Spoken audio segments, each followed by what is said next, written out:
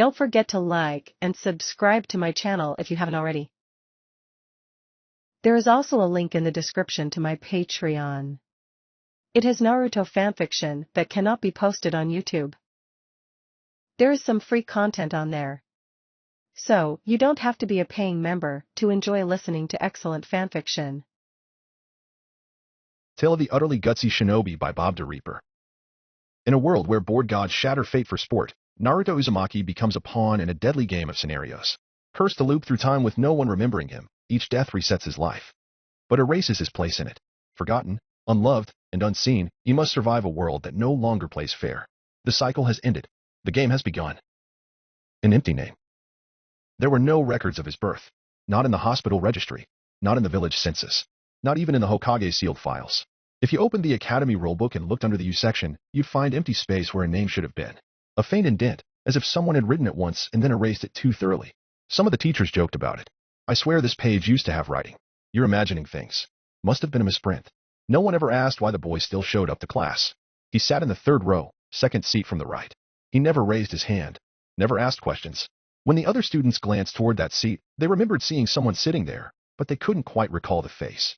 He was always blurry, like fog on glass, like the edge of a dream. The boy's name, if it could be called that, was Naruto Uzumaki. Or at least, that's what he whispered to himself before bed each night. The words didn't hold weight the way names usually did.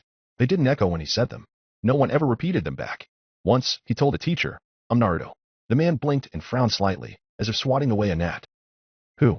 The village hidden in the leaves Konohagakure was a village of traditions, of ancestry, of sacred trees and bloodlines passed down like stories whispered through fire.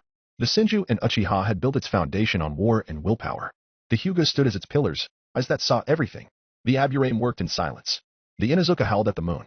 Even orphans had histories. Their names were carved into stone. Their deaths were remembered. Their births filed, categorized, and archived. Only one child had no origin. No mother came to parent-teacher conferences. No guardian signed his mission waivers. No clan watched from the stands during sparring matches. He lived in a building with cracked walls and flickering lights, tucked behind a laundromat that no one used anymore. His room had no lock, but no one ever came in. Not because they respected his privacy, but because they forgot the room existed. Every few weeks, a clerk dropped off food rations at the door. The clerk never remembered who he was delivering to. There was something wrong with the world. Not broken. Just wrong.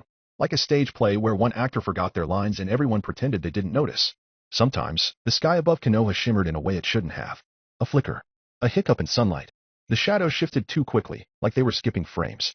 Naruto noticed. He always noticed. But he never said anything. Because no one would listen. Because even if they did, they wouldn't remember.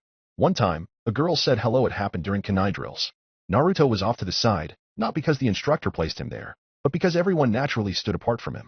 Like oil parting from water. A girl with pale eyes. Hinata, he thought her name was. Turned toward him after a practice throw. She looked directly at him, not through him, not past him, and she said, "Good job." The words struck like lightning, not because of their meaning, but because they landed. For the first time in months. Maybe years. He felt like someone had seen him. He smiled. But the next day, she didn't look at him again. Didn't speak. When he tried to stand next to her in line, she shifted away slightly, eyes unfocused. As if it had never happened. As if it had been overwritten. Naruto started keeping a notebook. At night, under the thin covers of his too small bed, he scribbled down whatever he could remember. The words faded. Ink smudged. Pages vanished. One morning, he woke to find the entire notebook blank. Not torn. Not stolen. Just clean. He held it to his chest and whispered, "I exist." The paper did not reply. On the 7th day of the month, a man in white arrived. Naruto didn't know his name. He had kind eyes, tired shoulders, and a voice that sounded like rusted steel. "I'm here to give you a test," the man said. They were in the Academy's medical wing, though Naruto didn't remember being led there. He sat on a white cot. The lights above buzzed faintly. "What kind of test?" Naruto asked. The man smiled. "Just a chakra analysis. To see if you're compatible with the curriculum." "I've been taking the curriculum for 5 years," Naruto said quietly. The man didn't answer. He placed a glass needle against Naruto's fingertip and whispered something in a language Naruto didn't recognize. The blood that bloomed in the vial shimmered for a moment, then turned black. The man frowned. "That's not right." Naruto tilted his head. "What does that mean?" "It means you shouldn't exist." He said it without malice, as though reciting an old proverb. A statement of fact. Then he packed his tools and left. Naruto never saw him again. That night, it rained. Not gently. Not heavily. It was the kind of rain that made the wind cry. That stripped leaves from their branches and erased chalk names from headstones. Naruto stood on the rooftop of the orphanage, arms wrapped around himself. He whispered to the sky, if I wasn't here tomorrow, would the world notice? There was no answer. Just thunder, far away. Sometimes he said his name just to hear it. Not out loud, of course. That would be strange. Even by his standards. He would mouth the syllables in the dark, like a spell. Naruto. The first time he told someone his name, they laughed. Ramen? What? Did your parents name you after lunch? He didn't correct them. He didn't know how to. After all, there were no parents to ask. Naruto was the name he found on a crumpled receipt tucked inside the drawer of the orphanage bed when he was 4. There had been no birth certificate. No welcome letter. Just the receipt and a word. It could have belonged to someone else. Maybe it did. But when you're 4, you'll take whatever you can hold. So he held it. Even now, he wasn't sure if he had chosen the name, or if the name had chosen him. Other children didn't question where they came from. They had clans. They had family trees. They had graves to visit and birthdays to celebrate. Naruto had a receipt. And even that had faded with time. He kept it in a box beneath his bed, though the ink had long since disappeared. Now, it was just blank paper. Still, he remembered what it had once said. He had memorized the letters before they vanished. Uzumaki Naruto. A swirl. A storm. A spiral. It sounded like something a god might cough up and throw away. When instructors took roll call, they'd pause at his seat. They'd scan their clipboard. Frown. Who's missing? Ah, right? That one. That one. They always said it like a placeholder. Like the page would correct itself eventually. Like he was just a smudge on the margin. Once, he tried to be clever. When the instructor hesitated, Naruto raised his hand and said, Present. The man looked over, then nodded. Sorry, I forgot you were there. Naruto smiled and said, I get that a lot. The instructor didn't laugh. He moved on. The worst day was not the loneliest. Loneliness was predictable. It came in the mornings, like bad weather. He was used to it. But the worst day was the day a teacher remembered his name. It happened during a shuriken test. Naruto had done well. 5 out of 5. All center mass. He turned, proud, expecting nothing. But the man nodded and said, Nice job, Uzumaki. Naruto froze. The word rang in his ears like a bell underwater. He opened his mouth to respond. But before he could speak, the man blinked. Slowly, like waking from a trance. Sorry, what was your name again? Naruto lowered his arm. The moment had passed, as if it had never been. He told himself, in the silence after, that maybe it was his fault. Maybe he didn't say his name loud enough. Maybe he wasn't standing still enough. Maybe he was too quiet, or too forgettable, or too much like a dream. Or maybe he didn't exist in a way the world could register. Some children were born into legacy. Others were born into war. He was born into a typo. There were no photos of him in the class picture outside the academy building. A group of students stood in rows, smiling, eyes forward, bright uniforms. Naruto had been there that day. He remembered the sun. He remembered the chalk taste of dust in the air. He remembered standing next to Choji, who had smelled like crackers. But when he looked at the photo afterward, there was no one in his spot. Just an odd blur, like a lens flare. A smudge the size of a boy. He once stood in front of that photo for an hour, trying to find himself, trying to prove to the world that he had stood there. A passing instructor asked, What are you staring at? Naruto said, Me. The man glanced at the photo, then looked back. I don't see anyone. Naruto smiled. Exactly. He wasn't bitter. Not really. Bitterness required expectation. He didn't expect things anymore. Not kindness. Not recognition. Not meaning. What he had was presence. He was present. Most of the time. And that was enough. He had a routine. Wake up. Wash face. Eat ration. Walk to class. Sit in seat. Train. Listen. Fail. Walk home. On good days, someone would bump into him and say sorry, thinking they'd hit a pole. On bad days, he didn't hear his name at all. There was a day the Hokage looked at him. It was only once. Naruto had wandered near the tower on an errand. Someone in the orphanage had given him a note to deliver. He didn't know to whom. The note was blank by the time he arrived. He stood outside the Hokage's window for a few seconds too long. And the man looked up. Minato Namikaze. The yellow flash his idol. His eyes were deep with the weight of too many funerals. And for a moment, just one, those eyes met Naruto's. Naruto thought maybe something would happen. A realization. A memory. A flare of recognition. Instead, the Hokage blinked and rubbed his eyes. Then called for an aide. Then turned away. Naruto left the blank note on a desk and walked home. That night, he had a dream. In the dream, the Hokage said, I remember you. Naruto cried in his sleep. He woke up choking on nothing. There were balloons on the street. Red, blue, gold. Paper cranes folded by hand. Streamers tied around branches. A few older students painted the walls with harmless color bombs that burst like ink across the stone. It was a holiday. Not officially, but it felt like one. The graduation ceremony had ended 27 minutes ago. Naruto knew this because he had counted the seconds since then. He had stood in the same place, unmoving, watching the same moment replay over and over. Like a still frame of a world where he didn't belong. The others had family, clan heads, mothers holding flowers, siblings offering bentos and hugging in groups. Someone was crying from happiness. A father ruffled his son's hair and said, You'll be a great shinobi. A girl next to Naruto got lifted in the air by two parents who screamed, "That's our daughter." Someone got a sword. Someone else, a scroll. Naruto looked down at the forehead protector in his hands. He wasn't sure when they gave it to him. He didn't remember walking across the stage. He didn't remember his name being called. He didn't remember anyone clapping. Maybe they hadn't. Maybe he had walked forward on his own and picked it up when no one was looking. Maybe no one noticed. He sat on the swing behind the academy building. There was a rope frayed slightly where his left hand gripped it. The wooden seat creaked. His feet didn't quite touch the ground. From here, he could still see the crowd. But they couldn't see him. That was the difference. They could never see him. When people looked at Naruto, their eyes slid away. Not violently. Not in disgust. It was gentler than that. Like forgetting a dream the moment you tried to remember it. Like a word on the tip of your tongue that would never come. He existed in a space just adjacent to the narrative. A ghost. A wrong note. A placeholder. He watched a younger student run up to their sister and cry, "I did it." The sister laughed and said, "Of course you did. I believed in you." Naruto closed his eyes. What does it feel like, he wondered, to be expected to succeed? Not to earn it, not to claw for it, not to force the world to admit you, but to be so accepted that your success brings joy instead of surprise? He had no one to tell. He passed, but there was no one to say it to. If he shouted it on the street, people would think he was mad. If he walked into the Hokage's tower and said, "I'm a shinobi now," the guards might stop him at the gate. Because he wasn't on the list. Because he didn't exist. Because no one remembered enrolling him. The swing moved slightly in the wind. It was a soft motion. Gentle. But it was enough to remind him that he had weight. That gravity remembered him, even if the world did not. Congratulations. A voice. Naruto's eyes flicked up. For a second. Just a second. He thought it might be her again. The pale-eyed girl. The one who once said good job and then forgot. But no. There was no one. Just a breeze passing through leaves. Just the whisper of a world that didn't know it had a gap in it. He whispered the word back. Congratulations. To himself. It tasted strange on his tongue. Like a foreign fruit. Sweet and bitter and artificial. He didn't believe it. But he said it anyway. Because someone had to. Because the world hadn't. The swing squeaked once more, and in the distance, a celebration boomed. Naruto didn't flinch. He just breathed. Deep. Slow. Careful. Like he was trying to memorize the motion. He imagined what it would be like if someone had been waiting for him. Someone who knew his name. Someone who brought him food not because the records demanded it, but because they wanted to hear how his day had gone. Someone who would cry from pride. He imagined it. Then let it go. This was the moment he realized he was not the protagonist of anyone's story. Not a hero. Not a chosen one. Not a fated child. Just a boy with a spiral name and a blurry face, watching the world move on without him. The swing squeaked again. You passed. He blinked. The words hadn't come from anywhere. No voice. No sound. Just presence. Like a whisper carved into the shape of silence. He didn't understand it, but it felt real. For a moment, he looked down at his forehead protector. The metal gleamed faintly. Cold. Untouched. He lifted it and pressed it against his head. The weight felt wrong. As if it wasn't meant for him. As if the village's symbol refused to sit on his brow.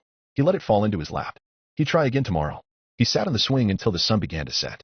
Until the party sounds faded. Until the laughter became echoes. Until the balloons popped one by one. He didn't cry. He didn't smile. He just sat there. Watching. Waiting. Listening to the world not notice him again. The academy handed him nothing. No team placement. No mission schedule. No assignment scroll. The day after graduation, Naruto woke up early and put on his forehead protector anyway. It fit too tightly. Like the band had been sized for someone else. He tied it low, over his brow, then took it off.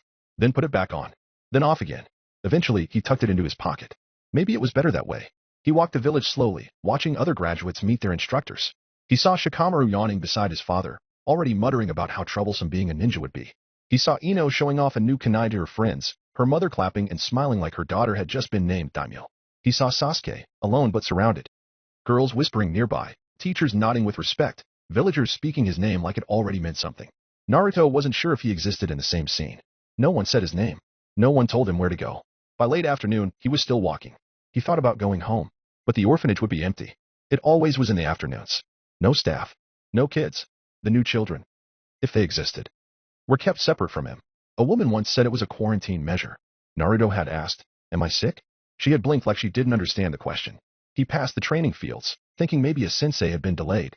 Maybe someone would arrive late and say, "Ah, Naruto, we were looking for you." No one did. He ended up near the river, sat on a dry patch of grass where the water curved like a question mark, and stared. At nothing, mostly. That's when Mizuki found him. Still waiting for someone to show up? The voice startled Naruto. Not because it was loud, but because it was directed at him. Most people didn't speak to him with intent. Naruto turned. Mizuki stood just behind the slope, a travel cloak slung over one shoulder, scroll case at his side. Naruto tried to smile. It didn't quite reach his face. "I think they forgot me." Mizuki clicked his tongue sympathetically. More like you slipped through the cracks. It happens. Naruto looked down. Does it? Mizuki stepped closer, crouched, arms resting across his knees. You passed your exam. That means something, even if it doesn't show up on paper yet. Naruto squinted. How do you know I passed? I was there, Mizuki said. I saw you. Naruto didn't answer. The breeze carried grass blades into the river. They sat in silence for a while. Mizuki broke it. You want to go on a mission? Naruto looked up sharply. I don't have a team. You don't need one for this. He handed Naruto a paper scroll. Not sealed, not marked with anything official. Just a rolled parchment, tied with string. Naruto held it like it might vanish. What is it? A simple job. Mizuki's voice was casual. Friendly, even. There's a storage vault under the Hokage Tower. Nothing too secret. Just older scrolls that need to be moved. Inventory, mainly. Naruto blinked. Why me? Because no one else is available tonight. And because. Mizuki paused, smiling faintly. You're good at not being seen. The words set heavy in the air. Not cruel. Just accurate. Naruto didn't respond. Mizuki stood and dusted off his pants. If you finish before dawn, leave the scroll in the training log behind the academy. I'll retrieve it. Don't bother the Hokage. Naruto tilted his head. Won't there be guards? There will. Won't they stop me? Mizuki smiled. I don't think they'll notice you. Naruto stared at the scroll again. There was nothing written on it. He untied the string. Inside a set of directions. Handwritten. Curved like someone had rushed the ink. Tower entrance. North maintenance hatch. Third hallway. Left passage. Skip the third door. Fourth has a broken hinge. Storage beneath the arch hidden panel on floor. No formal authorization. No mission stamp. Just ink on paper. Naruto looked up. Mizuki was already walking away. He read the directions again. He didn't know why, but he followed them. Because they felt more real than anything else that day. Because Mizuki had seen him. And because, deep down, he wanted to be the kind of person who got things done, even if no one noticed. The log was cold beneath him. Rough bark scraped his palms. He could feel every ridge, every splinter. Even the knots in the wood seemed more real than he did. He had returned an hour ago. The scroll had been left exactly where Mizuki asked. Everything had gone exactly the way he was told. He should have left, but he didn't. The sun had not yet risen, but the first hints of light were beginning to thin the darkness. A chalky gray washed over the field. The dew was still heavy, but birds had begun to stir. Naruto stayed seated, motionless, small, silent, waiting. There was no logical reason to remain. He had no team, no teacher, no obligation. The mission was completed. No one had seen him. No one had stopped him. No one had even acknowledged him. But he stayed, because some part of him, some very old, very young part, wanted something more. He wanted someone to come find him. To say, you did well. To say, that was brave of you. To say, you matter. He didn't know what form the words would take. Only that he needed them. More than food. More than warmth. More than anything. But the field remained empty. And the silence grew heavier. When Mizuki finally arrived, the sun had just begun to crack the sky. He came with no urgency. No hurry. He looked around the field as if expecting something and stopped mid-step when he saw Naruto still sitting there. The smile he wore wasn't the same as before. It was sharper now. Faintly annoyed. Naruto looked up. He opened his mouth, but didn't know what to say. So he settled on the smallest possible truth. I waited. Mizuki's brow twitched. For what? Naruto stared. For you. He meant it innocently. He meant it entirely.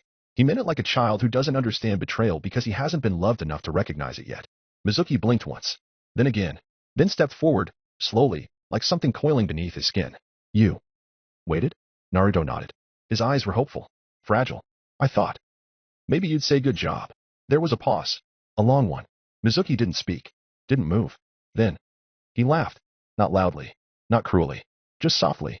Tiredly. Like someone who found the joke in the middle of a funeral. Naruto's shoulders hunched slightly. The laugh didn't sound like congratulations. It sounded like something was breaking. You thought this was a mission? Naruto blinked. Mizuki stepped closer. His shadow fell across Naruto's legs. You thought I gave you something important? Naruto's mouth went dry. Didn't I do it right? Mizuki crouched. Eyes level now. No. You did it perfectly. That's the problem. The words didn't register. Naruto stared, confused.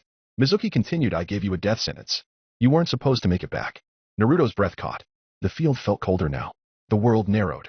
He gripped the edge of the log. Why? Mizuki stood. He turned away for a moment, then back. And when he looked again, something in his face had changed. Sharper now. Less man, more mask. Because no one would remember you. The words dropped like a stone into a dry well. No echo. No splash. Just depth. You're not on any roster, Mizuki said. You have no sponsor, no clan, no records. You're a whisper. A fluke. You slipped through something the village doesn't like to talk about. He stepped closer. I picked you because it wouldn't matter. Naruto shook his head. That's not true. You're nothing, Mizuki snapped. It was the first time he raised his voice. It cut through the fog like a cracked bell. You're a shadow that forgot to vanish. A placeholder Konoha never meant to keep. Naruto stood, slowly. His fists were trembling. I'm a ninja. Mizuki's eyes narrowed. No, you're a mistake. For a long moment, they stared at each other. Then Naruto asked, then why did you come back? Mizuki didn't answer. Instead, he turned. Fast, too fast. And something broke. The air shimmered, like a heat haze, but colder. Naruto blinked. Mizuki froze mid-step. His eyes went wide. His fingers spasmed. He looked down at his hand, which had begun to double, like an afterimage. A second outline flickered over his flesh. Then a third. Then a fourth. His body began to split across realities. Thin lines of motion lag trailed his limbs. What? His voice distorted, like a glitch in an audio file. His jaw didn't move in sync with the words. Then stuttered, like a skipping tape, like a thought folding in on itself. His right eye twitched. His breath caught in his throat. He turned, slowly, back toward Naruto. But he didn't look at him. He looked through him. I know this. He reached for a memory. One that didn't belong to him. I saw. No. I dreamed. His hands opened, then clenched, then opened again. I was told. A child was dangerous. His fingers clawed at his chest. There was a scroll. A beast. Naruto said nothing. He felt a sudden cold. Not like wind. Not like fear. Something colder. Recognition without context. Like standing in a room you'd never seen before and knowing you had once died there. Mizuki choked. There was a boy. Blonde. Loud. Lonely. He wasn't supposed to exist. His voice cracked. Naruto blinked. Mizuki stepped back. Then forward. Then back again. His feet left afterimages, like static delays. As if his body couldn't decide when it belonged. I remember hurting him. His voice was quieter now. I remember. He died. Then, but he's here. He looked at Naruto. Really looked. And for one terrifying instant, his expression wasn't cruel. It was terrified. I remember your face, he whispered. But I've never seen you before. Naruto felt something tighten in his chest. He didn't understand. He didn't need to. This wasn't about understanding. It was about witnessing. Mizuki opened his mouth. And something inside him fractured. A sound. Low, deep, wrong. Throbbed beneath the earth. Not from the air. From inside him. As if his bones were humming at the wrong frequency. His fingers spasmed. His limbs stuttered. His breath fogged like ice even though the morning was warm. I came. He said it again. And this time. The world rejected it. Mizuki's left eye burst. Not with blood. With static. A white flash. Then flicker. His skin shimmered. Phased. Split across frames. He stepped forward and his outline lagged behind like a puppet untethered from its string. I shouldn't know you, he said. His voice now layered, like three people speaking through one throat. I shouldn't remember you. Then the universe collapsed around him. No wind. No sound. Just failure. Like watching a person rendered in a broken file format. His body jittered, bent in directions that didn't exist. One frame, he was upright. The next, folded inward. Then sideways. Then scattered. Like someone tried to erase him. But hesitated halfway through. Then, silence. Not the kind that rests. The kind that removes. There was no scream. No gasp. No final word. Just absence. Where Mizuki had stood, nothing. No body. No scorch. No weight on the ground. Only a shape in the grass that bent wrong. Only a space that refused to be filled again. Naruto stared at it. At the place where a person had been. And at the memory Mizuki left behind like an oil stain on thought. He didn't understand what had happened. He just knew that something had unraveled. Someone had remembered something they shouldn't have. And paid for it. With everything. He stood there for a long time. Not because he knew what to do next. But because he didn't. Because he remembered now, too. A voice in the back of his head, whispering you died here once. No one mentioned Mizuki again. Not the instructors. Not the Hokage. Not the other students. As far as the village was concerned, Mizuki had simply never existed. The scroll Naruto had retrieved was gone from the training field the next morning. He went back and checked. Nothing remained. Not even footprints. The grass where Mizuki had stood had flattened overnight and regrown before sunrise. As if the earth itself was ashamed of what it had hosted. Naruto didn't speak of it. There was no one to tell. No one who would believe. No one who would remember. Instead, he sat on the rooftop of the academy, legs tucked up, watching the clouds turn. Team assignment day. For everyone else. The square below filled with graduates. Excited chatter. New forehead protectors gleaming. Freshly pressed uniforms. There were reunions. Plans. Rivalries. Friends talking about which Jonin they hoped to get. Naruto wasn't called. He hadn't received a letter. No assignment scroll. He wasn't on the registry posted outside the doors. But he came anyway. Because he had nowhere else to go. A few teachers glanced in his direction. They didn't say anything. Most didn't see him. The one who did frowned like she was looking at a crack in the wall that had been there too long to bother fixing. He sat in the far back corner of the classroom. Not assigned a seat. Just occupying one. Iriko was gone. No one mentioned him either. No one said why. No one said goodbye. Naruto stared at the blackboard. It had writing on it. Team names. Team 7 Sasuke Uchiha, Sakura Haruno, Naruto Uzumaki. He blinked. That wasn't supposed to be there. The chalk marks were real. His name was written in his own handwriting, though he hadn't touched the board. No one else reacted. No one even looked at the list. It felt like a message whispered in a dream. He looked down at his hands. They were real. Calloused. Trembling just a little. Still here. Still here. Still here. Then the lights flickered. Just once. A soft buzz. A shimmer overhead. The kind of flicker that only happens in movies. That breaks the wrong way. The kind that doesn't belong to a building. The kind that belongs to a story. Naruto didn't react. Not because he didn't notice, but because some part of him had been waiting. System initialization detected. Scenario configuration incomplete. Player profiles cross-referenced. The words did not appear on the blackboard. They hung in the air. Behind his eyes. In front of his thoughts. Like a narrator speaking a language only he was cursed to hear. He looked around. The others kept talking. Laughing. Arguing. No one else seemed to hear it. Not even Sasuke, who sat 2 rows ahead, arms folded, expression unchanged. Not even Sakura, who was chewing her eraser and whispering something to Ino. Scenario 1 tutorial begins in 000317. Clearing conditions will be revealed upon start. A second line appeared beneath the chalk list. It hadn't been there before. He hadn't seen it written, but now it was carved into the board like scar tissue. Team 0 Naruto Uzumaki. Just him. The air changed. Not temperature. Not sound. Atmosphere. Like the pressure in the room had shifted by a fraction of a fraction. Like the oxygen had been filtered through someone else's lungs. Like the story had finally started to notice its own cracks. A clock ticked somewhere. Too loud. Too precise. Tick. Tick. Tick. Naruto counted each one in his chest. Then, the observer arrived. No door opened. No smoke. No flash. No chakra presence. One moment, the seat beside him was empty. The next, it wasn't. It looked like a frog. Or a toad. Or a shadow pretending to be both. Its body was too round. Its smile too wide. Its skin shimmered. Not wet. Not dry. Not there. Its eyes were too many. Each blinked on a delay. Naruto didn't move. Neither did it. They sat together for 7 ticks of the clock. Then the frog said, "You are not supposed to exist." Naruto said nothing. He had no counter-argument. He had heard that sentence before. Just not in words. He heard it in looks. In silence. In how the world moved around him. The frog's mouth opened. Its tongue unfurled. Rolling down into the aisle, then curling back into itself. It spat something into the air. A tag. Black ink. Floating midair. Scenario 1 tutorial initiated. The lights burst. Not shattered. Extinguished.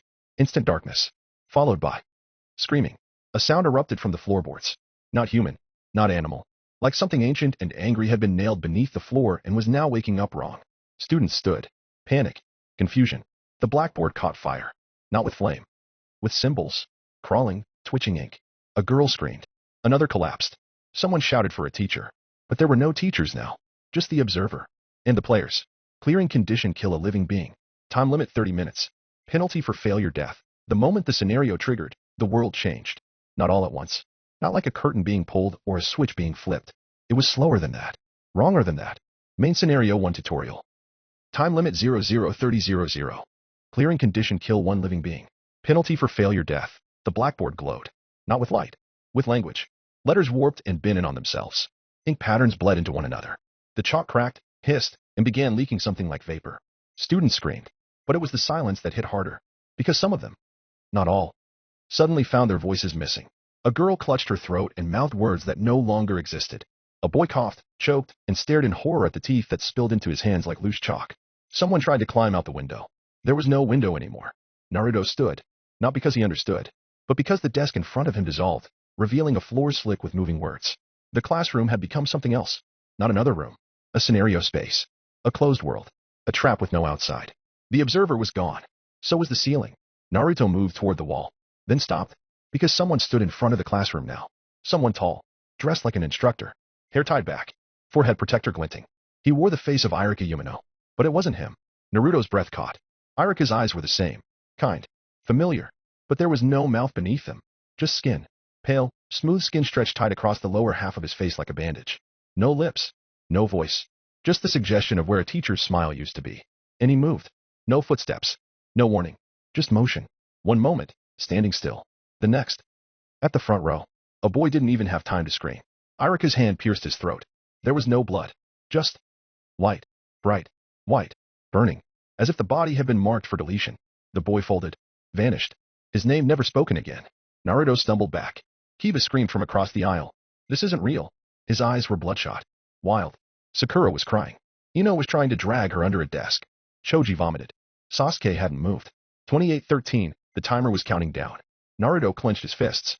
His body remembered the motion, not the meaning. He stepped between rows. Trying to move. Trying to breathe. Trying to exist. Then the voice came again. You must kill one living being. All actions are permitted. Violence will not be punished. A girl lunged at Kiba with a chair. She missed. He hit her once. Hard. She collapsed. But she didn't disappear. Not dead yet. Kiba turned. Saw Naruto. Back off. His chakra flared. A shallow growl, already forming a feral snarl. You're always quiet. Always watching. What are you? Naruto said nothing. Kiba didn't wait. He moved. Fast. Low to the ground. Teeth bared. Claws extending. Naruto ducked. Dodged left. The desk behind him exploded. Kiba followed through with a wild sweep. Naruto blocked with his forearm. Took the brunt. Fell back. Kiba straddled him. Kill or die. 26:57. Naruto kicked. Hard. Broke Kiba's grip. Rolled. Grabbed a broken chair leg. Stood. Kiba charged. Naruto swung. Crack. Kiba screamed. Blood in his mouth. Snap canine. Another swing. Impact. Kiba collapsed. Naruto stood over him, panting. Hands shaking. Eyes wide. Then. A sound. Behind him. He turned. And saw Irika. Still with no mouth. But now standing closer. Watching. And then. The mouth began to open. Not in flesh. In space. A tear split across his lower face. A line of black. Not blood, not wound, just absence. Ripped across his skin. And from it teeth. Not human ones. Not animal. Not symmetrical. Teeth shaped like letters. Like commandments. Like broken rules. They moved, but didn't bite. They read. You have not yet killed. Naruto stepped back. Kiba groaned behind him. Still alive. Naruto's fingers gripped the chair leg harder. He raised it. Then stopped. And Irika did not move. Naruto turned away. Faced Kiba. Don't get up. Kiba coughed. Didn't. Irika's teeth retracted. The line sealed. The mouth vanished. Then. The voice again. Not his. Not the system's. Just something between. You were close to failure. 23:31. Naruto looked around. More students were gone. Some had fled. Some had killed. Some had died. Sasuke was standing now, holding something sharp. Ino was gone. So was Shino. Sakura was screaming. And Irika? Still standing. Still watching. Still. Alive. Not part of the game. Not bound by its rules. But not erased either. Naruto stared at him. And for a moment. For the smallest, strangest moment. He thought he saw Irika smile. Main scenario 1 complete. The words floated like ash. No fanfare. No victory jingle. No celebration. Just an ending. Like someone closing a book mid-sentence. Naruto stood over Kiba's body. His hands were shaking. Still holding the bloodstained leg of the chair. His eyes wouldn't stop twitching. Not because of grief. Not because of fear. Because some part of him hadn't caught up yet. He hadn't wanted to. But Kiba kept crawling. Bleeding from the face. Muted growls. Refusing to stop. You're not real, he'd said. Again and again. You're not one of us. And in the final second. Naruto had swung. Not to win. Not to hate. Just to survive. And then Kiba was gone. Gone like Mizuki. Gone like a glitch that got caught trying to render itself in a world that didn't allow him to exist. Naruto dropped the chair leg. It clattered against the warped classroom tiles. Around him. The others were still standing. Sasuke. Sakura. Hinata. Choji. Shikamaru. Even Irika.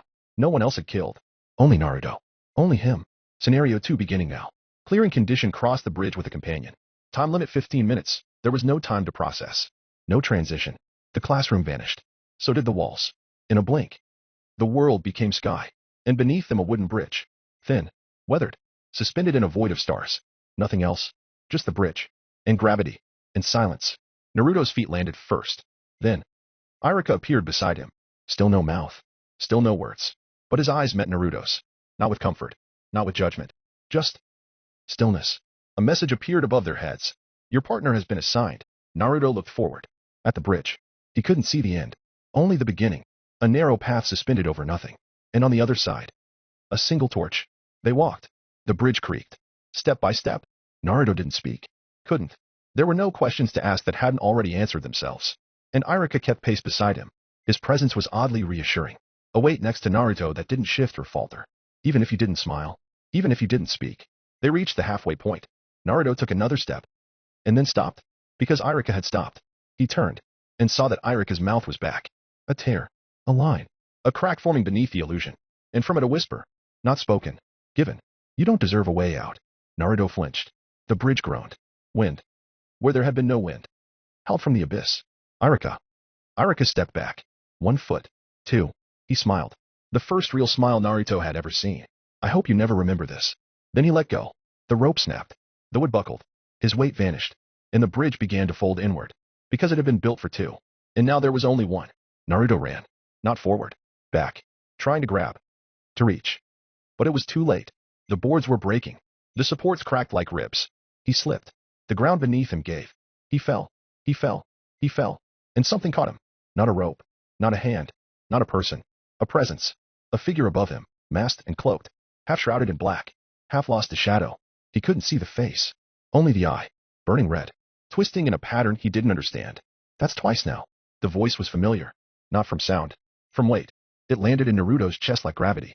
The man held him by the collar, dangling over the collapsing bridge. The void beneath them churned. Words pulsed like veins in the air. You really don't deserve a way out. And then, the hand let go. Naruto didn't scream. He didn't fight. He just let it happen. As he fell, the stars folded. The bridge vanished. The scenario ended. And somewhere, far beyond sound or story or world, a voice whispered, Foxtail activating. Checkpoint identified. You have died. You are unremembered. Fetus your struggle. But it was the morning again? Naruto sat upright in bed, breath coming in short, sharp gasps. His heart pounded in his chest like a drum of war. His skin felt clammy. Cold sweat ran down his back. He was alive. Not just alive. Back. The room was the same. The dull yellow sunlight slanting through the window was the same. The orphanage hall outside his door was filled with the same distant morning chatter. He stared at his hands. No blood. No tears. No missing fingers. They were clean. But he remembered everything. The screaming. The observer. The bridge. The masked man's hand holding his. The betrayal. The fall. The monsters. He touched his chest where the creature's claws had split him open. The skin was whole. But the pain still echoed in his bones. A loop. He died. And he had come back. No one else knew. No one else remembered. He sat on the edge of the bed for a long time. There was a strange calm in the quiet of the room. The sun continued to rise. Time continued to move forward. The world didn't care that he died. But he did. He had to act differently this time. Think differently. The scenarios had started after the graduation. After the team assignments. So this time, he would take control before that. He dressed quickly, left the orphanage without a word, and walked toward the academy. The classroom was exactly the same. The children were exactly the same. Laughing, talking, teasing each other. None of them knew what was coming. Sasuke sat near the window, arms crossed, silently eyeing the others. Sakura laughed too loudly at something Ino said. Konohamaru was poking at Moegi with a pencil. Kiba was bragging about how he'd totally end up on the Hokage's personal squad. Naruto watched all of it with a strange sense of detachment. He had seen all of them kill. He had seen some of them die. He had seen himself die. But now, they were still just kids. Iruka entered the room, clipboard in hand. His face bright with the pride of graduation day. It would all go to hell in minutes. Naruto sat in the far corner of the room. His fist clenched. His entire body tense. He had a new idea. A desperate, reckless idea. The kind that only made sense when the rules were already broken. If he could strike first. Kill the turtle before the scenario truly began. Maybe he could shatter the script. Stop the nightmare before it started. Change the world through audacity alone. Maybe the scenario wouldn't even start. Maybe he could break it. The students quieted as Iruka called out team assignments. Team 7 Sasuke Uchiha, Sakura Haruno, Konohamaru. Sensei Kakashi Itaki. Team 9 Hinata Senju, Shino Aburame, Kiba Inuzuka. Sensei Kushina Uzumaki. Team 10 Ino Yamanaka, Shikamaru Nara, Choji Akimichi. Sensei Asuma Sarutobi. Iruka paused. Then, as if confused for a moment, he looked down at the clipboard again. That's all the teams. Naruto opened his mouth to speak. He never got the chance. Iruka froze mid-sentence. And his mouth vanished. Gasps and screams erupted around the classroom. Sakura fell out of her seat. Sasuke leapt to his feet. Kiba knocked over his desk. Naruto stood. The ceiling rippled, then split open. The turtle descended again. Massive, ancient, impossibly wrong. A presence, not a creature. A force of narrative and judgment given form. Its entrance was not a movement but a rewriting of space. The ceiling split not from physical strain but from reality making way. Its body twisted through the fabric of reality, dragging heat and weight and meaningless pressure with it. The classroom floor cracked. Light bent around its shell. No, not light. Understanding. The turtle's shell was no simple carapace. It was a dome of incomprehensibility. A shell that seemed bigger than the infinite expanse of the universe. Covered in tattoos that marked the beginning and end of time. Spiraling glyphs that burned themselves into the eyes of those who looked too long. Symbols that screamed in languages older than thought. Stories etched in scars of light. Galaxies born, gods slain that never existed, eras rewritten that couldn't possibly be comprehended. It was not a being. It was a concept. Just seeing it made Naruto bleed from the nose. He stumbled, but kept moving. He had to stop this turtle before the madness even had a chance to begin. He ran straight at it. He leapt, chakra bursting beneath his feet, and threw a punch at the eye assuming it was vulnerable there. But it wasn't an eye. It was a hole. A godless place where time and identity collapsed into a singular vacuum. A void where God had looked away. His fist struck the thing's flesh, if it could be called that. And in that instant, Naruto ceased to be. Pain didn't come first. Understanding did. Terrible, irreversible understanding. The kind that shatters the mind. The kind that stains the soul. He realized, in that sliver of contact, how small he truly was. How loud silence could be. How mercy was not a rule in the eyes of gods, but an indulgence. And that was worse. The sensation of his mind collapsing inward, unable to process what it had touched. Knowledge poured into him like acid. Searing fractal awareness. He saw himself die in 10,000 futures, none of which were kind. He glimpsed versions of himself he couldn't understand. Strangers who wore his skin. His wrists snapped. Unauthorized aggression detected. Retaliation initiated. The turtle didn't move. It never needed to. Reality been around him. A blade of causality. Soundless, shapeless. Cut Naruto out of existence before he hit the ground. System notice early attack protocol. Penalty engaged. He died instantly. No scream. No sound. Only oblivion. And then he was awake again. Sweating. Gasping. Alive. The sun was in the same position. The bed was the same. His arm wasn't broken anymore. But it hurt. Everything hurt. He turned over in bed and buried his face in the pillow, trying not to scream. This was going to keep happening. He couldn't stop it. Maybe he could avoid it entirely? Naruto didn't go to the academy. He stayed in his room, curled in bed, the blanket drawn tight over his head like it might protect him from the weight of the world. His mind spiraled. If he didn't show up for team selections, then maybe the scenario wouldn't begin. Maybe he wouldn't die again. For a time, it worked. The day passed. No screams. No giant turtle crashing through the ceiling. No blood. No system. But something else happened. The world slowed. The orphanage cook stirred the same pot of soup for hours. The steam didn't rise. The children in the yard kicked a ball, and it never landed. The matron's eyes followed Naruto wherever he went, her smile never changing, never blinking. The sky outside turned the color of bruises. Time had not stopped. But something had. At night, the walls began to breathe. The wood flexed, groaned. Whispers came through the floorboards. Not words. Just pressure. Just wrongness. Naruto sat in the corner of his room, knees drawn to his chest, as the world folded in on itself. His breath fogged the air. And then the classroom appeared. It didn't make sense, but it was there. Desks, windows, blackboards. Every detail of the academy classroom had replaced his room like a stage set swapped behind his back. The students were there too, but they were not right. Kiba stared ahead, unmoving. Sakura's smile was too wide. Sasuke blinked once every 5 minutes. They sat still in their seats like they'd been molded into place. Naruto took a step back. System notice you were late to the scenario. Penalty applied. The turtle was already there. Not descending. Not announcing itself. It was waiting. Its eye focused directly on him. The classroom windows shattered without sound. Naruto backed against the wall as the walls began to melt. The students turned their heads in unison. Their eyes were gone. Just empty sockets, leaking black fluid. Their mouths opened. And a chorus of static screamed into his skull. Naruto screamed. He ran. The floor turned to liquid. Desks dissolved.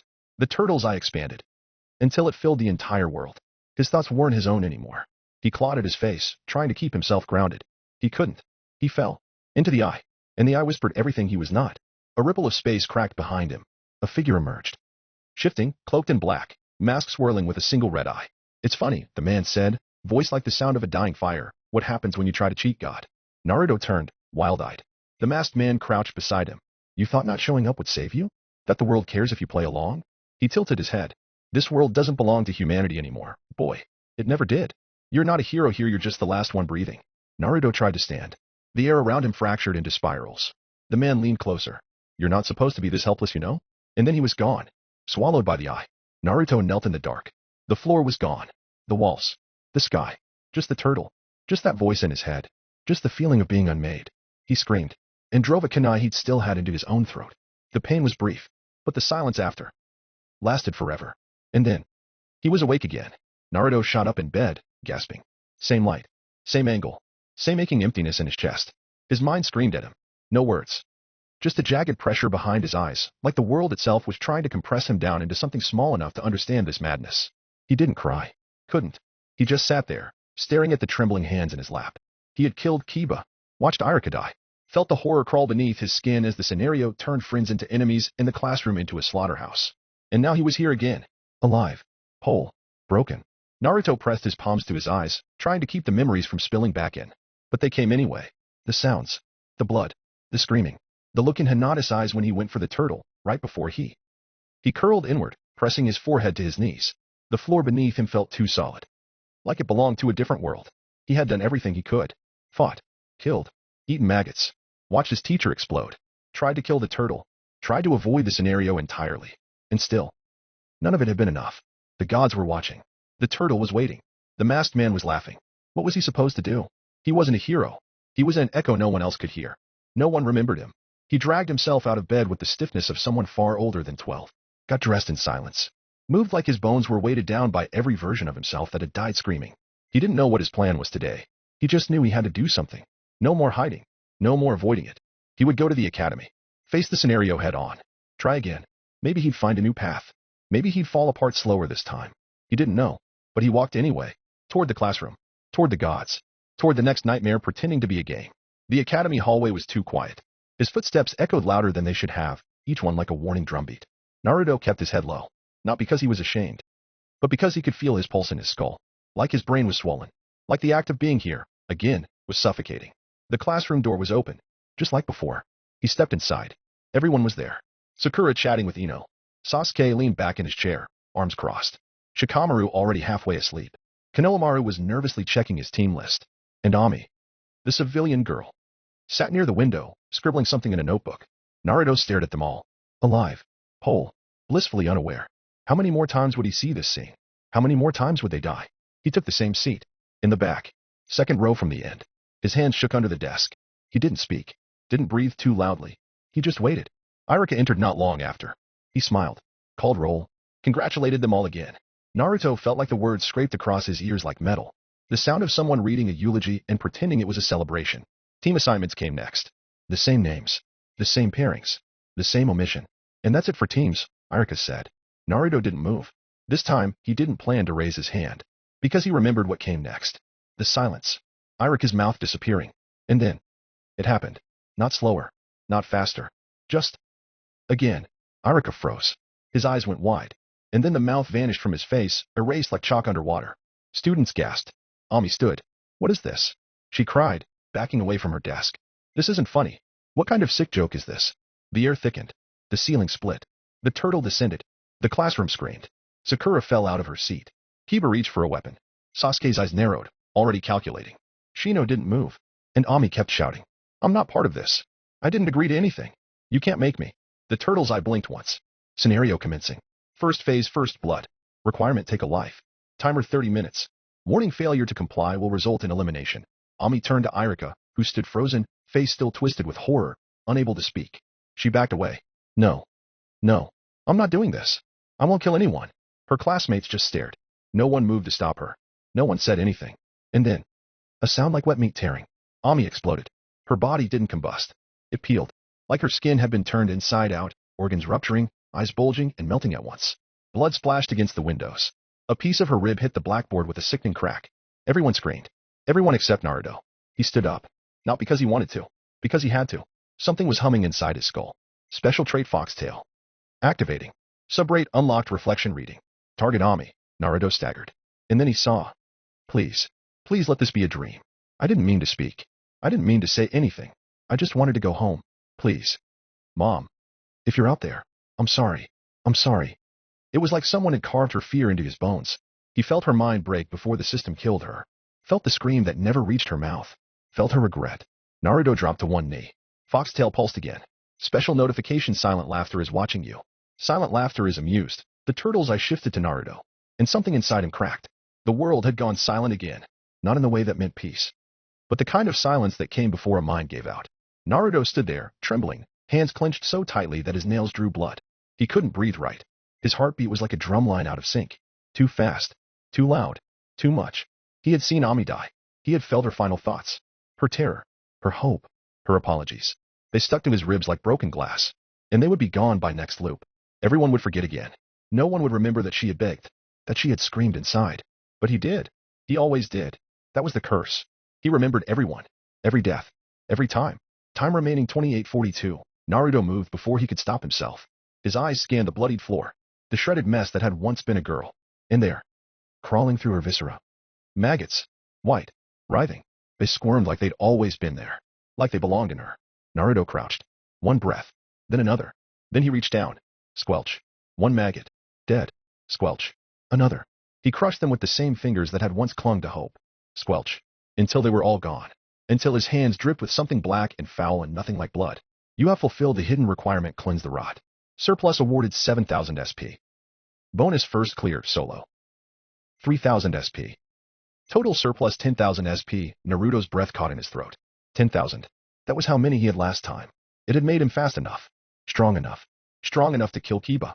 Strong enough to survive. But it hadn't been enough. Not to save Irika. Not to cross the bridge. Not to stop the masked man. He looked down at his hands. Blood and slime painted his skin like war paint. He could see the others staring at him. Konohamaru, too scared to cry. Sasuke, calculating. Sakura, on the verge of hysteria. Shino, unreadable. And Hinata. She looked at him. Really looked at him. Like she remembered something. Like she saw a shadow and thought it familiar. Naruto. She whispered. That broke him. He smiled. But it wasn't kind. It was the smile of someone who had stopped hoping anyone would remember them. If I gather more surplus. Maybe I can survive this next time. His voice was hollow. Maybe I can buy my way out. No one responded. Most of them didn't know him well enough to even guess what he meant.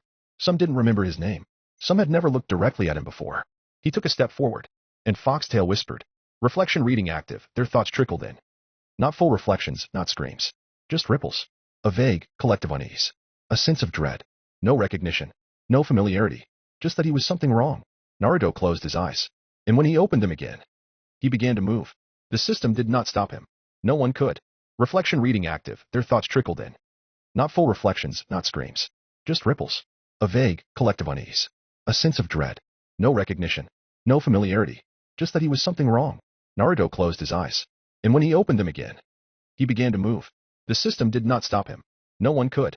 He walked with purpose. Every step felt heavier, more final. His fingers twitched by his sides, already remembering the rhythm of violence. He didn't need to rationalize it. There wasn't time. There wasn't room for guilt. Not when the gods demanded blood. Not when his own survival depended on it. He stopped in front of the first student. Moegi. Her eyes widened, and she opened her mouth as if to speak, but Naruto's hand was faster. A palm strike to the throat. Not hard enough to kill, but enough to drop her to the ground gasping. His other hand followed with a clean kunai draw. She didn't even scream. Not in time. You have killed Moegi. 2000 SP. Sasuke was already standing, stance wide, fury blooming in his eyes. What are you doing? Naruto didn't answer. He moved faster than Sasuke could process, sliding low across the floor and slamming into his knee. Sasuke stumbled, and Naruto struck upward, driving the hilt of his kunai into his temple. It was brutal, efficient, not like a child, not like someone new to killing. You have killed Sasuke Uchiha. 5000 SP. Sakura screamed. A wordless, animal sound. At one point in time he had a crush on her, but Naruto didn't flinch. His eyes flicked to her. Then to the rest. They were trying to run, but there was nowhere to go. The classroom was sealed. No windows. No exit. Just the turtle overhead, watching. He turned his focus to the next. Shikamaru. Lazy, brilliant, dangerous. Naruto leapt over 2 desks and caught him before he could finish forming a hand seal. One quick slice across the neck. A clean death. You have killed Shikamaru Nara. For 1000 SP. The numbers were stacking up. The power pulsed behind his eyes. His limbs felt like they belonged to something else now. Something faster. Something that moved before he even thought. The room was chaos. Screams, sobbing, blood, footsteps, pleading. He didn't register it. Not really. Until he saw her. Hinata. She hadn't run. She stood near the back wall, hands curled at her chest. Her lips moved, but the words were swallowed by the noise. He hesitated. Just for a second. Reflection reading active. I don't know what's happening. I don't know what he is. But I think he's alone. More than any of us. I want to help him. Please. I want to help. His hand shook. Just once. Then clenched. He looked away. And kept moving. The sound of her voice lingered behind him like a memory that refused to die. Soft. Genuine. No fear in it. Not really. Only concern. That was the worst part. She meant it. His hand moved before he gave it permission. Kunai drawn in a single, clean arc. It caught the dim light of the classroom ceiling as it sailed across the room. Hinata didn't move. Not even when the blade hit her.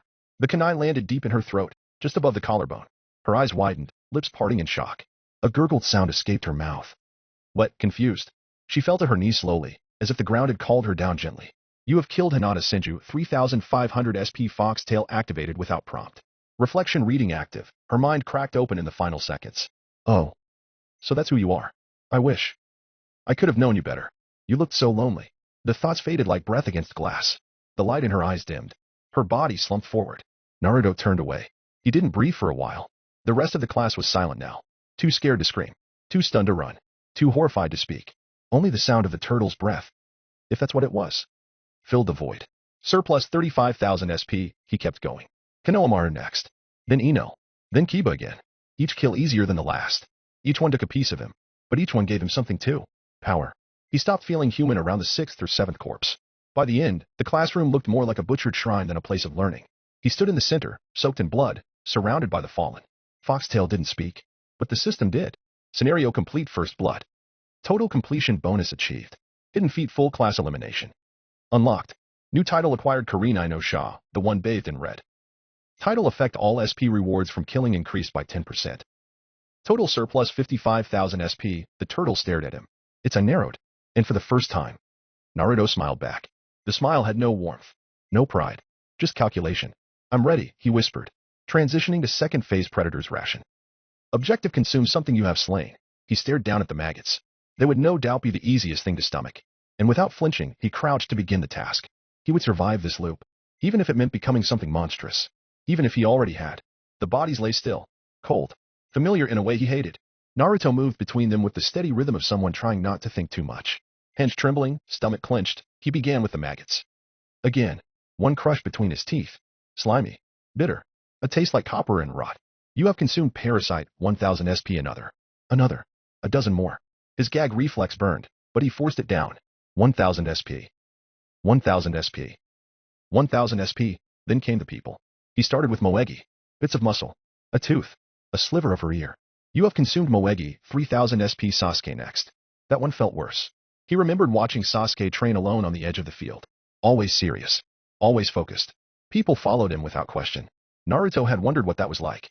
Being chosen just because you existed. You have consumed Sasuke Uchiha, 4000 SP Shikamaru. Lazy brilliance. Too smart to care about anyone else. He'd once heard Shikamaru say that people like Naruto just slowed the mission down. You have consumed Shikamaru Nara for 1000 SP Konohamaru. Ino. Kiba again. Every student, every flavor of death. He remembered all the laughter they shared, but not with him. Never with him. They celebrated their growth together. Group study. Sparring. Academy lunches. He had watched from the fringe. They didn't know he was there. But now he knew them. All of them. Scenario completion predator's ration. Achieved. Total consumed entities 21. Total surplus gained 46,000 SP. Grand total SP 101,000. Would you like to convert surplus into stat points? Yes. Current stat strength 8, stamina 9, speed 8, chakra 100. Locked. SP 101,000 stat increase cost every point up to 20 is equal to 1,000 SP. Every point from 21 to 40 equals 2,500 SP. Every point from 41 to 60 equals 5,000 SP. He closed his eyes. Breathe. He couldn't make mistakes. He needed to move faster. Hit harder. Survive longer. He spent deliberately. Strength 820, 12,000 SP. Speed 820, 12,000 SP. Stamina 920, 11,000 SP. That left him with 66,000. He pushed further. Strength 2040, 50,000 SP. Speed 2024, 10,000 SP. Remaining SP 6,000. Final stats strength 40, stamina 20, speed 24, chakra 100. Locked. SP 6,000. He felt it all shift inside him. Muscles rebuilt themselves. Bones hardened. His skin felt heavier. Like armor beneath skin. His legs pulsed with speed. He stood, not shaking, not broken. He stood ready. But what was left of him? His breath came steady, but it felt like someone else's lungs were doing the work. His vision was sharp, but there was a haze behind it. Blood in the air, on his hands, in his mouth. Everything had changed, and he didn't know what part of him was still human. He looked down at the corpses again. The ones he had once called classmates. Acquaintances, really. People who had existed in his peripheral vision like characters in a dream. He had never known them, and now he knew them more intimately than anyone ever should. Their faces were still, peaceful in a twisted way, as if they had returned to being strangers, unburdened by memory. Unlike him, Foxtail was silent now. The system, too. There was nothing but the sound of his heartbeat and the gentle hum of the turtle's breath above. Then, system notification scenario completed. Preparing transition. Remaining participants 2, Naruto's stomach twisted. 2. He was alone in this room. The corpses didn't count, which meant the masked man. He whispered. The world groaned. A low, tectonic sound as the classroom's foundations cracked apart. The walls dissolved into mist. The ceiling peeled back like old wallpaper. The floor buckled, and a deep rumble echoed through the air. Then, second scenario crossing the abyss. Objective reached the far side of the chasm. Rule only 2 individuals may cross the bridge at a time. Time limit 30 minutes. The building warped, stretching impossibly as reality was restructured. Before Naruto's eyes, the walls fell away and the earth split wide. A massive, gaping canyon had torn itself into existence, stretching endlessly in either direction. The classroom now stood precariously at the edge of a cliff, a single narrow bridge extending into the void. And below, monsters. They writhed like shadows and tendrils. Claws scraped against the stone. Some had faces. Some had too many.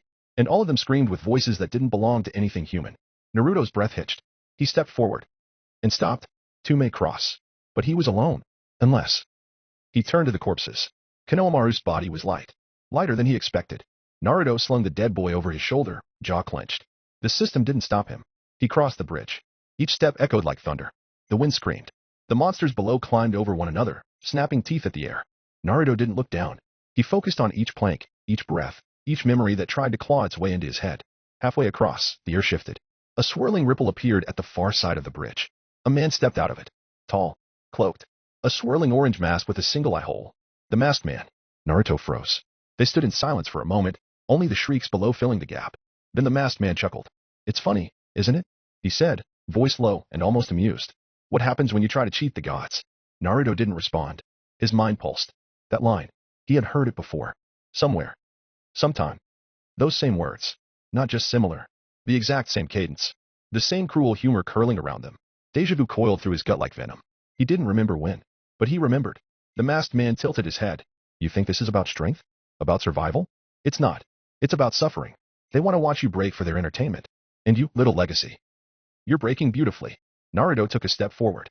His muscles tensed. You're the other participant, he said. You're the one left. For now. Naruto narrowed his eyes. Why are you here? The man stepped forward, until they stood just feet apart. Because I always am. They stood there for a long, agonizing beat. But this time, the man didn't reach out. This time, Naruto walked past him, gazing at him as he did. A window popped up. Name Obito Uchiha sponsor the eye that watches itself ability thousand gazed reflection. He ignored it and kept walking. He carried Konohamaru's corpse in silence. His feet didn't falter. He passed the masked man like mist. Untouchable, unreadable. The masked man didn't stop him. Didn't follow. As Naruto stepped off the final plank onto the far side of the abyss, he turned his head. The man was gone. Only the ripple remained. Slowly fading into nothing. And then, scenario complete. Transitioning to next phase. Naruto closed his eyes. He didn't feel triumph. Only exhaustion. Any relief he might have allowed himself was quickly interrupted as the white void around him began to shift. The air trembled. A low, grinding rumble echoed from beneath the surface of reality. Then the ground cracked open with impossible depth, and stone pillars erupted around him. Rising, intertwining, folding into arches and towers. A colosseum. Massive. Endless. A ring of ancient stone carved with shifting symbols that glowed faintly red. It surrounded him like a verdict. As if the world itself were watching. Scenario 3 Resurrection Price. Objective select 2 fallen participants to resurrect. Condition the system will randomly select 3 others. The resurrected must fight and kill them. Reward surviving participants will be fully restored. All others will have their souls erased from all timelines. Time limit 5 minutes to choose. 10 minutes for the trial. 20 names hovered above the Colosseum floor like tombstones carved from light. Each one a classmate. Each one someone Naruto had watched die. He didn't hesitate. Hinata Senju. Sasuke Uchiha. Resurrection confirmed Hinata Senju. Sasuke Uchiha. 2 radiant lights descended, spiraling downward like falling stars. They touched the stone floor and bloomed into forms. Bodies rebuilt, breath reignited. Hinata coughed once and staggered forward. She blinked, eyes dazed, then looked to Naruto. Despite the chaos, despite her confusion, she offered a small, warm nod. A gesture of quiet gratitude. She didn't need to understand. She just accepted. Sasuke rose slower. His eyes narrowed instantly. What the hell is going on? Naruto didn't break his gaze. I brought you back. Because you're the strongest. Sasuke's fist clenched, but he didn't argue. The ground shuddered again. Opponents selected Ino Yamanaka, Shikamaru Nara, Choji Akimichi. 3 new beams of light pierced the arena floor. The dead returned, eyes wide and hearts pounding. Ino stumbled back, pale. Shikamaru looked around with cold calculation. Choji's eyes immediately watered. What? What is this? Ino whispered. Why am I? What happened? Shikamaru grabbed her arm. Something's wrong. Don't move. Don't speak. Just listen. Then, battle begins in 30 seconds. No surrender. No escape. Only victory. Naruto's trait flared. Foxtail activated. And their thoughts poured into him. Shikamaru, damn it. Naruto's too strong. But if we let this happen, we're erased. We need to force a break. Create an opening. Ino first. Ino, I don't want this. I don't want to fight them. Please, Shikamaru. I can't. Choji, I can't hurt them. I don't want to hurt anyone. But I'm scared. I don't want to disappear. The system pulsed. Combat imbalance detected. Applying buffs to opponents. Enemy power multiplied by 400%. Mental interference engaged. Their bodies twitched. Their eyes went blank. Their chakra surged unnaturally. Shikamaru moved first. His shadow crawled outward across the cracked stone like black ink, creeping toward Sasuke with unnatural speed. Now, he snapped. Ino's hands blurred through seals. Mind-body switch technique. A lance of chakra leapt from her form, targeting Sasuke. But Sasuke spun sideways at the last moment, his footing quiet and controlled. The jutsu missed. Ino's body collapsed like a puppet with cut strings, her mind flung into nowhere. And Naruto moved. There was no wind-up. No sound. One moment he stood watching. The next, he was there. Above her fallen form. A flash of silver. The kunai pierced her chest, clean and precise. Ino's eyes didn't even have time to refocus. She died in an instant. Choji screamed, voice raw and horrified. His arm ballooned with chakra, thickening into a massive bludgeon. He charged. The ground shook under his weight. Naruto watched him calm. He didn't step back. He waited. Then, at the last second, ducked low and slid beneath the hammering strike. The air split as Choji's arm tore through empty space. Naruto popped up behind him and slammed a fist into Choji's spine. Even enhanced, Choji staggered, but didn't fall. He pivoted, lashing out with another colossal punch. Naruto vaulted over it, landed on the arm itself, and sprinted along its length. Choji roared and tried to twist free, but Naruto had already leapt. A single, snapping kick to the side of the head sent Choji sprawling across the arena. Not unconscious, but dazed. Sasuke ignited beside him, fingers flying through seals. Fire-style great fireball technique. The inferno swept the field, and Shikamaru's shadow lost its form beneath the blistering light. Now, Naruto shouted.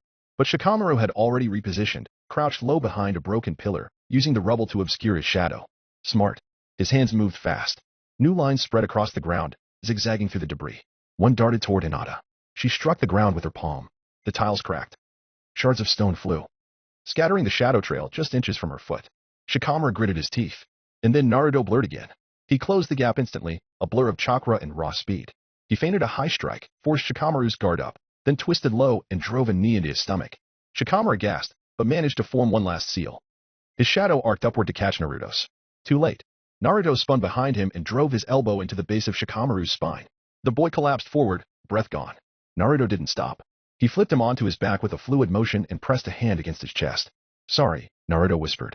The kunai sank deep into the side of his neck. His eyes widened, then closed. The fight should have been over. But Choji got back up, blood running from his nose, lips split, one eye already closing. He staggered upright with a roar, chakra boiling off him in waves. He wasn't thinking. Not anymore. Just grief. Just rage. He expanded again. Bigger. Bulkier. Naruto, move. Hinata started. Too late. Choji launched himself like a cannonball. Naruto's instinct screamed. He stepped aside. But not far enough. The edge of Choji's chakra-infused mass clipped his side and sent him tumbling across the stone. He rolled, recovered mid-motion, and came back in. Choji came again, mouth foaming, eyes glassy. Naruto caught the arm. He twisted under it, gripped the shoulder, and drove a punch upward into the joint. It dislocated with a pop. Choji didn't even flinch. He tried to bite. Naruto headbutted him hard enough to send a ripple through his skull. That dropped him. For good. The system chimed. Victory confirmed. Souls erased 3. Revive players 2. Scenario complete. SP reward 35,000 surplus for total elimination of opposition. Bonus swift execution 5,000 SP bonus strategic domination 5,000 SP bonus first to achieve total victory in a resurrection scenario 10,000 SP. Total SP gained 55,000 SP. The arena trembled under their feet. Walls cracked. Stone dust filled the air. Massive pillars splintered into smoke, dissolving into the void beyond the edge of the collapsing battlefield. Hinata stood in place, stunned, eyes shimmering not with tears but disbelief. Her fingers twitched faintly at her sides. Her breathing came shallow, steady. But it was practiced, not natural. Something about the stillness in her eyes said she had already seen too much for her age. Sasuke's fist slowly unclenched at his sides. His jaw was tight, his brows slightly furrowed. Not with confusion, but calculation. His gaze wasn't fixed on Naruto. It was far away, on something only he could see. Naruto stood between them, blood dripping from his knuckles and soaking into the broken earth beneath him. His chest rose with slow, shallow breaths. The weight of what he had done wasn't new. It simply folded itself into the rest.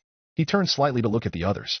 Hinata, the girl who had hesitated, and Sasuke, the boy who had watched. He didn't feel like a leader. He didn't feel like a hero. Then came more system messages. Participants acknowledged Hinata Senju, Sasuke Uchiha. Title granted undead on luck. Effect the revived are marked by death. Luck stat penalized. You are more likely to be unfairly targeted by the scenario. Fate instability increasing. Notice you are being observed. A three-headed breath of life shows interest in player Hinata Senju. A storm of silver law shows interest in player Sasuke Uchiha. You are now considered claimable candidates. Sponsorship menu locked until further scenario progress. In the distance, a low, celestial sound. like a drum being struck at the bottom of the universe. Naruto's eyes flicked to the sky where no sky existed and saw nothing. But he felt it. They weren't alone. They never had been. A pressure pressed in. Not physical, not chakra, but spiritual. The sensation of being catalogued, measured, weighed. Gods peering down from some unknowable place, running fingers across the threads of fate. Do you feel that? Hinata asked softly. Her voice barely carried over the crumbling ruins. She looked toward Naruto, but not through him like the others often did. She truly looked at him, as if trying to understand why she had been chosen. Naruto didn't answer. He didn't know why either. Sasuke's fingers twitched. He turned slowly, facing the ruins of the battlefield, but his eyes were still elsewhere. I can't die here, Sasuke murmured to no one. Not yet. Naruto glanced at him. Sasuke didn't elaborate. I haven't seen him again. Hinata looked at Sasuke with a puzzled frown, but Naruto understood. He didn't need the name. He knew what it meant to live only to face someone again. I'll kill him myself, Sasuke said, more firmly now. If these gods want to show, they can wait their turn. The words were defiant, but Naruto heard the fear under them. Not fear of dying. Fear of being denied the chance. Hinata stepped toward them, gently brushing a lock of hair behind her ear. If we're still alive, there's still time. That's all we can hold on to. Naruto almost laughed. Not because it was funny, but because it was something she would say. Of course she would. The air thickened. The arena cracked again, and this time, the world itself responded. The system pulsed, preparing for next scenario. Please stand by. Participants will be transferred shortly, and then, observation priority increased. Divine interest intensifying. The sky rippled like water. Above them, something vast stirred.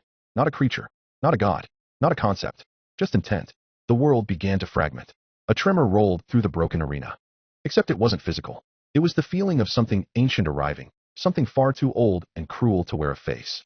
A pulse of purple light split the air, and from that rift emerged a toad, or what might have once been a toad. Its body was bloated and iridescent, gleaming with slime that shifted like oil in water. Its eyes bulged with swirling constellations. Small galaxies trapped in glistening orbs. Its mouth split too wide, curving vertically, opening with a sound like wet parchment being torn. Congratulations. The creature crooned in a sing-song voice that bent language itself. You 3 unlucky worms have survived your first dance. What an appetizer. What a thrill. The voice grated like laughter echoing in an empty cathedral. It was melodic and revolting, cheerful and threatening. The toad's mouth didn't always move with the words. You've been chosen to advance, the creature hissed, dragging its webbed fingers along the ruined stone. Now, don't look so grim. The first scenario is always a little messy, but you're alive, and the gods have taken interest. Naruto stepped back instinctively. He could feel Foxtail humming at the base of his mind. The toad's presence made it itch, like it was prodding at something inside him that didn't want to be touched. The creature's tongue slithered out and snapped back in with a wet pop. But where are my manners? I am the archivist of unripe fates, your humble guide through the next leg of this divine disaster. And oh, what delights await you next. A twisted window blinked into existence before each of them. Sponsorship selection unlocked for eligible players. Available patrons for Hinata Senju. The three-headed breath of life. The garden keeper of infinite spring. The drowned widow beneath the roots. The broken saint of rebirth. Hinata stared at the screen, her face pale but focused. Her breath hitched as she hovered her hand over the options. Then, after a moment of silent decision, she selected the top choice. Hinata Senju has accepted sponsorship from the three-headed breath of life. The moment she confirmed it, chakra flared around her like a pulse. Warm, ancestral, not aggressive, but old, deep. It coiled through her veins like something ancient remembering itself. Available patrons for Sasuke Uchiha. The Storm of Silver Law. The Morning Matriarch of Black Flame. The Ashen Sword that judges dawn. The one-winged vulture of Order. Sasuke clicked the top choice without hesitation. Sasuke Uchiha has accepted sponsorship from the Storm of Silver Law. A jagged tension bloomed around him. Lightning flickered between his fingers. For a moment, his gaze shifted downward. Just a flicker of thought. If you're still alive, Itachi, I'll be the one to finish it. The archivist clapped its webbed hands together, causing a tremor that didn't come from sound. Wonderful. Beautiful. Potential dripping from your souls like nectar. And now, it twisted toward Naruto, drool dripping from its half-open grin. Our most curious contestant. A window attempted to manifest before Naruto. It flickered, and then distorted. Available patrons for Naruto Uzumaki. Percent and percent. Data not found. Error, no valid input. Naruto blinked. He tried to select something. Anything. But the moment his hand moved toward one of the scrambled names, the screen imploded into static. Selection failed. Patron already assigned. Sponsor. His heart dropped. He tried to open his trait menu. Nothing responded. Then, error. Trait display blocked by active interference. Foxtail. He froze. The archivist's head twisted sideways. eyes rotating in their sockets. Oh, no options? No menu? And still breathing? What a fascinating little paradox. A boy without a sponsor, with a soul too loud for silence. What a story you must be hiding. Its gaze bore into him. No malice, only hunger. Not for flesh. For narrative. I wonder, the toad whispered, its tone sharpening like a blade of bone. How long can you keep breathing without someone claiming the weight of your soul? Naruto didn't answer. Couldn't. Scenario 4 initiating, please stand by. The ground shuddered. A cold wind blew from nowhere. A new fracture split the sky, and as the archivist dissolved into smoke, it gave one final whisper, you're already far too interesting to die yet. The world fell again. When Naruto woke, the ground beneath him was cracked stone. Ash floated in the air like snow, clinging to his skin and eyelashes. The sky above was the color of dried blood, and fragments of Konoha loomed in the distance like broken memories. Buildings suspended in space, connected only by shattered bridges and floating debris. Scenario 4 claim the broken village. Objective. Claim a sector of the fractured hidden leaf. Eliminate threats within the zone. Each zone grants unique resources or advantages. Bonus. Multiple zones may be claimed. Sub-scenarios may trigger based on exploration. Warning, sub-scenarios carry extreme risk. Remaining participants 4,203. Naruto rose slowly. His body felt heavier than it should, not from exhaustion, but from weightless dread. Foxtail pulsed faintly behind his eyes, already whispering. He didn't need to hear the system repeat itself. He knew what came next. Death, chaos, betrayal. He scanned the fractured horizon, his eyes narrowing as he recognized two figures approaching through the fog, Hinata Senju and Sasuke Uchiha. Both bore faint trails of divine aura. Not strong, but present. Sponsors. Naruto didn't say anything. They exchanged short nods. Before they could speak, another group appeared beyond the smoke. Neji Hyuga, Rock Lee, Tenten, and Might Guy? Still somehow grinning, even in a burning world. Foxtail surged. Name Neji Hyuga, sponsor the Moonlit Mirror of Threads, Tsukuyami. Ability Moonlit, thread name Rock Lee, sponsor the Iron Bell of Burning Resolve, Takumi Kazuchi. Ability Unrelenting Pace, named Tintin, sponsor the Thousand-Armed Maiden of Offerings, Benzaten. Ability Myth Armory, Naruto's breath hitched slightly. These weren't random enhancements.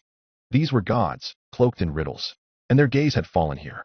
He focused, Foxtail parsing the identities behind their titles. Tsukuyami, the god of illusions and fate, known for threading destiny into silver knots. Takumi Kazuchi, the god of martial strength and lightning duels. Benzaten, the goddess of talent, weaponry, and infinite treasure. The whispers of the gods murmured in the back of Naruto's mind. The Forgotten Lawbearer grants you 1000 SP, hoping for a great fight. The observer at the edge of thought is watching with curiosity. The Cursed Clarity offers nothing but smiles. Didn't expect to meet the one leading the scoreboard, Might Guy said, arms folded. He nodded toward Naruto with unfamiliarity. Strange. I don't remember your name. I'm not leading anything, Naruto muttered. Neji stepped forward, eyes narrowing in that proud, analytical way. I don't recognize you, but I know a threat when I see one. Naruto didn't flinch. You're in the way. The wind held its breath. Neji didn't hesitate. He moved with the graceful, lethal precision of the Hyuga's gentle fist. His footwork was elegant, his stance tight, and his chakra perfectly controlled. A sudden surge of movement. Neji's palm struck forward in a blur, aiming directly for Naruto's side. Naruto parried, twisting his shoulder. The air cracked as a second blow came for his throat. He dropped low, swept behind Neji, and threw a quick jab toward the boy's spine. Neji spun, dodging cleanly, and countered with a flurry of strikes, fingers glowing faintly with chakra. Naruto blocked most, but one grazed his arm, and he felt the sting. The disruption of his chakra. Foxtail pulsed silently, reading target Neji Hyuga. Active skill Moonlit Thread. Calculating 4 probable outcomes. Naruto felt it. A fracture in the thread. A brief look into Neji's thoughts filtered through. He's predictable. Next he'll dodge left. And then confusion. That wasn't it. What? He should have. Neji's expression broke, if only for a second. The confidence cracked. He was used to knowing, to seeing. But Naruto's actions were unreadable. Naruto read that realization as it bloomed in Neji's head. They said nothing, but in that instant, they both understood Neji couldn't see Naruto's future. His threads ended at Naruto's silhouette. Neji shifted backward, cautious now. He flared his chakra, breathing shallowly, and spun. 8 trigrams palm rotation. The chakra blast erupted, forcing Naruto back. Dust and wind filled the air. Naruto didn't falter. He charged again. The next exchange was faster. Neji attempted to lock down Naruto's chakra points. Naruto countered by crashing through his spacing, overwhelming Neji's technique with sheer speed and force. Neji aimed a strike for Naruto's chest. Naruto caught his wrist, twisted it hard, then slammed a knee into Neji's gut. The Hyuga doubled over. Naruto elbowed him across the jaw. He didn't stop. A hook to the ribs. a shoulder to the collarbone. Niji's feet left the ground, and he was slammed into the cracked stone. Niji coughed blood, one eye squinting shut. But still he tried to rise. Naruto stood over him, breathing steady, body tensed. You really shouldn't underestimate me, Naruto said flatly. You don't know me at all. Niji groaned. You don't belong at the top. Those favored by fate should rise above the rest. Not someone like you. Naruto's hand twitched. You think fate makes you strong? You're just another prisoner pretending it's a crown. He turned away as Niji slumped back down. Lee stepped forward, wide-eyed. Tenten, halfway through pulling a scroll, paused. Guy looked between them all. Guy raised a hand. That's enough. This fight's decided. Sasuke stepped up beside Naruto, arms crossed. If that was your best, we should move on. Niji coughed and slowly pushed himself upright, one knee bent. He stared at Naruto, lips pressed thin. I couldn't see anything, he muttered. Naruto said nothing. The Forgotten Law Bearer grants you 2,000 SP. The Storm of Silver Law is watching with interest. The cracked chain of sunless truth applauds. Guy exhaled and nodded. Didn't expect to meet the top contender this early. You're not what I pictured. Naruto didn't smile. Naruto, let's not waste more time, Sasuke said, glancing toward the horizon. This scenario won't complete itself. Guy nodded. Then I propose a truce. Naruto looked over at the others. Niji, wiping blood from his mouth, said nothing. And slowly, Naruto nodded. Naruto looked over at the others. Niji, wiping blood from his mouth, said nothing. And slowly, Naruto nodded. The silence that followed was heavy with tension. And then something shifted. A slow croaking sound echoed through the sky like a distant drumbeat. The very air shimmered, warping like heat off a forge. Then it came into view again. The eldritch toad. Grotesque and ancient. Its bloated form loomed impossibly large atop a shattered rooftop that cracked under its bulk, but did not fall. Its flesh seemed stitched together with the veins of the world itself, and its eyes held swirling galaxies of rot and fire. Its teeth, yellow and jagged, clicked against each other like the grinding of stone. Lines of black ichor dribbled from the corners of its mouth, sizzling where they touched the ground. The sight alone made some participants flinch, step back, clutch their heads. Its throat bulged as it croaked again. A deep, bone-vibrating noise that did not echo in the air, but rather inside their skulls. Thoughts buckled beneath it. One student collapsed to their knees, nose bleeding. Then the voice came, not through ears, but straight into the folds of the mind. Participants, it rasped. Your rest is over. The fourth scenario begins. The words hung in the air as glowing script etched itself across the stormy sky. System announcement. Scenario 4: Divide and Conquer. Objective: seize control of your designated zone. Compete or cooperate. Only one team can hold each zone. Reward: resource access, SP bonus, failure, loss of territory, and potential scenario penalties. The characters shimmered with a strange pulse, like a heartbeat. The air seemed to grow heavier. Gravity itself felt subtly wrong. The toad leaned forward, its single eye narrowing with something almost like glee. Its tongue flicked out, tasting the fear on the wind. You may fight, it growled. You may negotiate. The gods grow impatient, and so do I. Feed us your struggle. Entertain us. Show us something worth watching. Its presence loomed like an apocalypse. And then, just as quickly as it had appeared, it began to dissolve. No flash, no sound. The world simply forgot how to hold its form, and the toad seeped out of reality like ink through water.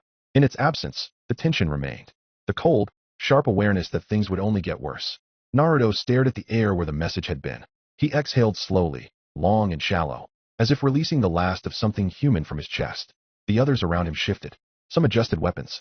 Others checked injuries. No one spoke. We need to move, Sasuke said eventually, breaking the silence. His tone was hard, but not cruel. Focused. This one's going to be different. The world's bigger now. The rules are tighter. Zones, Naruto muttered. Which means conflict. Which means war. Guy cracked his knuckles. Sounds like it'll get our blood pumping. Tintin checked her scrolls, the movement almost automatic. We don't even know where the zones are yet. They'll reveal themselves, Hinata said quietly, gaze distant. They always do. Niji, his pride clearly still stung, remained silent. He didn't need to say anything. His posture alone promised he wouldn't lose the next time. The sky rumbled. Off in the distance, like mountains rising from beneath the skin of the earth, giant monoliths burst from the village floor. Towers of burning chakra and twisting iron. Beams of color raced skyward, marking zones like cursed beacons. One by one, they flickered into existence until there were 7. Each one hummed with power, and behind that power, presence. Observers. Naruto's jaw clenched. I don't think we've seen anything yet, he whispered. Then the countdown began. New objective: reach a zone before the timer expires. Remaining time 5 days. The announcement struck like a bell tolling over a battlefield. Low and ominous. 5 days. Not minutes. Not hours. 5 whole days to fight, to run, to plan, or to die. The meaning behind the shift wasn't lost on Naruto. This scenario wasn't going to be a frantic bloodbath. This was long-form suffering. Survival stretched over days of paranoia, betrayal, and war. The gods didn't want a quick fight. They wanted a slow unraveling. Naruto looked toward the rising monoliths again. The towers. 7 in total. Pulsed with chakra that burned like brandings in the sky. They rose like the bones of ancient beasts, looming over the village's shattered skyline. Beneath each one, the terrain had changed. Cracks opened in the roads. Trees uprooted and twisted into unnatural shapes. Buildings reshaped themselves, brick and wood forming warp structures meant for something. Not people, but watchers. He wasn't the only one to notice. Hinata's eyes widened slightly as she stared at the nearest tower, the colors reflecting in her pale eyes. Sasuke gritted his teeth and looked off into the distance. Guy's expression darkened with something unfamiliar. Concern. We have 5 days to secure our place, Naruto said, and 5 days for others to try and take it. The group exchanged glances. No one said it, but they all thought this wouldn't be the end. It was only going to get worse. Not every team would walk away from this scenario. Some would crumble. Others would be devoured. The gods didn't care who lived. Only who was interesting. The air vibrated once more, and another brief line of system text flickered beneath the objective. Optional sub-scenarios may activate depending on player actions. Caution is advised. Rewards will scale accordingly. Sub-scenarios? Niji muttered, eyes narrowing. They're bait, Naruto answered. Bait for people who think they can get ahead. Or people desperate enough to try. Or people who want to die faster, Sasuke added. Nobody laughed. Nothing is free. Nobody laughed. The silence after the announcement lingered like smoke after a fire. Acrid, clinging, impossible to ignore. Naruto stood at the edge of the group, shoulders tense, eyes scanning the ruins of the broken village they had all known to be home. A new screen unfurled across the cracked and crumbling area. Scenario 4 initiated domain reclamation. Objective reclaim and stabilize sectors of Konoha. Time limit 5 days. Progression tier open. Ranking system active. Those words hit harder than any punch. Around him, he noticed survivors were still trying to catch their breath from their last trial. He assumed they must have faced different scenarios, otherwise there wouldn't be so many. Blood caked their clothes, their minds frayed and barely tethered to stability. Some still had tears on their cheeks. Others couldn't stop trembling. But there was no time. The entire village began to shift, and a building began to rise before it, shifting incomprehensibly. Walls cracking outward like tectonic plates, the ceiling stretching to impossible heights, the very ground beneath them groaning as if the world itself was being pried apart by unseen hands. Then came the tremor. A low rumble from beneath, like a slumbering god stirring in its sleep. Cracks split the floor. Dust rained down from the heavens. A few of the students screamed. Even Sasuke had to brace himself. The entire building was being pulled away from the rest of Konoha, reality unraveling and reforming like pages in a book being rewritten. And above it all, hovering in the sky like a rotting moon, was the turtle. Its eye glowed once more, that blood-red cyclopean gaze scanning the players below. And so it begins, the voice echoed. The tone had shifted. Gone was the sarcastic detachment. In its place was a voice worn and cruel, gleeful in its malevolence. You live here. You eat here. You love and bleed and die here. And now, you will fight to reclaim what was yours. The turtle grinned. It had no mouth. But somehow it grinned. System notice Konoha has been segmented into 30 wards. Control wards for greater benefits. Sub-scenarios may be triggered based on choices. Warning survivors are not guaranteed to be friendly. Warning some zones have been claimed by pre-existing forces. Proceed with caution. Remember, the turtle added, tone cold, you no longer live for free. Naruto felt something shift beneath his feet. The ground split open again. And this time, it didn't close. In the distance, rising from the smoke like a cursed monument, was a twisted version of the Hokage monument. Cracked, corrupted, with new unfamiliar faces half carved into the stone. The sky was fractured, and a blood-red sun hovered in the east where none had been before. They were not in the Konoha they knew. Not anymore. Naruto turned to Hinata and Sasuke. They looked shaken, but ready. And far off in the distance, 3 presences stirred. The 3-headed breath of life watches intently. Silent laughter flickers with interest. The kindred Shinigami shows curiosity to you. The final mercy tilts her head. The first hunger bares his fangs. Naruto didn't smile. He didn't blink. He just whispered, let's move. They headed towards the first building they could find to secure shelter. And the 4th scenario began. They moved quietly through the fractured remnants of the Kurama clan's compound. Naruto, Hinata, Sasuke, Niji, Lee, Tenten, and Guy. Drawn by the wrongness that clung to the air like the scent of rot. The ruins around them pulsed with warped chakra. Broken rooftops bent inward like melted wax. The trees had grown upside down, roots tangled in the sky. There were no birds. No insects. Only the sound of whispering. Faint, low, ever-present. A system window blinked into existence. The Kurama clan, Guy said grimly, arms crossed. I thought their bloodline died out. Not died, Niji murmured. Locked away. Tenten shivered. Feels like they're still watching us.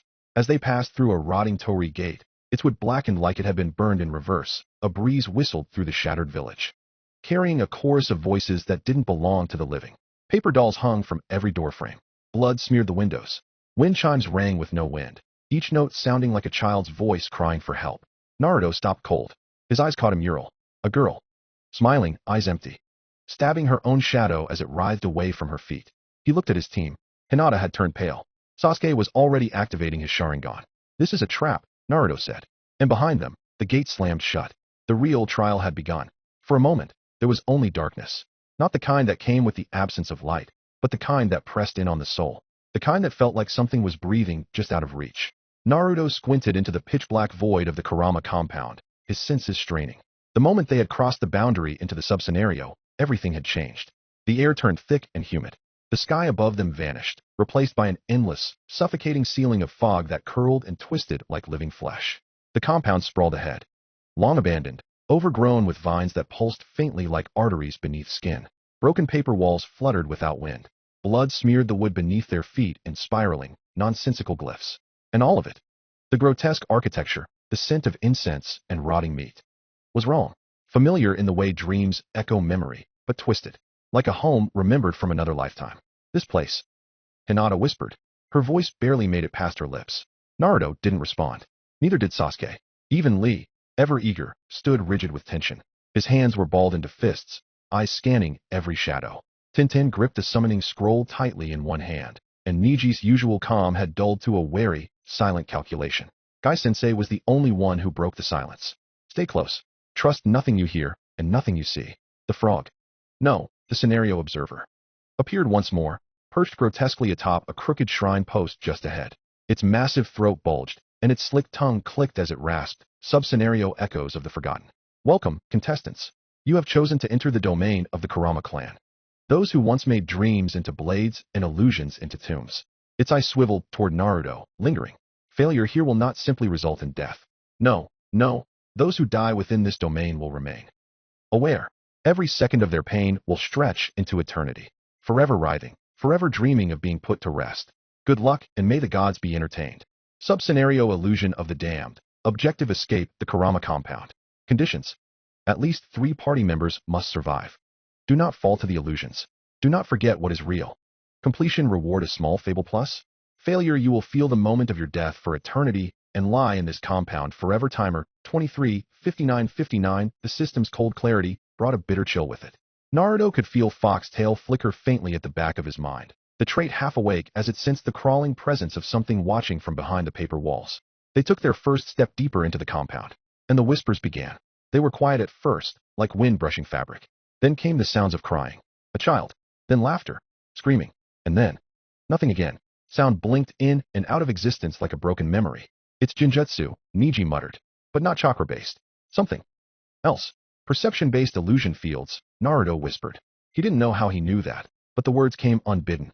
Foxtail was reading the echoes of the past. Fragments not only of what had happened, but of what might have. I can't see the walls, Niji added.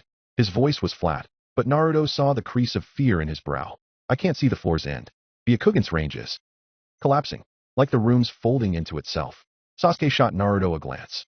TCH, if you start spouting riddles too, I'm knocking you out. The first hallucination struck Lee without warning. A rusted kunai flew out of nowhere, embedding into his shoulder. But when they looked again, there was nothing there. No blood, no wound. But Lee staggered, sweat pouring from his brow. My mother, he gasped. She's in there. I saw her. She's dying. I have to. She's not, Guy said sharply. Focus. That was not your memory. This place is stealing from you. Lee stiffened and gave a trembling nod. Yes, Guy-sensei. As punishment for falling victim to this place's traps, I'll do 1,000 laps around Konoha blindfolded. Guy smiled, but it didn't reach his eyes. You can do them after we survive this. Another message slid across Naruto's vision. Observers stir. The kindred deaths observe your struggle. The 3-headed breath of life tilts its head. Silent laughter prays for you. Naruto's jaw clenched. The gods were watching again.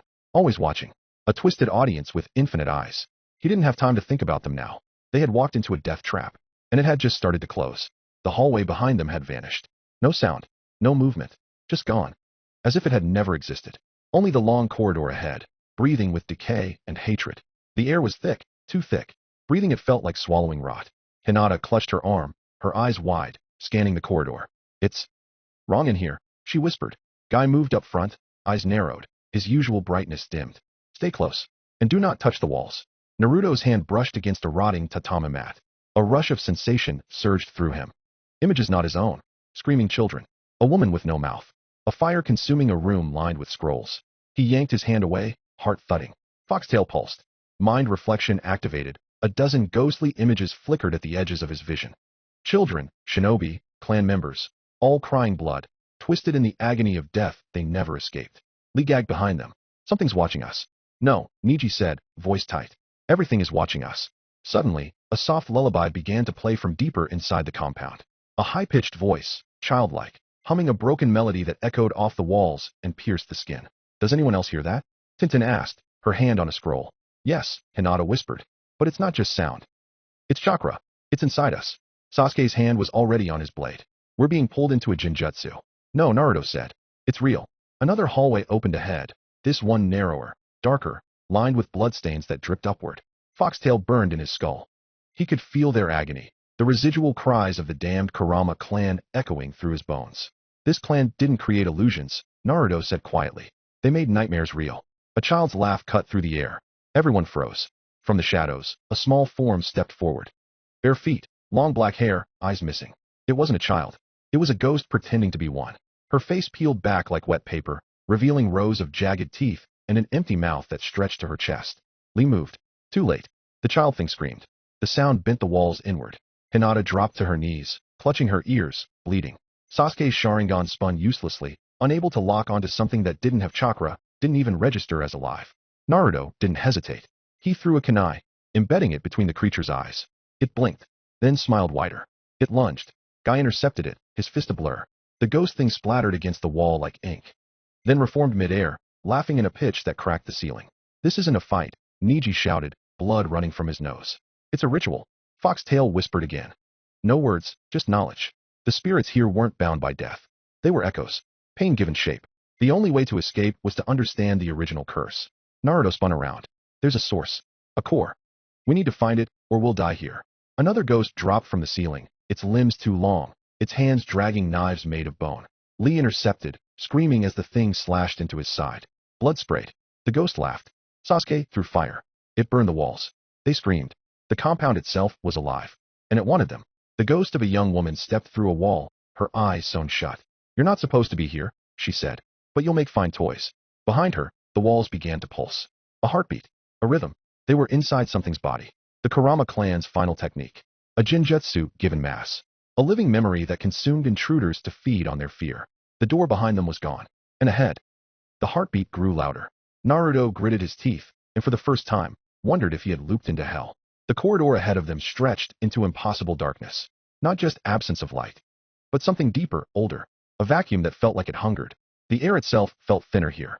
Every breath Naruto took came with effort, like inhaling through a collapsed lung. Lee shivered, unconsciously tightening his headband.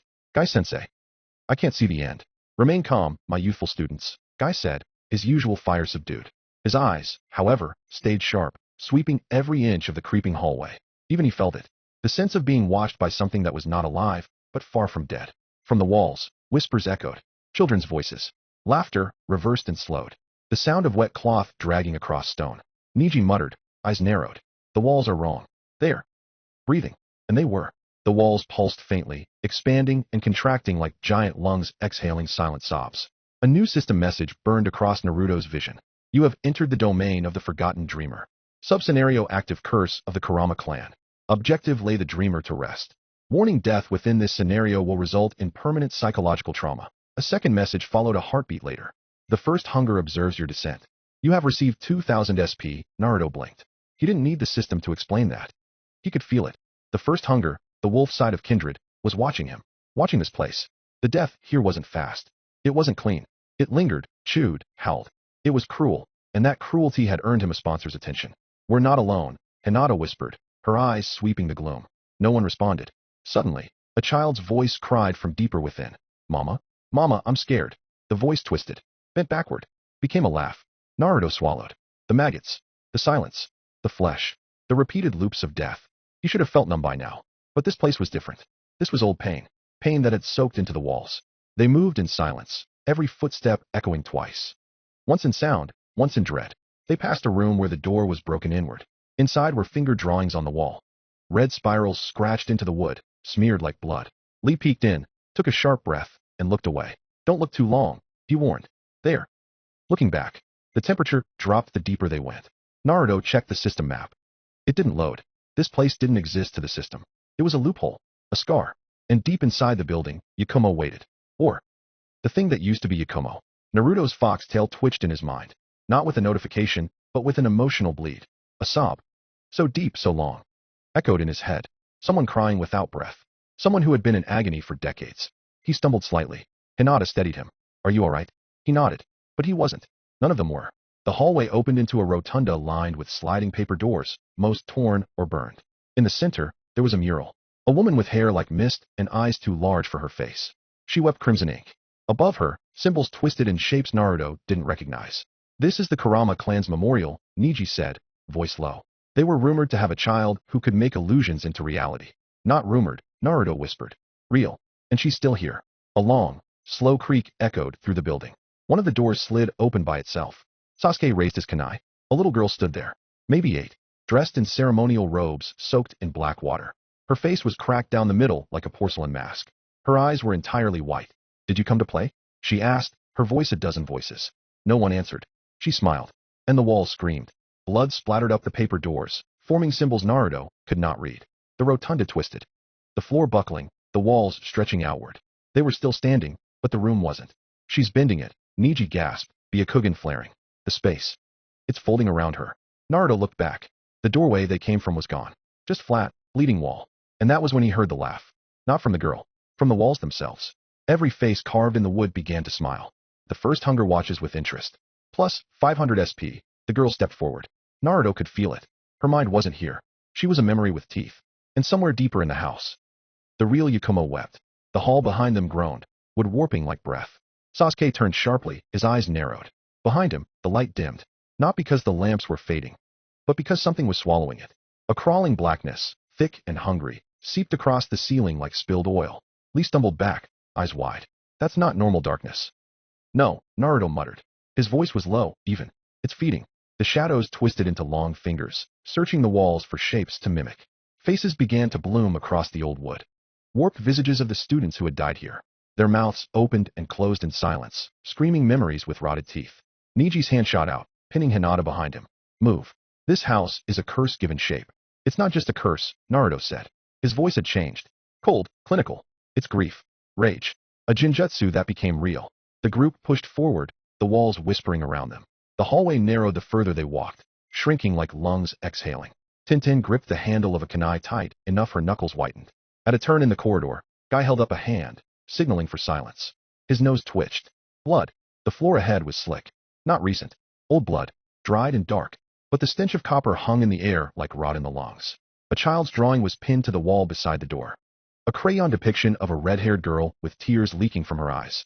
Scrawled words beneath it read, "Don't let her out. Don't let her in." Hinata stared at it, her throat tightening. Who drew this? Yakumo, Naruto said quietly. The real one. Not the ghost. Not the curse. The girl. The drawing pulsed. The wall screamed. Suddenly, they weren't in a hallway anymore. The room twisted, pulling in on itself like paper folding in infinite directions. The lights snapped to nothing. And they stood in what looked like an empty hospital room.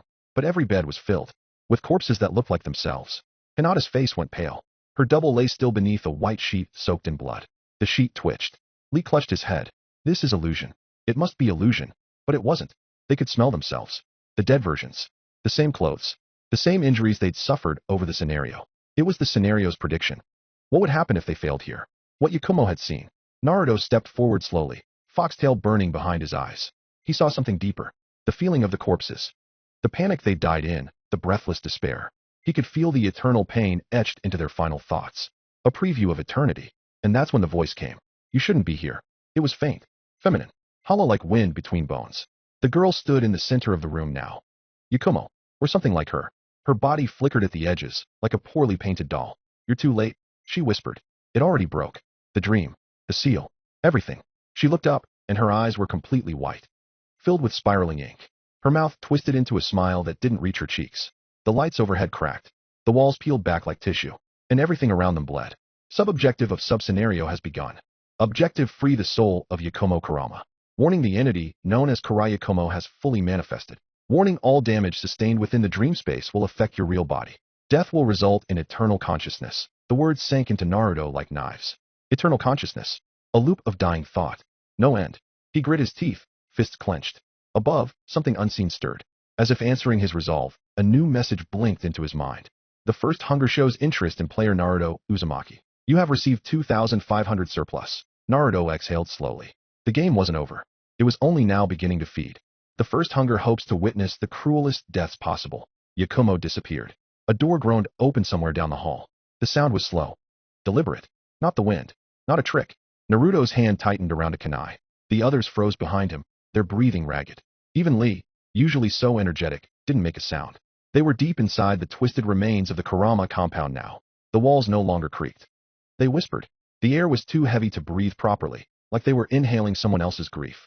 Sasuke muttered. The temperature just dropped. No. The pressure changed. Niji corrected, eyes narrowed. His Byakugan had been active since they stepped inside, but even he looked strained. What do you mean? Hinata asked. Niji didn't answer. He just looked to Naruto. Naruto didn't have an answer either. He could feel it. Something watching them. Something that hadn't been alive for a very long time, but hadn't learned how to stay dead. The hallway ahead stretched impossibly long, bending at wrong angles, defying the layout of the building they'd entered. They had stopped trusting the map in their minds. The compound was shifting around them. Then, something screamed. It didn't come from far away. It didn't come from close. It came from everywhere. A wet, high-pitched shriek like a child being drowned in boiling oil. Hinata flinched. Tintin cursed under her breath. Naruto didn't move. Foxtail pulsed. And with it, came feeling. Not his own. Pain. Not his own. Screams. Still echoing. The feeling of lungs crushed inward. The sensation of blood stuck in a throat. The ghosts here weren't just figments. They were pain given shape. Don't step past the paper, Lee warned suddenly. That charm. It's a barrier. Naruto's eyes snapped down. A ill-footed tag, worn and curling, had been nailed to the wooden floor in front of them. The air beyond it shimmered faintly. How do you know that? Sasuke asked. Lee shook his head. I don't. It just came to me. Like I've seen something like it before. Naruto's fingers trembled slightly. Another whisper. This one quieter. Words, maybe. A girl's voice. It hurts. Hinata stepped back into Naruto without realizing. Her shoulder bumped his. You heard that too, she whispered. Naruto nodded. Ahead of them, the hallway grew darker, even though no light had changed. The colors bled into each other. Paint peeled. The wood warped. Another scream tore through the air. This one cut short halfway through. Sub-objective of the sub-scenario: descend into the memory basement and locate the crying room. Time limit 1 hour. Warning: failure will result in permanent attachment to the Kurama echo field. Great, Sasuke muttered. Now we have to go deeper. Are we sure that's the only path? Tintin asked. Guy didn't speak. His eyes were on the trembling hallway. I'll go first. She said the seal was broken already anyway, Naruto said. No one argued. No one else wanted to go first. The stairs leading down to the basement weren't built so much as scraped into the earth.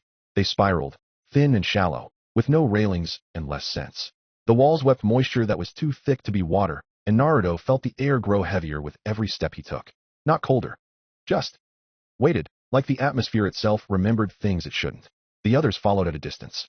Niji's Byakugan couldn't penetrate the walls anymore. Every time he tried, he winced and staggered as if stabbed in the skull.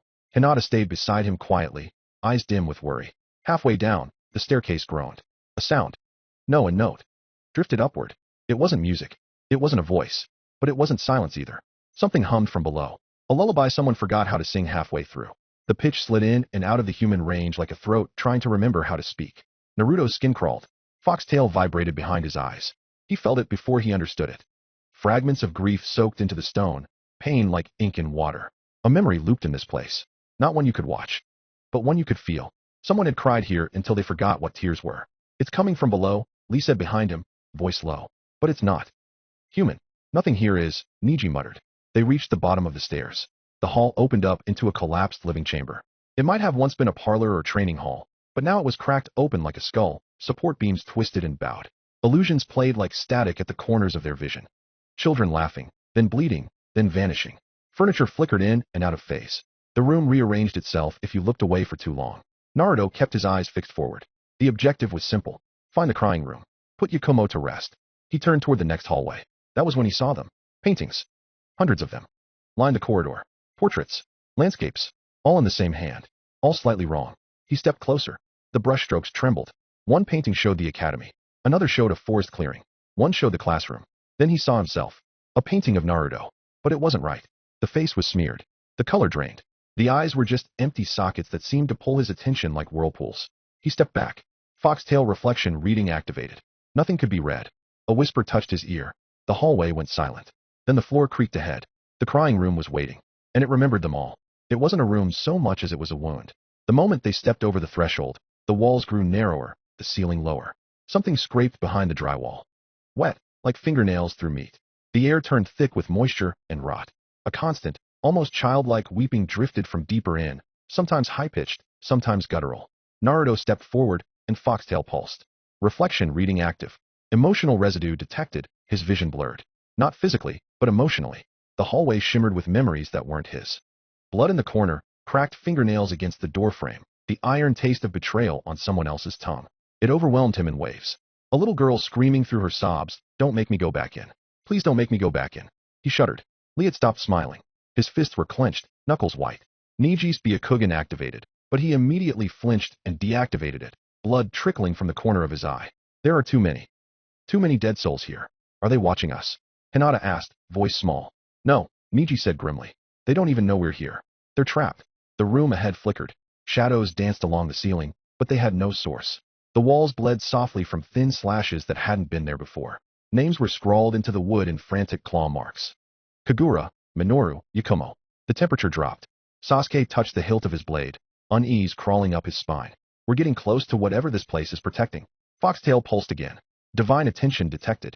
The first hunger offers you 3,000 surplus for entertaining cruelty.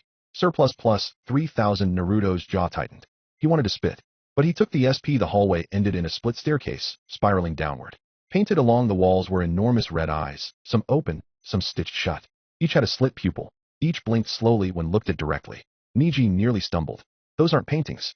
They descended. With every step, the cries grew louder. They echoed against the stone, a choir of broken minds. They reached the bottom. A great sealed door stood ahead, made of rotting paper and warped wood. Symbols pulsed faintly along its surface. On the door, something had been written in a child's hand. Yakumo is still inside. Don't let her out. Don't let her see. Don't let her remember.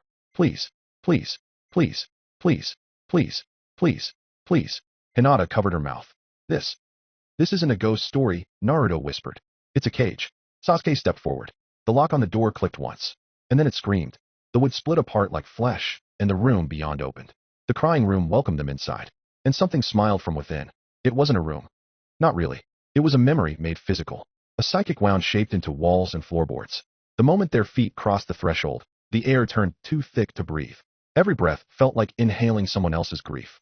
The scent of rotting wood and dried blood gave way to something worse. An old perfume, sweet and childlike, that hung over everything like a death shroud. The walls pulsed faintly, breathing in a rhythm just slightly too slow to be human. Faces bulged beneath the thin paper covering. Dozens, maybe hundreds. Stretching against the surface like wet cloth. Not moving. Just trapped. Some were children. Some were old. Some had no faces at all. Their mouths were stretched open in soundless screams. Tintin gagged and turned away. Lee's fist clenched as he tried to force himself to keep walking. Niji's jaw was tight, eyes scanning every unnatural twitch in the walls. Hinata walked slowly, pale and silent, eyes wide with quiet horror. Sasuke didn't speak, but his steps were careful, deliberate. Naruto moved last.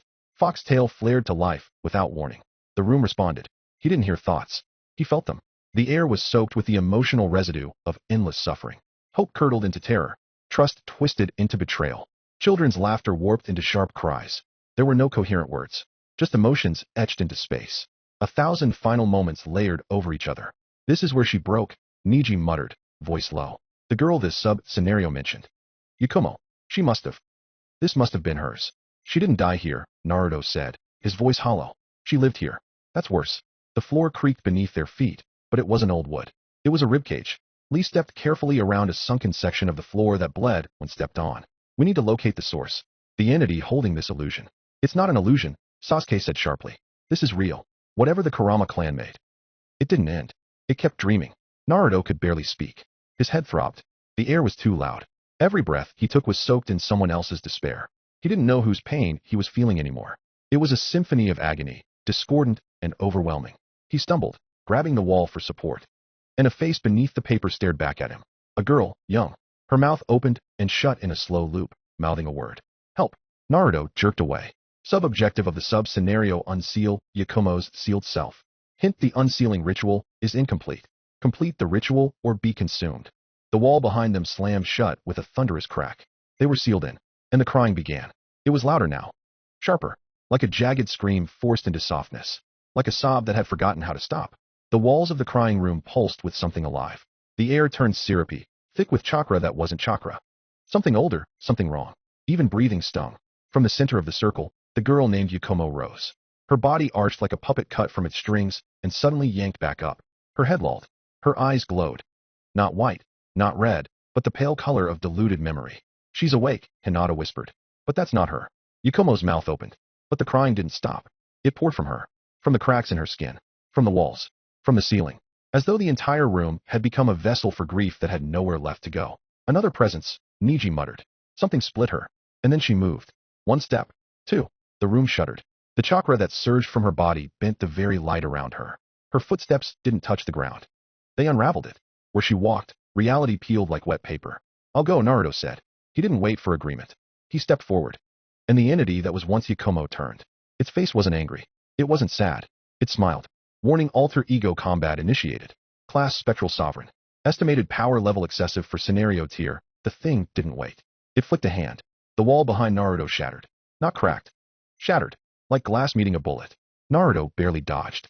The air where he'd stood burned with raw illusion. Reality thinned. It wasn't Jinjutsu. Or maybe it was. But if it was, it rewrote the rules. He lunged. The thing laughed. Not Yakumo. Not anything human. It flickered. One moment here. Another behind him. Naruto spun, trying to strike, but his punch missed. His leg lashed out and hit a shadow. And the shadow bled. But not red. It bled memories. His own. A younger Naruto, hunched on the swing. A voice calling someone else's name during roll. He staggered. The alter ego's hand brushed his shoulder. Status effect: emotional cascade. Active. A tidal wave of grief slammed into his chest. He dropped. Hinata screamed his name. But the sound warped. Naruto saw her mouth move, but heard nothing. He couldn't breathe. Not because he was wounded. Because he was unraveling. The thing loomed over him, still smiling. Still crying. He reached for his menu. You have 132,000 surplus. Convert surplus into stats? Yes. He dumped everything. No hesitation. The power flooded in. It still wasn't enough. The alter ego struck again. He blocked. Just barely. A punch landed against his ribs. He felt something crack. He ducked a second strike. Rolled. Landed a solid kick. The thing hissed. Blood again. More memories. Konohamaru's last words. Irika's mouthless terror. Kiba's final scream. You feed on memory, Naruto gasped. On grief. The thing smiled wider. And then. You are being observed. The first hunger watches your struggle. A new message unfurled. Would you like to receive a skill? Cost: fulfill the condition, end your opponent, in the most excruciating way possible. Ensure they feel it. Ensure they remember it. Forever. Naruto stared at the message. Then at the alter ego, still advancing, whispering things in a voice that sounded like every loved one he'd ever lost. He clenched his fists. Yes. You have received skill, Mark of the Lamb. Effect: grants the ability to mark souls, chosen by the kindred. Marked entities become vulnerable to soul-affecting damage. Attacks leave lasting pain on a spiritual level. Naruto's chakra twisted. Dark tendrils curled around his fists. A faint white glow shimmered across his knuckles. His will given cruel shape. He stood, slower this time. Not because he was weak. Naruto surged forward with all the fury of someone who had nothing left to spare. His fist, veiled in writhing tendrils of soul-severing chakra, connected with the alter ego's torso, and the entity screamed. Not aloud, not in the room, but in his mind. The scream was layered with every sob Yakumo had ever choked back in solitude. Every phantom that had whispered into her soul when the world turned away. The floor cracked beneath the impact. A pulse of black chakra erupted outward in a jagged radius, tearing away the illusionary layers that still clung to the space like cobwebs. It fought back. Hard.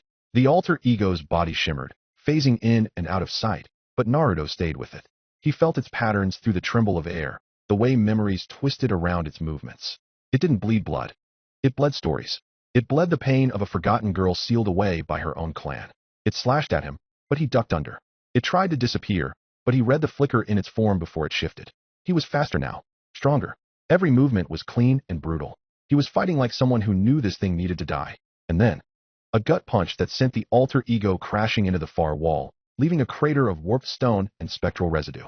Naruto didn't give it time to recover. He advanced again, elbow to jaw. Need a sternum. He drove it into the floor and lifted it again.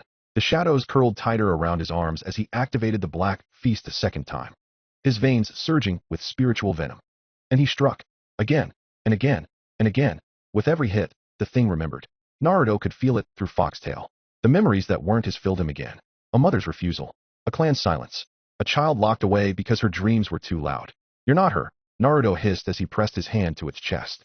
You were what they made of her. The tendrils around his palms spun tighter, twisting into a seal of spiraling runes. Mark of the Lamb, activated. Effect target's soul has been chosen for eternal pursuit. Pain will follow them. Forever. The creature thrashed. Too late. Naruto pushed his hand forward and burned it from the inside out.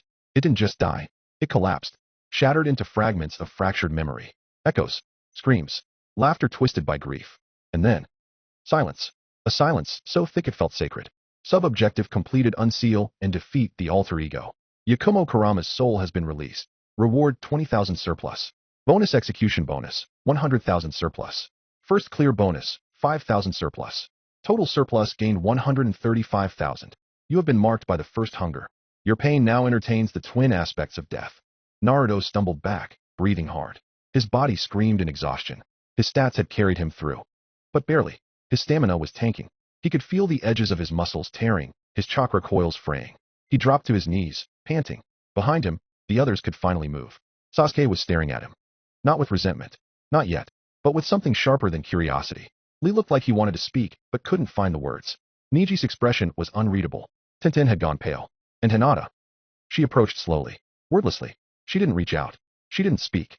But she knelt beside him and sat there, not saying anything. Just there. Because for a moment, that was all she could offer. And for a moment, that was enough. The building shuddered violently beneath their feet, snapping Naruto from the days that followed victory. Cracks spread like lightning through the walls, floor, ceiling. Everywhere at once. The air filled with the groan of wood and the shatter of tiles. It's collapsing, Niji shouted, urgency in his voice. We need to move. No one hesitated. Naruto, Sasuke, Hinata, Niji, Lee, Tenten, and Guy bolted for the exit, sprinting through halls splintering apart, dodging debris that fell like stone rain. Naruto didn't look back. He couldn't. He feared he'd see something watching him from the dark, whispering the horrors he'd never unhear. They ran until the twisted Genjutsu-fueled nightmare became nothing more than dust and shadows behind them. When the daylight hit, it felt like a blessing. They stumbled out onto cracked pavement, breathing air thick with smoke and ash. The compound crumbled behind them in a deafening roar, leaving only dust and echoes of broken memories. Naruto collapsed onto his knees, palms flat against shattered stone. His heart pounded in his ears, drowning out everything but the raw relief that he was alive. He felt Hinata kneel beside him, quiet but comforting. Sasuke leaned heavily against a half-broken wall, eyes narrowed toward the horizon, looking like he'd aged a year in a single night. The ruined landscape stretched endlessly around them, twisted streets and broken buildings bleeding together like a scar on reality. They'd survived, but the fourth scenario was far from finished. Then, the messages rolled in. Sub-scenario cleared the crying room. All participants awarded 20,000 surplus. Performance evaluation exceptional. Additional notifications appeared before Naruto's eyes, glowing with a faint golden hue he'd never seen before. Several divine beings are observing you intently. The first hunger revels in your cruelty and rewards you generously. You have received an additional 30,000 surplus. Silent laughter is intrigued by your silent resilience. You have received an additional 20,000 surplus. The three-headed breath of life is pleased by your compassion. You have received an additional 25,000 surplus. Naruto read the messages quietly, not sure whether to feel pride or dread. The gods were watching him, noticing him. And it felt unsettlingly personal. Hinata shifted quietly, looking to the sky. They're watching closely now, she murmured, sensing something she couldn't fully explain. Let them watch, Sasuke said, voice cold and certain. We still have a scenario to survive. Naruto nodded slowly, feeling the exhaustion finally catch up. His limbs ached with a heaviness that he couldn't shake, the mental strain lingering even now. He'd carried enough burdens today he needed to rest, even if just for a moment. We should find somewhere to regroup, Guy said, glancing around the ruined streets. His usual boundless energy was tempered by caution, eyes sharp and alert. It's too open here. Agreed, Niji added, activating his Byakugan. But we're not alone. Naruto's heart sank. He'd hoped for just a moment's respite.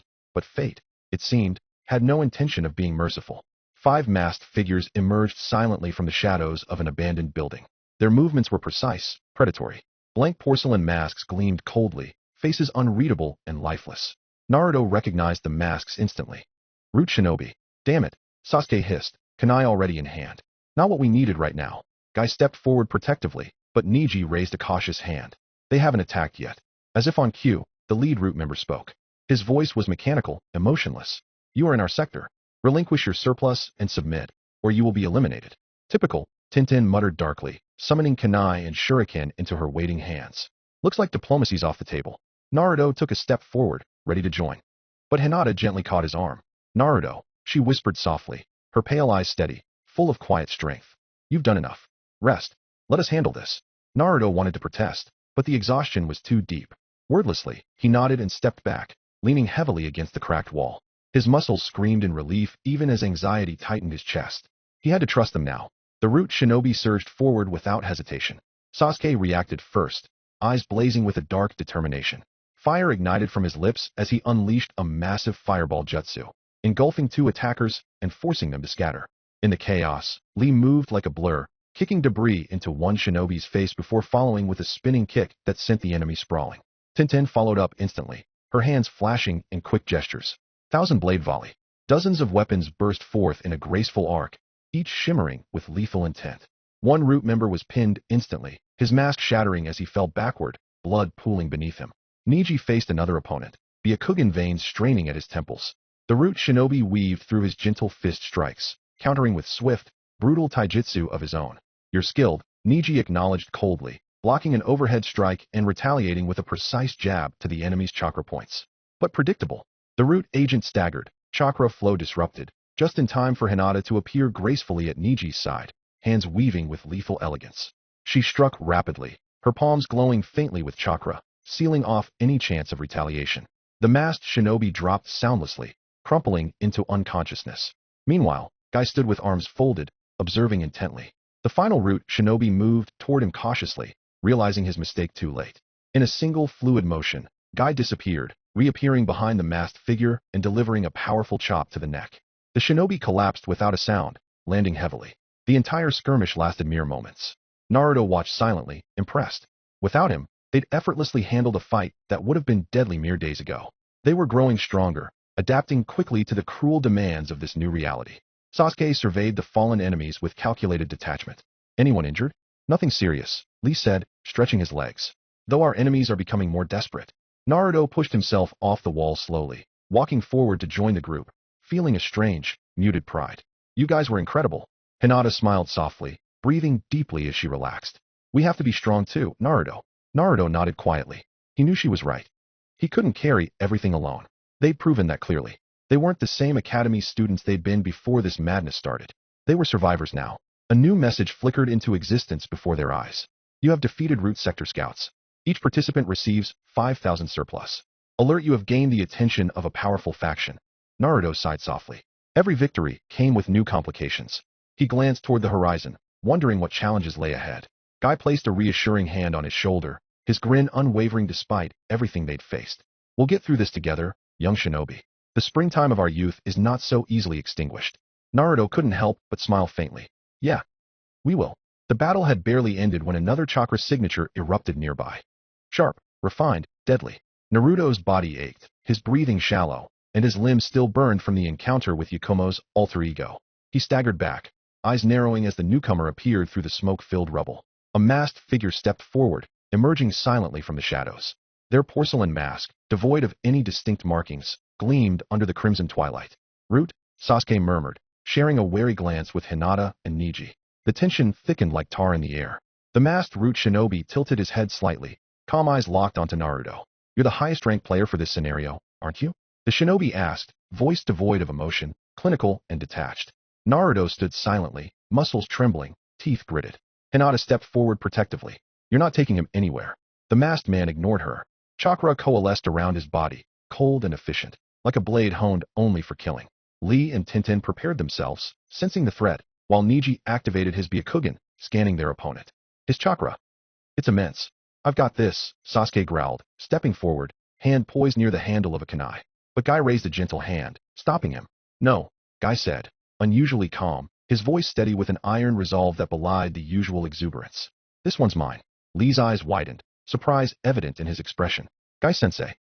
Guy's lips curled upward slightly, confidence shining in his eyes. You've all fought bravely enough today.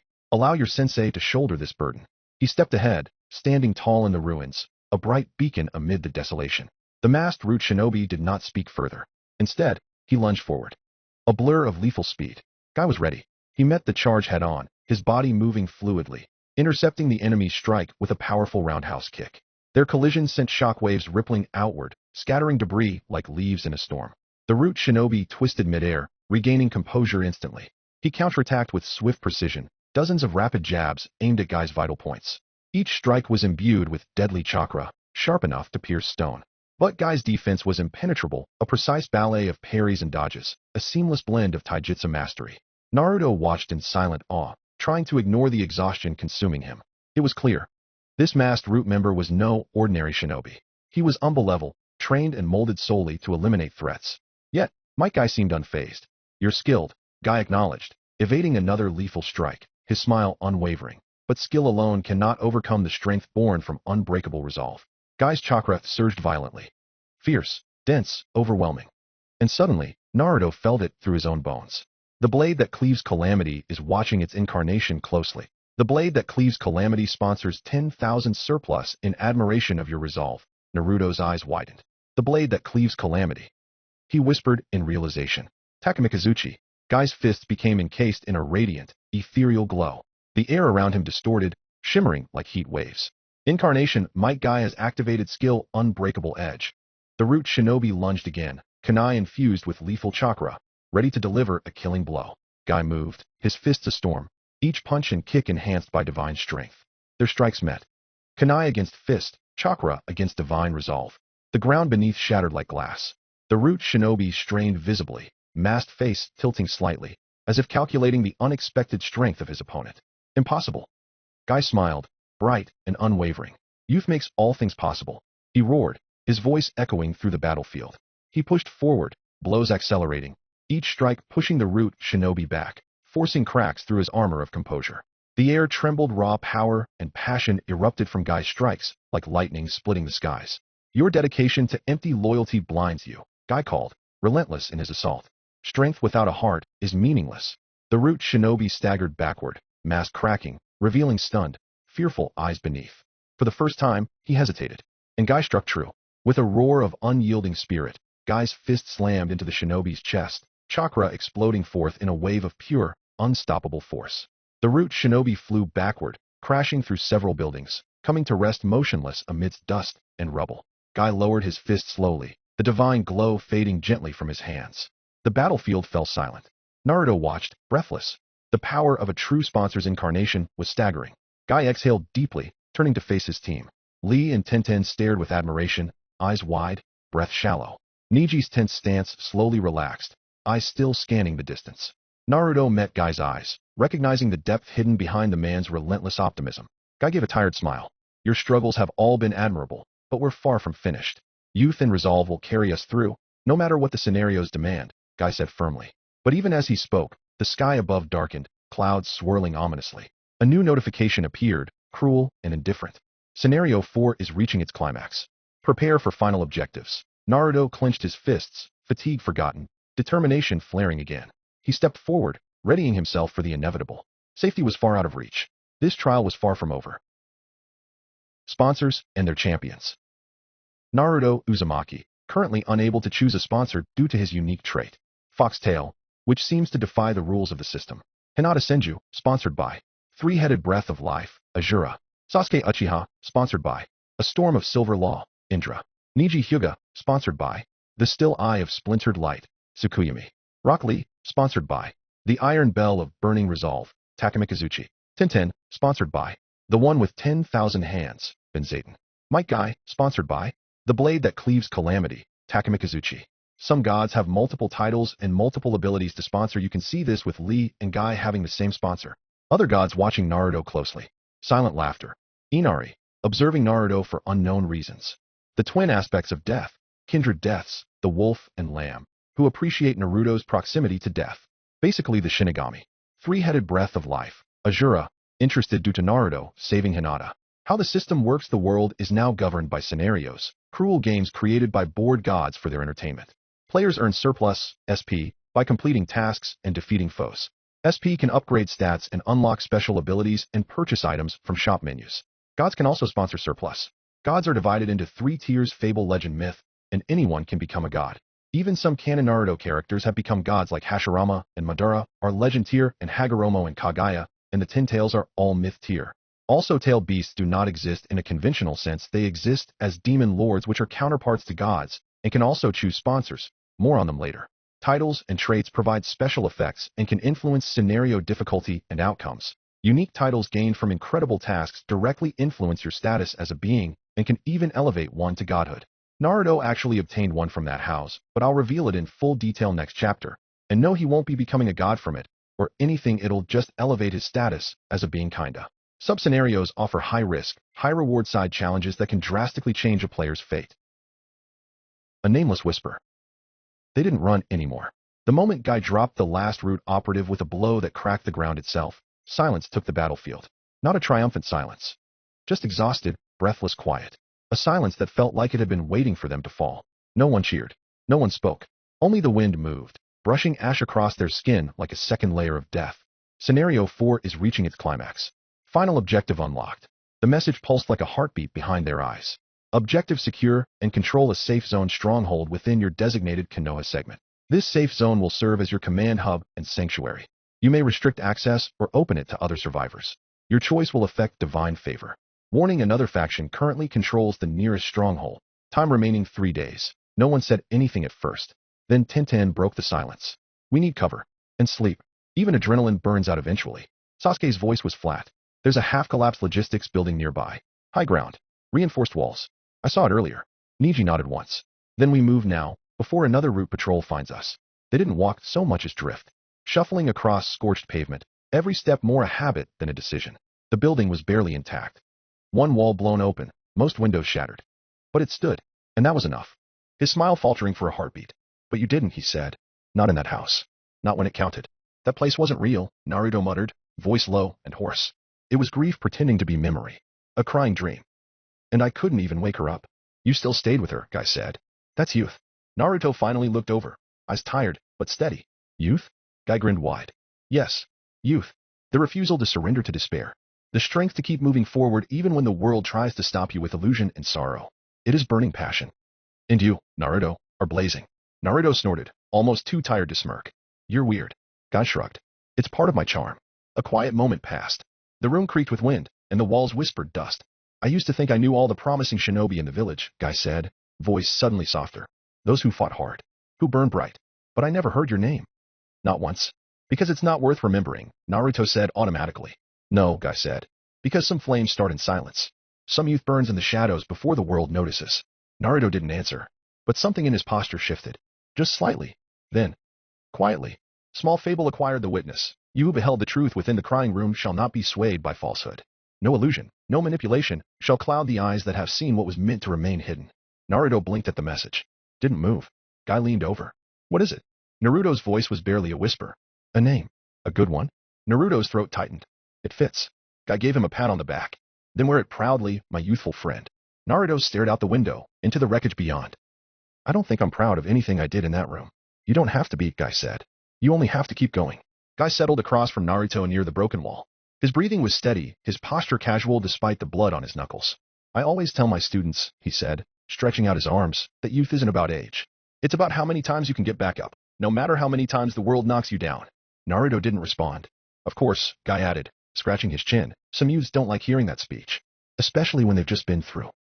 Whatever that was. Naruto snorted. You gonna give me a lecture or a bedtime story? Only if the story ends with a second wind. Pass. Guy leaned forward, elbows on knees. You didn't just survive that illusion. You held on to yourself. Most people, even shinobi, would have shattered in there. You didn't. I didn't win either, Naruto muttered. Didn't save her. Didn't fix anything. That's not always the point, Guy said, serious now. Sometimes, surviving the nightmare is enough.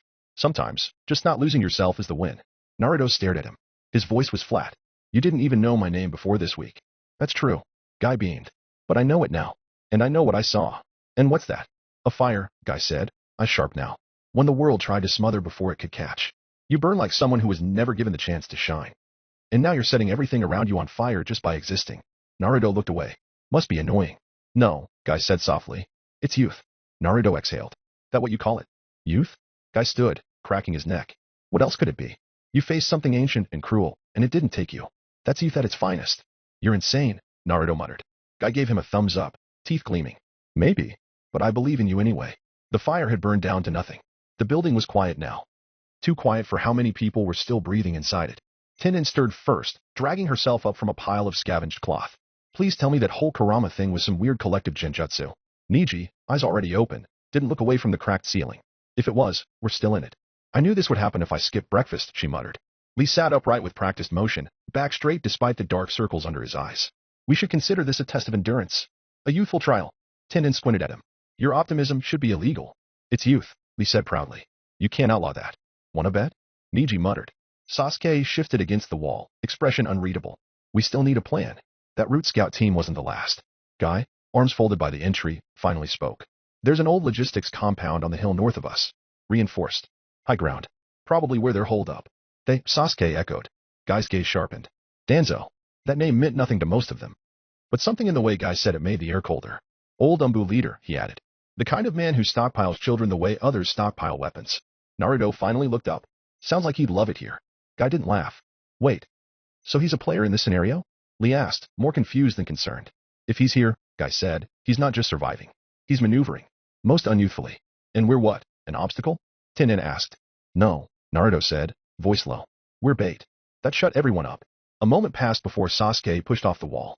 So what's the plan, Uzumaki? You've got the highest rank in the segment. Let's hear it. Naruto didn't even flinch. We take the stronghold, he said. Sasuke raised an eyebrow. That's not a plan. You want a paragraph instead, bastard? You want a medal for being vague? No, Naruto said.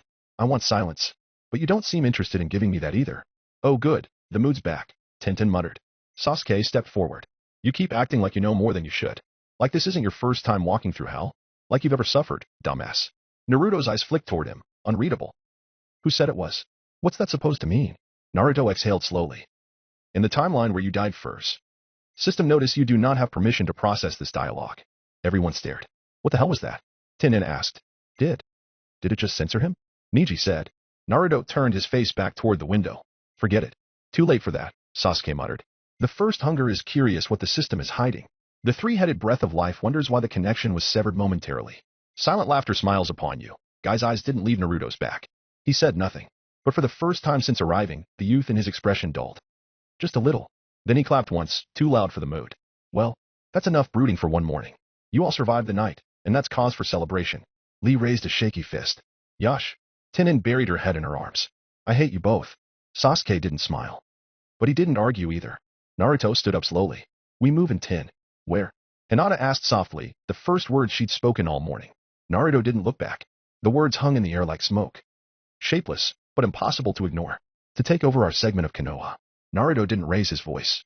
He didn't need to. The silence that followed made the weight of his words louder than shouting ever could. They moved out 20 minutes later. The walk was slow, measured, like even the road didn't trust what was coming. They avoided the main streets.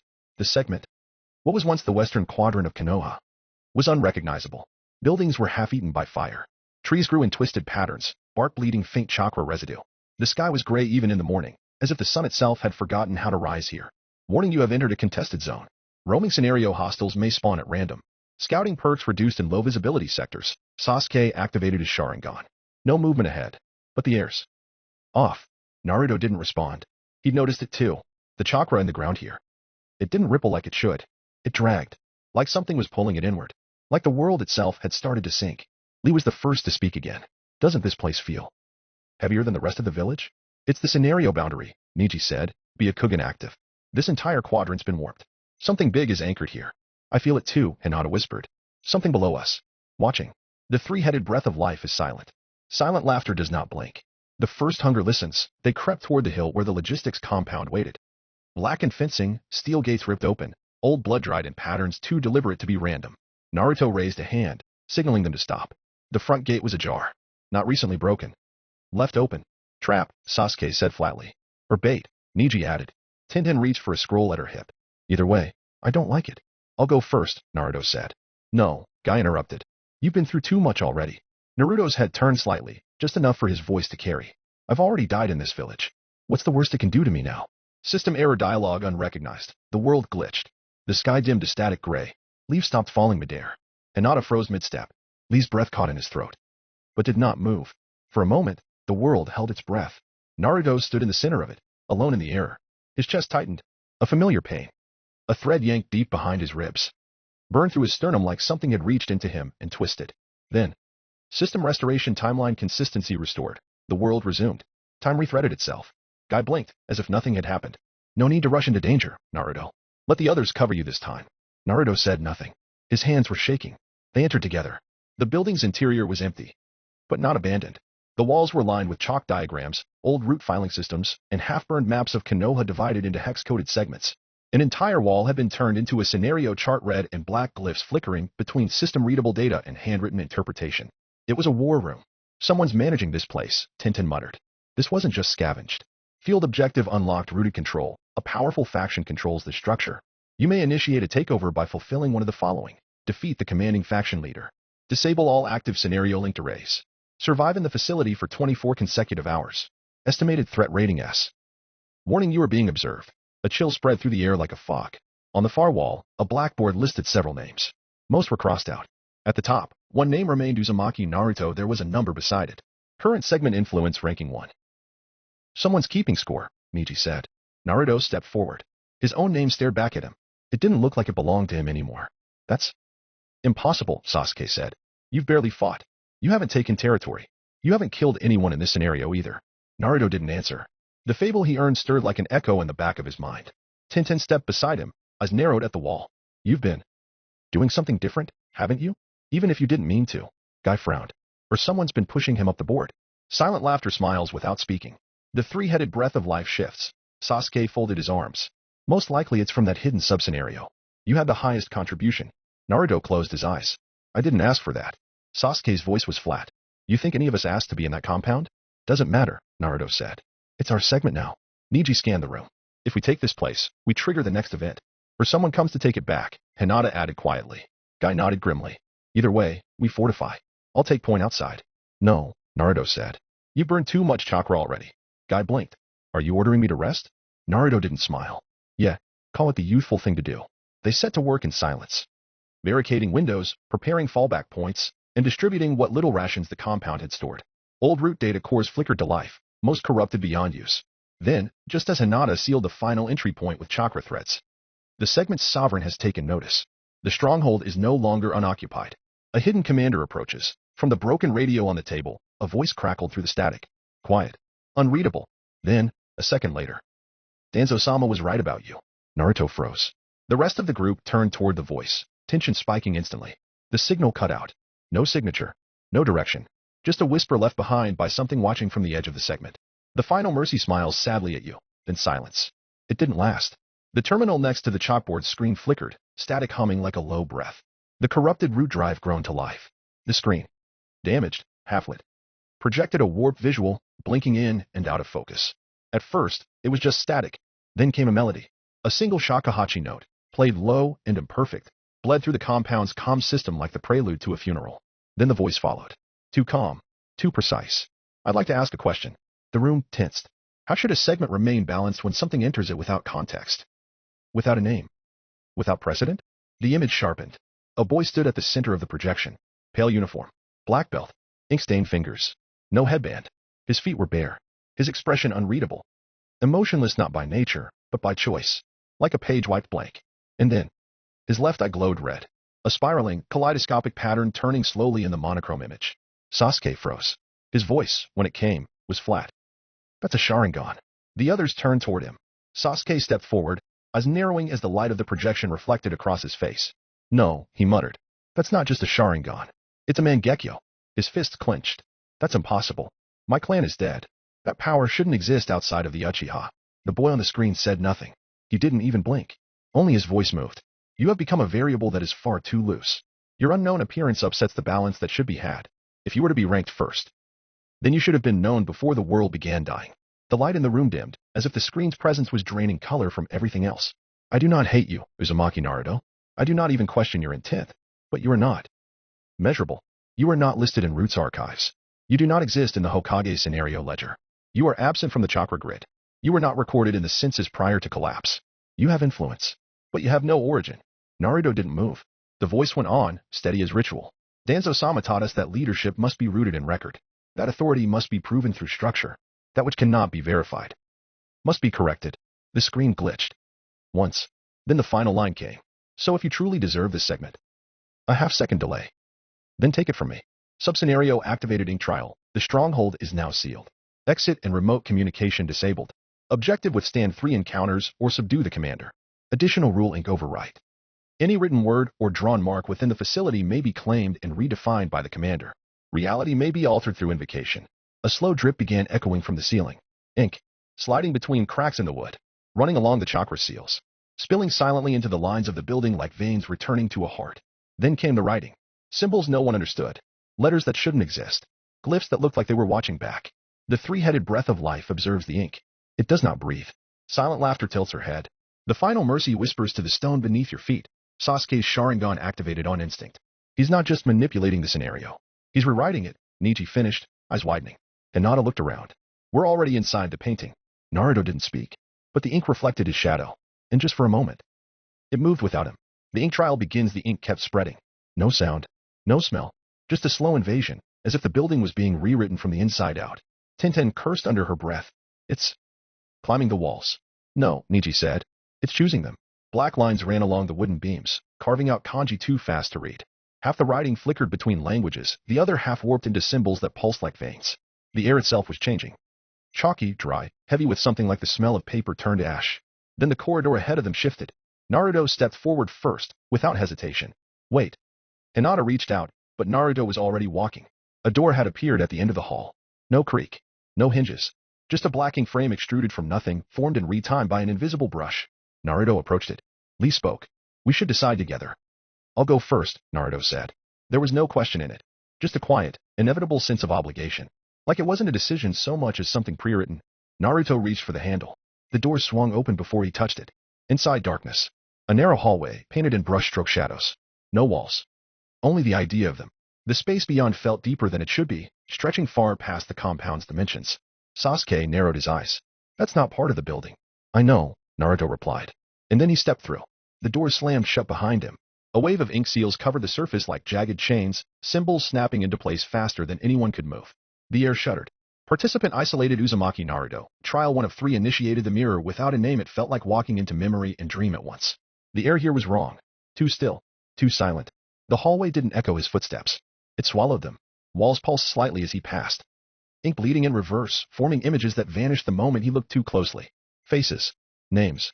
A birth certificate with no name. A scroll of attendance list with one entry blacked out. The floor beneath him was covered in calligraphy.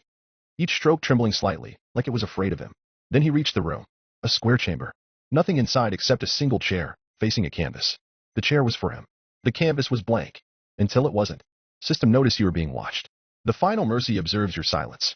The witness resonates. The canvas began to paint itself. A scene appeared. Shaky and smeared, like a memory trying to claw its way out of the dark. Naruto looked at it. He was there. Alone. A baby in a crib. No one held him. Outside the window, the world burned. And no one came. A voice spoke. Not from the canvas, not from the walls, but from behind his ears. You should not exist. Naruto didn't turn around. Tell me something new. You were erased once already. Why did you return? He stepped closer to the painting. The baby was still crying. But no one came. I didn't return, Naruto whispered. I never left.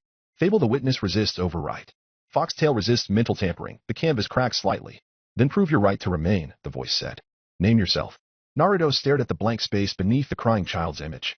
There was a nameplate. It was empty. Ink trial naming the nameless. Begin. Outside the sealed door, the others were already moving. He's not responding, Neji said. There's no chakra feedback through the barrier. Hinata was kneeling near the door, trying to trace the ink seals with gentle chakra threads. It's not a physical seal. It's conceptual. It sealed the idea of passage. Then we break the idea, Sasuke muttered. He activated his Sharingan again. These characters. They're alive. The ink on the door shimmered. Then spat out a line of text. Do not follow. It dripped. Changed. He chose first. Guy placed a hand on the wall. This place. It's testing him. Tennin's voice was tight. Testing what? His loyalty? No, Neji said. His presence. Another shift ran through the compound. The lights dimmed. Ink ran up from the corners of the room, forming 2 more doors. Each one identical to Naruto's. Each with a new message. One door leads to him. One door leads to yourself. The group stared. Then the lights flickered. Sasuke stepped forward. I'm going in. Guy grabbed his shoulder. Wait, what if it's a trap? Sasuke looked back with dead calm. It's always a trap. Ink Trial 1 naming the nameless. Ink Trial naming the nameless. Begin. The canvas pulsed. The baby kept crying. No sound. Just the shape of crying. Open mouth, curled fists. Painted silence. Naruto looked at the nameplate beneath the crib. It remained blank.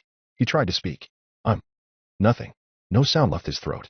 The moment he tried to name himself, the room twisted. Not violently, but recoiled, like the scenario itself flinched at the attempt. Your designation is not recognized. No consensus on identity. Error fable does not match foundational records. The world cracked. Again, Naruto's feet sank an inch into the floor. The ink swallowed his shoes. Not to pull him down, but to remind him this place was written by hands that did not know his name. And still, he didn't panic.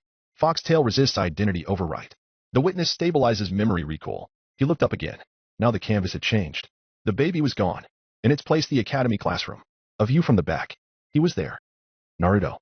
But no one was looking at him. Iruka stood at the front. His mouth moved. Names were called. Not his. He wasn't on the roll. He hadn't been since the beginning. A voice whispered in the ink, you do not exist in anyone's beginning. Naruto clenched his fist. I still got here. But no one remembers how. Naruto stepped forward. The ink cracked under his foot, fracturing across the image. I do. The ink door opened like an eyelid. Sasuke stepped through. The moment he passed the threshold, the air shifted. Gravity thinned. The light became deep blue, like moonlight filtered through water. His sandals echoed on stone. Except, stone didn't echo like this. He looked down. There were tiles. Clean. Familiar. He had walked into a home that no longer existed. The Uchiha compound. Untouched. Peaceful. Empty. Trial won the world that wasn't burned. He didn't speak. Didn't need to. He knew this was fake. But then, Otudo? The voice hit like a blade drawn too slow. He turned. Mikoto stood in the doorway.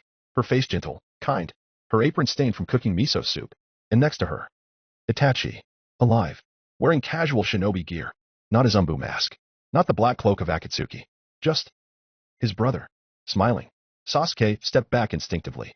Itachi blinked. You okay? Don't talk to me, Sasuke muttered. But his voice cracked. The world registers your hesitation. Dinner's almost ready, Mikoto said. Your father's on patrol tonight. Why don't you help me set the table? Sasuke reached for a kunai. It wasn't there. He looked down. He wasn't in his shinobi gear anymore. He was in a clean Uchiha training outfit. His genin one. From before the massacre. His hands were smaller. His fingers trembling. Warning personality override initializing. Mental defenses 46%. You are being remembered wrong. He was getting tired. Not in the body. In the soul. Each painting on the canvas changed every time he spoke. Each scene showed him unloved. Unmentioned. Unreal. He kept speaking anyway. My name is Naruto. Nothing. My name is Uzumaki Naruto. No recognition. My name is. Access denied. Error no origin match. Would you like to try another? He didn't answer. Ink suggestion ghost. Error. Naruto exhaled. Slow. Then reached out. And scraped his fingernail across the canvas. The ink recoiled. He dragged a line down the crying child's face. And whispered, you don't get to tell me who I am. Foxtail counters override attempt. Fable the witness reflects scenario's gaze. Then. The canvas shattered. The room trembled. But Naruto stood still. The voice whispered again, you refused the script. You were still not named. He stepped forward. I wasn't made to fit your script. The canvas shattered. But the room remained. It should have ended. It didn't. Instead of collapsing, the fragments froze midair. Dozens of shards, each one flickering with incomplete memories. They didn't fall. They hovered, spinning like ink-thin mirrors. And each one whispered, who are you? Who are you? Who are you? Their voices weren't his. They were the voices of people who never remembered him. Friends, teachers, villagers. Some he recognized. Some. He didn't. You have denied the narrative. Fable conflict escalated. Trial intensifies. The walls peeled back. The square room distorted into a circle. As if folding in on itself, the corners erased by brushstroke logic. Above him, black ink began to drip from the ceiling in the shape of kanji. Existence. The scenario seeks a replacement identity. You have refused the nameless path. Alternative title requested. Naruto's reflection in the ink pools was wrong. In everyone, he was someone else. A blank-faced child. A side character. A corpse. A boy wearing goggles with no name beneath them. You can be anything, the voice coaxed. Isn't that what you've always wanted? To matter? Naruto clenched his fists. I don't want your version of mattering. Then be forgotten. System suggestion vanish. Restructure influence tier. Remove anomaly. The temperature dropped. For a moment, Naruto saw something in the ink around him. A future. A glimpse. His friends, laughing. Walking down a hallway. Eating dinner. Training. He wasn't there. Not dead. Just absent. As if he'd never existed. Would the world be calmer without you? Would they live easier lives if you had stayed erased? Would he have survived if you had never been born? The last image hit like a spike. Mizuki. Blood on his hands. Saying you're not forgotten. Then flickering. Gone. Naruto stared at the ink. The images tried to fill him with doubt. And failed. Because doubt was old. It wasn't new. It wasn't strange. It was familiar. It was a neighbor. He knew how to live with it. He had trained next to it. He had eaten alone with it. He had walked through fire holding it in both hands. I don't care if I don't match your records. I don't care if your files say I was never born. I don't care if your world doesn't remember me. Naruto stepped forward. Ink splashed beneath his feet, hissing. I am Uzumaki Naruto. I am here. I exist. Foxtail burns through overwrite. Fable the Witness defies deletion. The nameplate engraves itself. On the shattered frame of the crib, beneath the erased images, one word formed Naruto. The world shook. The ink cracked. Trial 1 complete. You remain unnamed to the world. But you remember. A second name waits within you. You have acquired legendary Fable the name that engraved itself. You were not recorded. Not remembered. Not born into the script. And yet, you remained. This world did not write you in. So you carved yourself into its skin. You may not be seen, but you will be felt. Foxtail hums quietly. Your begins to write. The first hunger wonders what kind of name leaves scars when spoken. The final mercy mourns the absence that made you. Silent laughter grins at a name the world could not bury. The three-headed breath of life remembers another who carved a name in the dark. The door closed behind him, and Sasuke walked into a lie that smelled like home. He stood in the middle of the Uchiha compound. Whole, clean, untouched by fire or memory. There was no ash. No echoes. No blood-soaked silence. Just the faint breeze of a summer evening and the chatter of voices behind sliding doors. He stepped forward. His shoes touched stone. They didn't echo. Nothing did. The first to greet him was Oba. She waved from her garden, crouched beside a pot of water lilies. Still brooding, Sasuke? She asked, wiping her hands on her kimono. You always were like your brother. Sasuke stared at her. Her chakra felt. Close enough. But her voice had no weight. Further down the path, he passed uncles. Neighbors. Cousins. They bowed to him with proud smiles and eyes that didn't blink often enough. One even clapped him on the shoulder. You're shaping up to be the heir we needed, he said. Sasuke didn't answer. He stepped into the main house. Shoes lined the entryway. The scent of dango and grilled tofu drifted from the kitchen.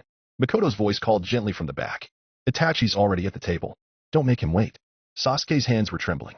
They were smaller again. Child-sized. The sleeves of his shirt were too long. Everything here fit wrong. He passed rooms he hadn't seen in years. Places that should have been erased. There was laughter from the garden. Fugaka sat by the koi pond, watching ripples with a softness Sasuke had never seen. Itachi stood nearby, arms crossed. Training today? He asked. Or sulking? Sasuke opened his mouth. The answer tried to come out.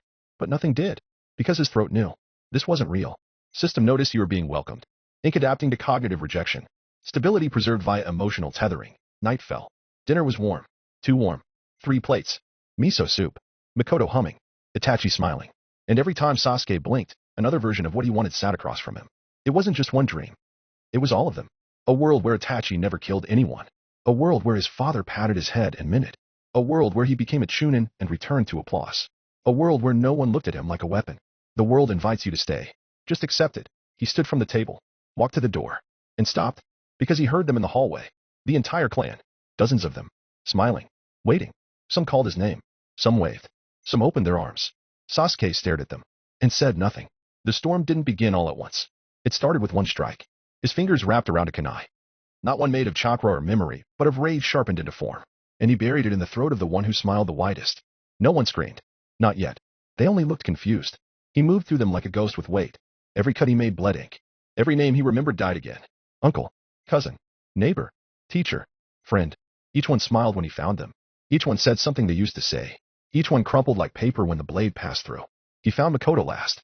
She stood in the garden, just like she had in the real night. The one he survived. Her hands were folded. Her eyes were kind. Sasuke, she said. We love you. He didn't hesitate. He didn't cry. He cut her throat before she could become another lie. Then Fugaku. Standing tall. Proud. You finally understand, he said. Sasuke didn't speak. The blade slid in without resistance. Then Itachi. Sitting at the table. Still smiling. I was wrong, he said. You're stronger than I was. Sasuke stabbed him through the eye. And with every kill, his eyes twisted further. Red spiraled into black. Curved lines cracked through the tomo like lightning through a mirror. Until the Sharingan became something else. Until the only true thing left in the world was him. Sasuke stood over Itachi's body. His blade lodged in the illusion's skull, the blood still dripping from the tip. The blood didn't stain. It wasn't real. It faded like ink in rain, bleeding into the soil, then disappearing altogether. He looked around. Makoto's corpse had vanished. Fugaku's sandals no longer sat at the door. The koi pond was still. Too still. like the surface of a memory trying to hold itself together. Stability lost. Ink construct failing to anchor scenario. Reinforcement attempt initializing. The world rippled and began to rebuild. The plates returned to the table. The air reeked again of miso and sake. Laughter floated down the hall, even though their mouths had been torn open minutes ago. They were coming back. All of them. Sasuke's grip tightened around the blade. I said it wasn't real, he muttered. The house began to stitch itself together, walls rising like reversed shoji screens. I said it wasn't real. Fugaku's voice echoed from the doorway again. Calm. Gentle. Come, Sasuke. Dinner's ready. Sasuke screamed. He stepped back. The Sharingan spun in his eyes. 3 Tomo collapsing inward like broken stars. And then, they bloomed. The center split open. Curved, asymmetrical black forms tore through the red. Not Tomo. Not eyes meant to see. But eyes meant to destroy. The Mangekyo Sharingan has awakened. Forged in a world that would not let you wake up. Sasuke raised a hand. He didn't know why. He didn't form seals. He didn't focus chakra. He didn't think. He just wanted it to end. And lightning answered. Not from the sky. There was no sky. Not from his hand. There was no chakra signal. It came from stillness. A silence so deep it cracked. A pause in the very idea of sound. And then, Raijin. It struck the garden first. Not like a bolt, but like the memory of lightning being reborn all at once. The koi pond vaporized in a silent flash. The air itself convulsed. Paper walls ignited without burning. The compound warped in real time. Scorched black and red, like brushstrokes being corrected by a furious god. The storm didn't scream. It didn't announce itself. It wrote itself across the false world like a name in thunder. Ink trial terminated. Simulation collapse irreversible. Rain has been named.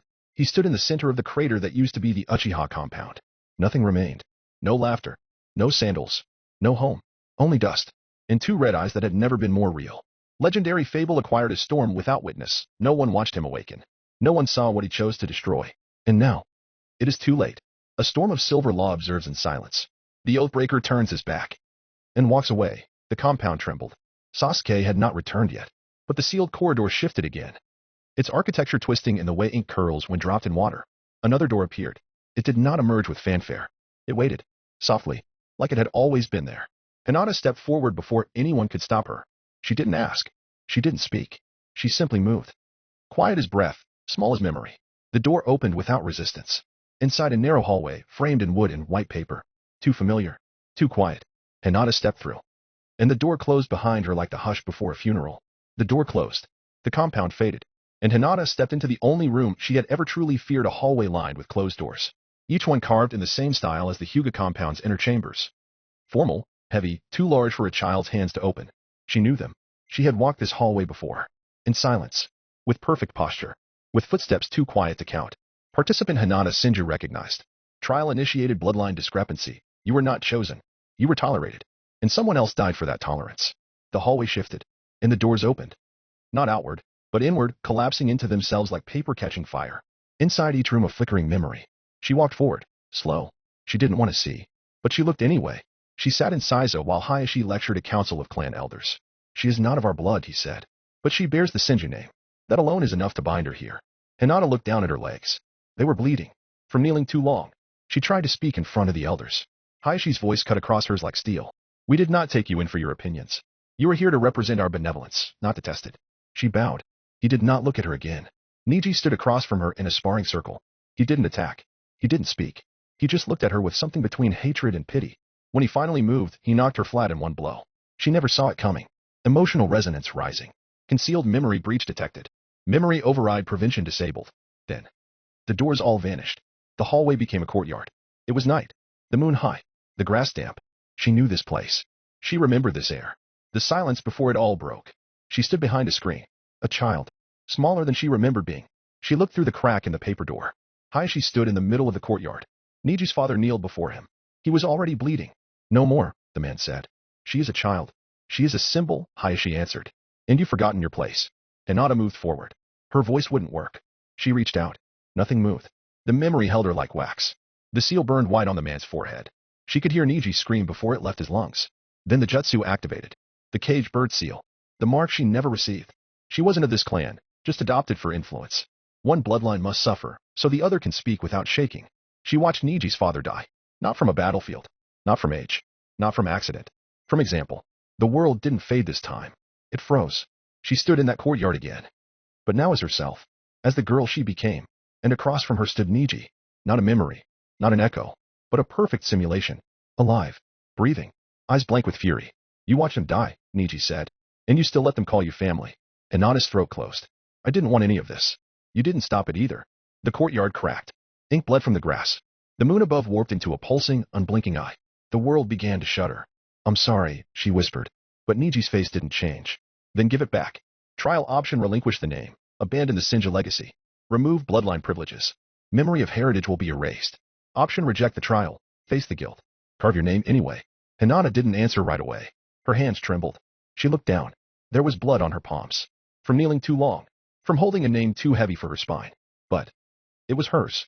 She stepped forward. Not away from Niji, but through him. Her hand passed through his chest like mist. The illusion collapsed. And the sky split into pages that began to burn. Trial completed. You did not surrender the name. You did not look away. You are still the last Senju. You have obtained legendary fable, the last to kneel. The three-headed breath of life speaks your name with three voices. The will of fire smiles upon you proudly. The doors open like breath returning. Not loudly. Not ceremonially. They simply parted. And from the ink-washed dark, Hinata stepped out first. There was no announcement. No system flare. No fanfare. Just her. Standing straighter than before. And eyes that once looked afraid to meet the world's gaze now held something steadier.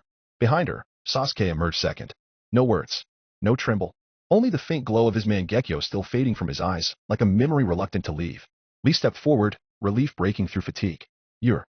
Where's Naruto? Hinata asked. Silence. Niji looked to the sealed corridor. Guy frowned. The door Naruto had entered remained closed. Unmarked. Unmoving. And yet, there was no sense of urgency. Because somehow, they all knew. He wasn't trapped. He was simply elsewhere. The world had peeled back into architecture. A ruined Konoha block. Empty, quiet, scorched at the edges. The buildings bowed in strange angles, as if they had forgotten how to stand tall. Naruto walked alone. Not limping. Not dazed. Composed. Scenario segment: contested stronghold. Active. Final defender detected: unknown commander, progression path locked. Confrontation required. He stood atop a crumbling spire. Once a communication tower, now little more than a jagged metal tooth gnawing at the storm clouds. Below, a faint voice echoed from static. You shouldn't exist. Naruto tilted his head. He smiled. Small, easy. Like it was finally time. Status window open. The translucent menu unfolded in front of him like a page from a book no one else was allowed to read. It didn't glitch this time. It didn't hesitate. It simply showed what it always should have. Uzumaki Naruto, status overview, strength 100, speed 100, stamina 100, chakra 100, luck, insight, affinity, win, sponsor trait, foxtail, fables, the name that engraved itself. The witness, surplus 200,000. Naruto chuckled under his breath. Not bitter, not manic, just tired, and still standing. They gave me nothing, and I carved this anyway. A flutter of paper and ink echoed from the fog below. Then a voice. Measured. Flat. You are not recorded in this segment. Your presence is an error. Naruto stepped forward. The wind curled around his coat. Then fix me. I would. If you weren't already so deep in the algorithm, you become something undefined. A variable left to multiply. The voice clicked. Like bone on steel. You should have been a name. And yet you insist on being a story. Naruto closed the window. The screen vanished. But the weight of it remained. He leapt. Downward. Toward the broken plaza below, where static bled from broken monitors and the ground was ringed in crude ink seals. At the center stood a boy with ink dripping from one eye. Sai. He held a brush like a blade. And didn't smile. You've been climbing, Sai said. But you were never meant to be on the board. Naruto landed. The wind scattered dust around him like confetti made of ash. I'm not on the board, he said. I am the hand that flipped it. Fable, the name that engraved itself, begins its storytelling. There was no page for him. So he tore one out of the sky. Let the world write this in ink that doesn't fade. Let the ones who forgot him remember the burn of his name. And with that, the wind screamed. Chakra rose. Not like a surge, but like a silence being violated. Naruto smiled again. Not for the enemy. Not for himself. But because this time, there was no one left to tell him not to.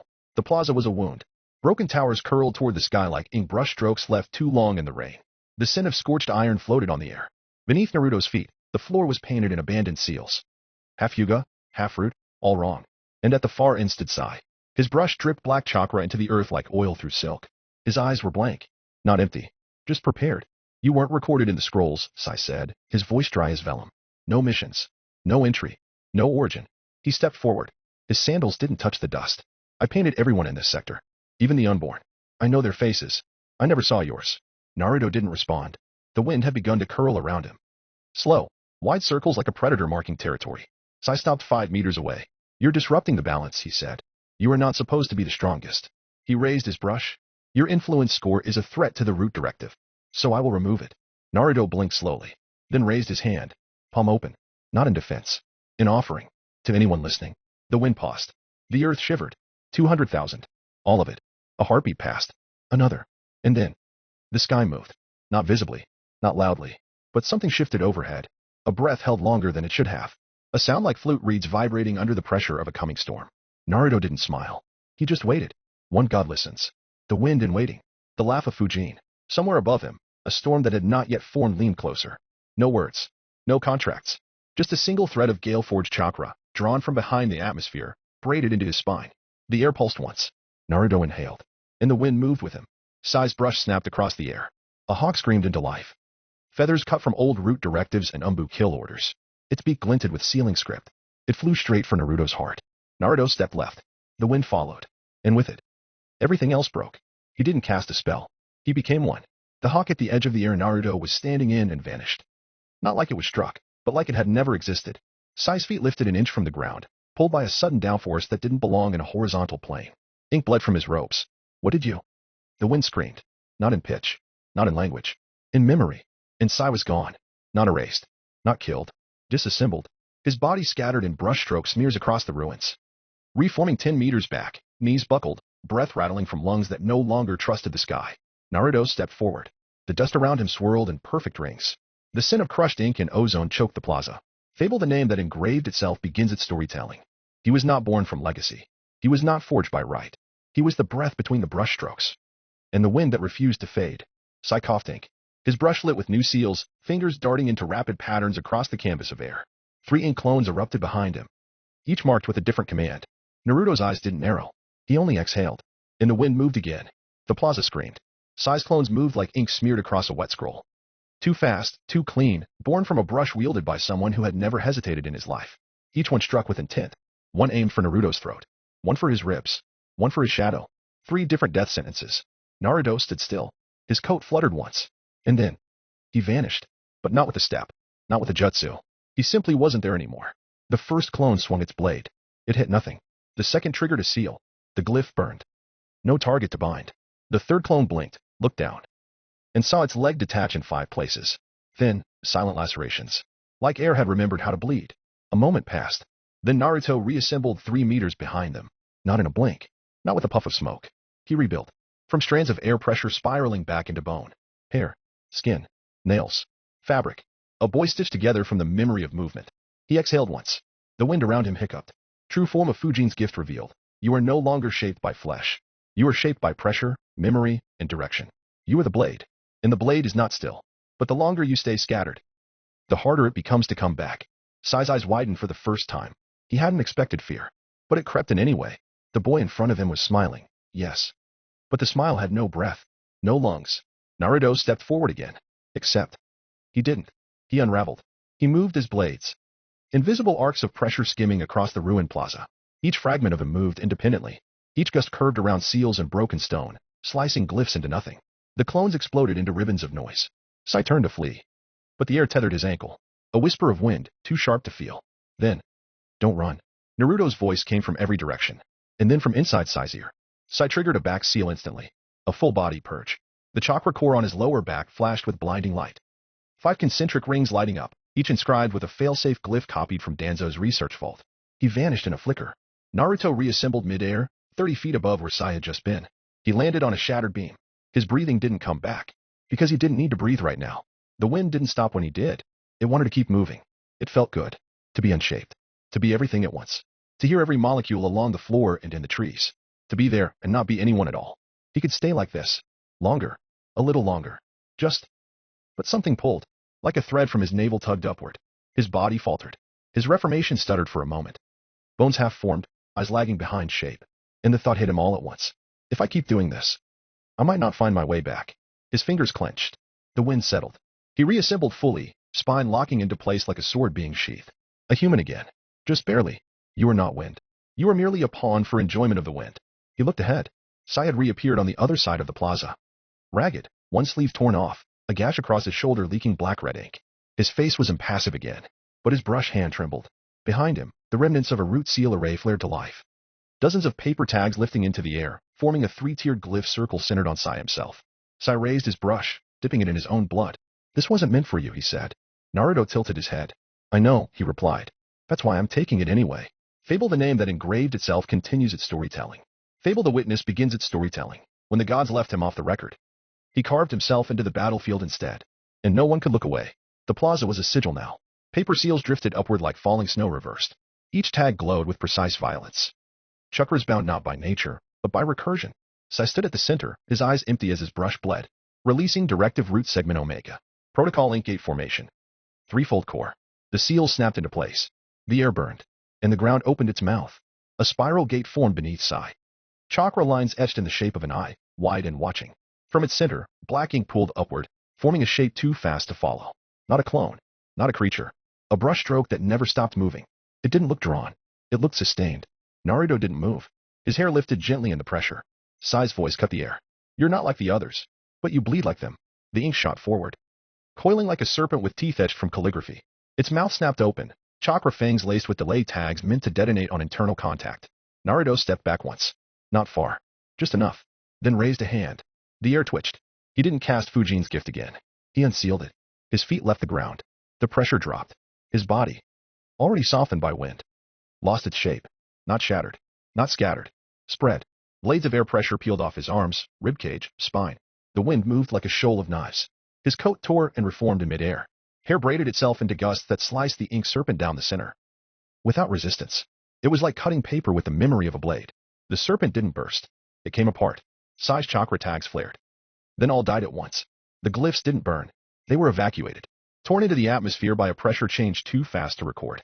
Sai leapt backward, feet catching on air with a substitution seal, but the wind moved faster. He reappeared.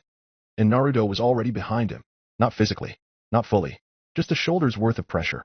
And it cut through Sai's flak vest with the sound of parchment sighing. Sai spun. Ink flared in a defensive ring. Root glyph 37 fracture reversal. But Naruto didn't clash. He flowed. A limb reassembled in front of the seal. A foot pressed to the wall. A knee. A ribcage. But not a face. Only eyes, partially formed. They stared without depth. Eyes that weren't there to see. Eyes that were only bearing witness. Fable the Witness begins its storytelling. He did not come to be seen. He came to see. And leave behind the memory of what mattered. Sai struck with raw ink, blasting an anti-form barrier made from every failed root agent's name. But Naruto scattered again. This time in a spiral. The storm turned inward. He became a circle of air blades, pulling Sai into the eye. Every step the agent took cut through pressure pockets so thin they screamed. The wind whispered into Sai's ears, you know how this ends. Naruto reassembled mid-spin, both feet slamming into the plaza center. The ground cratered. Sai's blood sprayed up. Not from a cut. From the sheer vacuum. A low-pressure dome had formed without anyone casting it. It was Naruto. Naruto was weather. But even as the wind howled louder, even as his shape blurred between form and concept, something slipped. His foot flickered. His hand took too long to come back. His eye drifted further than it should have. Just a little longer. No. Warning. You are forgetting the weight of yourself. He snapped back. Fell to one knee. Coughed. Air escaped his lungs like it didn't remember being breath. He forced his shape together. Muscles knitting faster than they should. Bones dragging back like reluctant scrolls. For a moment, his own chakra recoiled. Sai watched, barely standing. Half his uniform shredded. His arm bleeding ink down the fingertips. He didn't speak. He simply drew.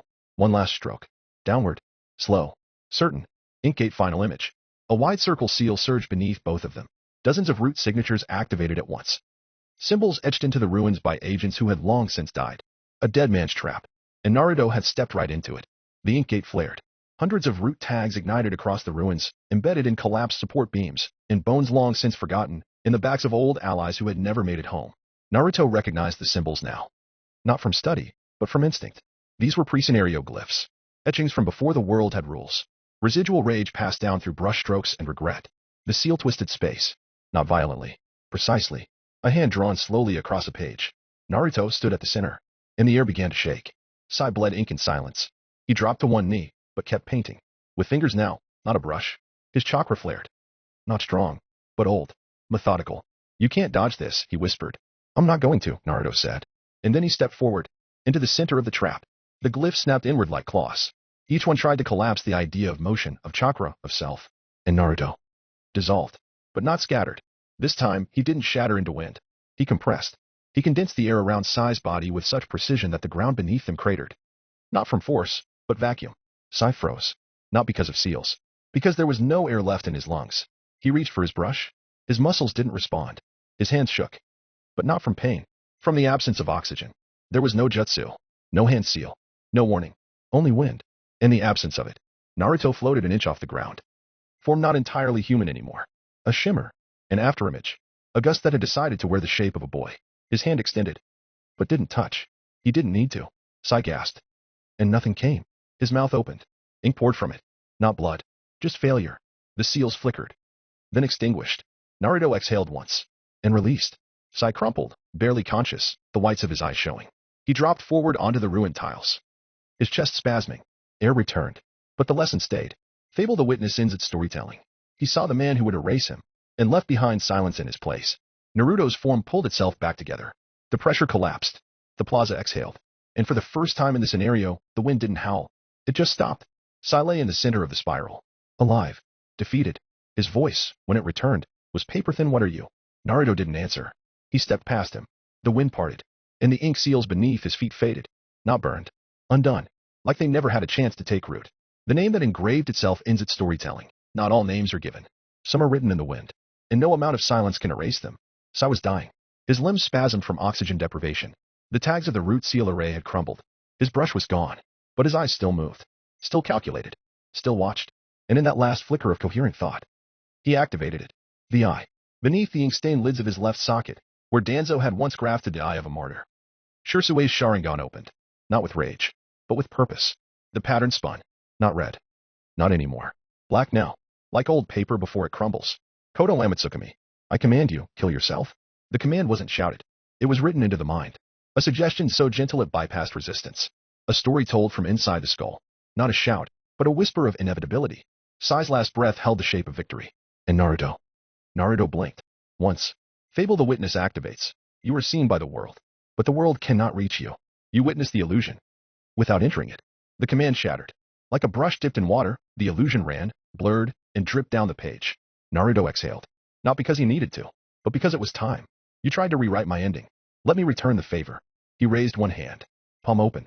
Fingers relaxed. The wind did not rise. It closed. Around Sai's head. A perfect, clear sphere of rotating pressure. Airtight, sealed from every direction. Sai didn't gasp. Couldn't. His lungs were denied the possibility. He reached for his eye. It didn't blink. He tried to scream. There was no sound. Only pressure. Naruto stepped forward. His expression didn't change. He didn't scream. He didn't hate. He simply watched.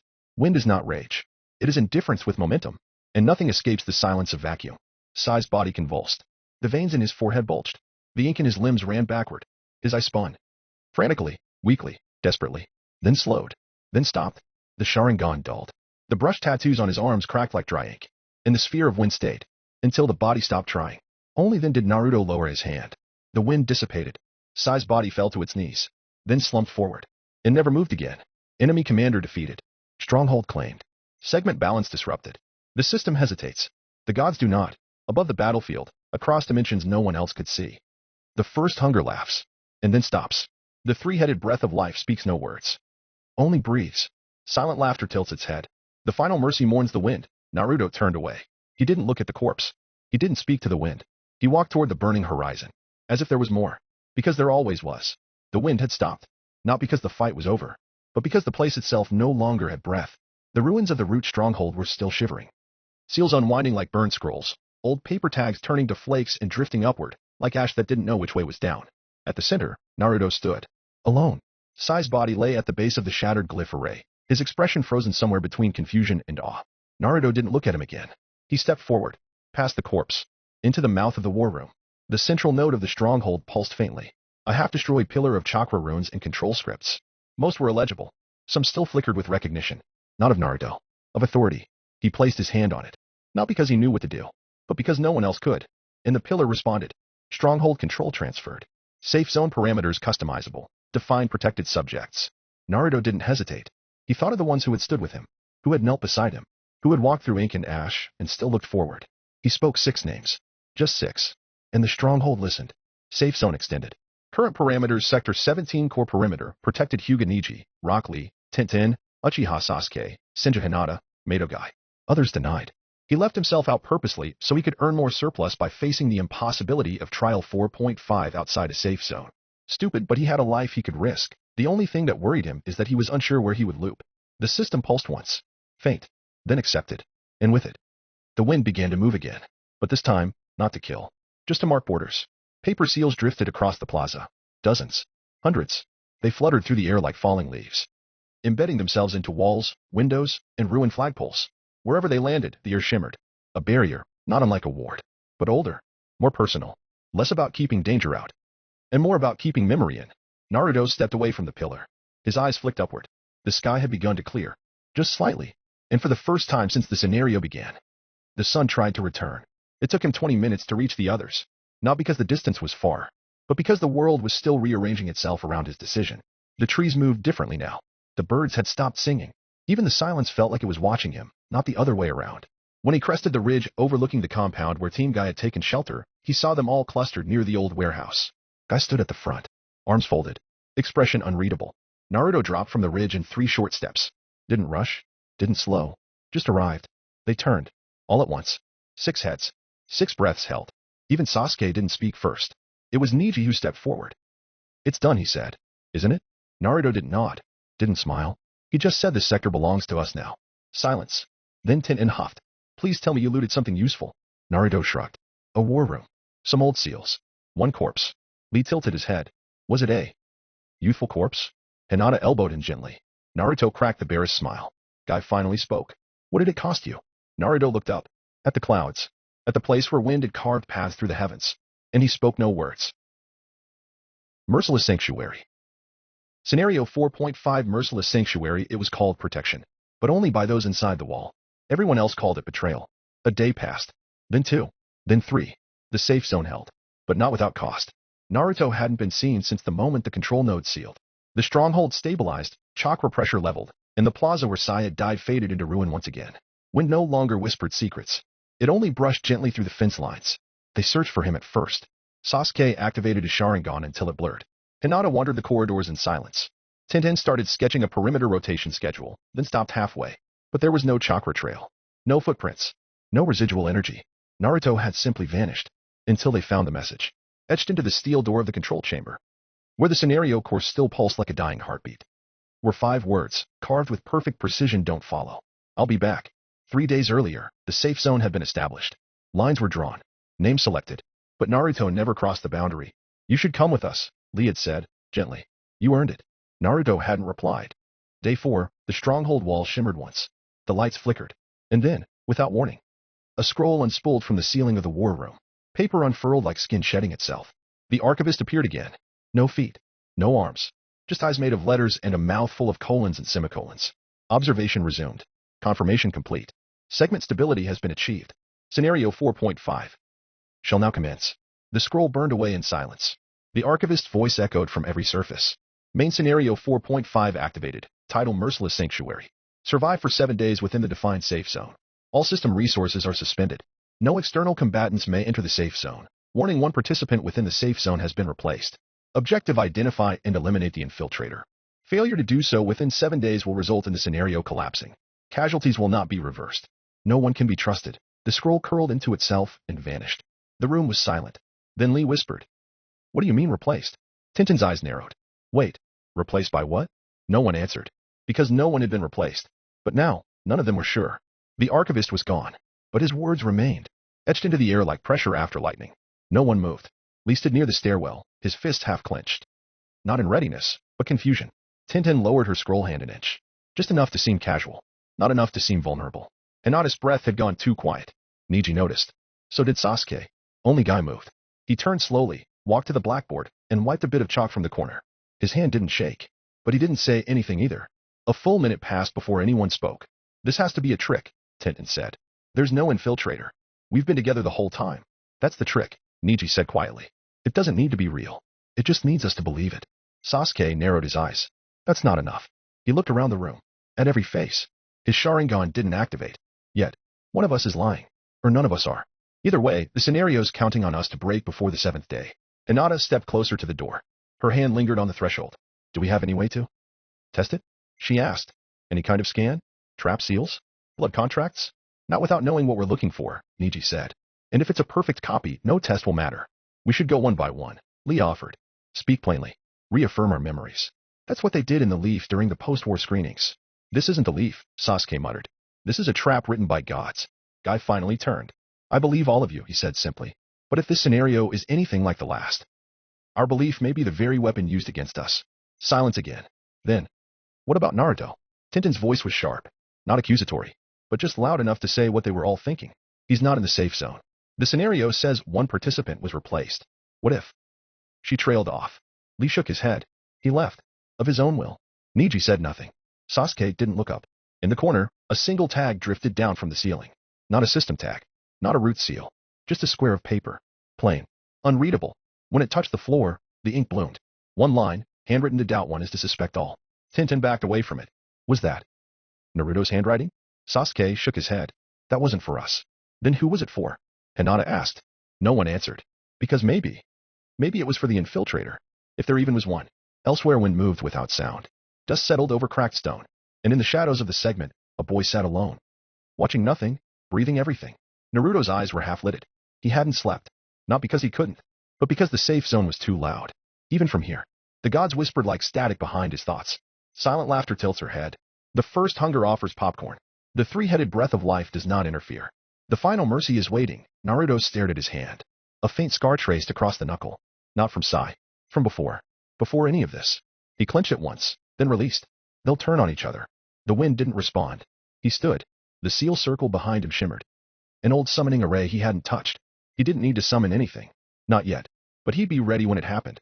Because this wasn't a survival scenario. It was a test of stories. They came when the sky stopped looking human. No breath. No heartbeat. No chakra signature. Just hunger. In shapes that weren't finished being born. Naruto stood beneath the broken tower's shadow. The first beast had shattered. But the storm had called others.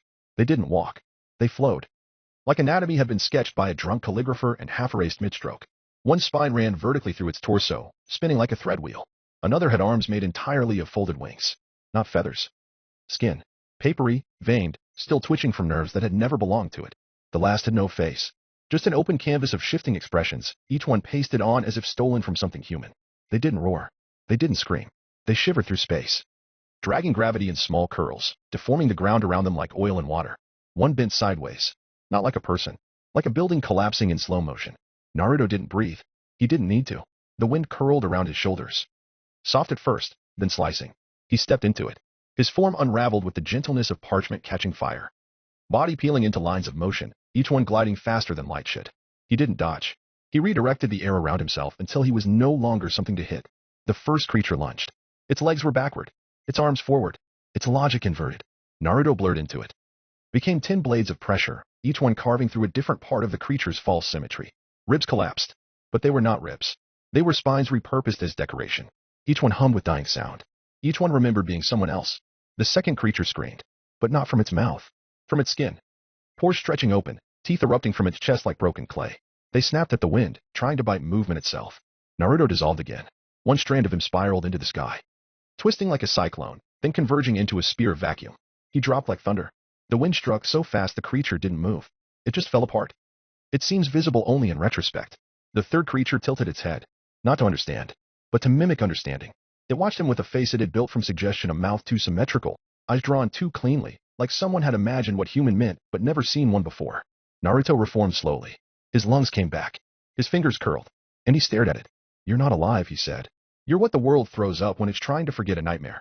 The creature took a step. Its foot splashed into itself. Its ankle reeled backward, and a hand emerged from its thigh. No elbow, no knuckle, just a straight bone socket dragging itself forward. It didn't move toward him. It replaced the space between them. Naruto vanished. Not with technique. Not with speed. But with consent from the wind. And when he reappeared, he was inside it. Its body warped around him, unsure whether to bleed, devour, or become him. Too slow. The wind spun, and the thing inverted. Its bones folding inward, mouth screaming into itself as pressure crushed the gap between its atoms and its identity. It collapsed into a pool of humming ink. Naruto emerged. Slow. Reassembled. His heartbeat staggered for a moment. The wind wanted to keep him scattered. But he pulled back. Barely. He stood in the center of broken architecture, surrounded by silence. Then the sky shifted again. More. He looked up. And the stars were blinking. Not twinkling. Blinking. Not done yet, Naruto whispered. His wind coiled tighter. And the sky cracked again. The next wave didn't come from the ground.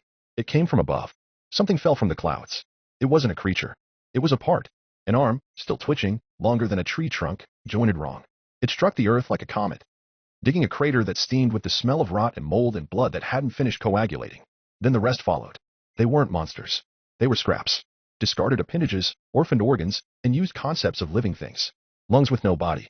A wheel of mandibles rolling toward him, laughing without sound. A braid of hair 40 feet long with veins pulsing beneath it. The wind recoiled slightly. Even it didn't know where to cut first. Naruto exhaled slowly. He crouched, touched the ground, and disappeared again. This time, he didn't reform immediately. The air around the battlefield twitched. 1,000 gusts rotating against each other, intersecting in a shape the human mind couldn't trace. 1 pulse to the east, 3 to the south. He was everywhere, and then nowhere. And then the wind turned inward. A single filament of air sliced across the braid, unraveling it from within. Its spine reduced to dust before it could tighten. A whip of nerves followed next. Naruto appeared behind it. Briefly human again. Just long enough to drag his fingers through the current, redirecting it in a spiral that pulled the object into itself until it imploded, like a knot coming undone. The ground beneath his feet broke into tiles. The plaza's edge snapped into view. Stone glimmering with ward seal residue from Sai's destroyed defenses. The seals flared, then fried. They couldn't contain this. The massive limb screamed once. Or maybe it sobbed. It was hard to tell. The mouth on its chest didn't close when it gasped. It rolled at him. Like a wheel of corpses not yet buried. Naruto didn't dodge. He let it swallow him whole. And then, he erased the air inside it. The thing collapsed inward like a sack with no bones. Its insides vacuumed to silence. He reassembled at the center. One knee on the ground. Hair scorched by pressure. Eyes flickering with residual momentum. The wind wanted to keep fighting. He didn't. He couldn't. His hands shook. Not with fear, but with overuse. A tendon in his shoulder refused to tighten. He stood anyway. The sky was still dark. But it was too dark now. A moonless, cloudless void. Something moved at the edge of the segment. Slow. Not threatening. Just tall. Thin. Gliding. No footsteps. Naruto watched it. Didn't chase. Didn't run. It watched him back. Then vanished. Not everything here wanted to kill him. Some things just wanted to know if he'd die on his own. The scenario didn't need to kill anyone. It just needed to wait for someone else to do it. They had stopped calling at night. Day hadn't come in hours. The sun hadn't returned.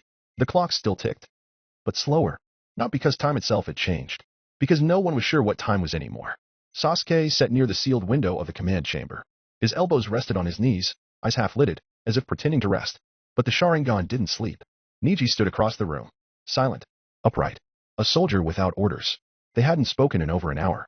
The others tried. Small talk. Food. Guard rotations. But something hung between those two. Something tight. Something waiting.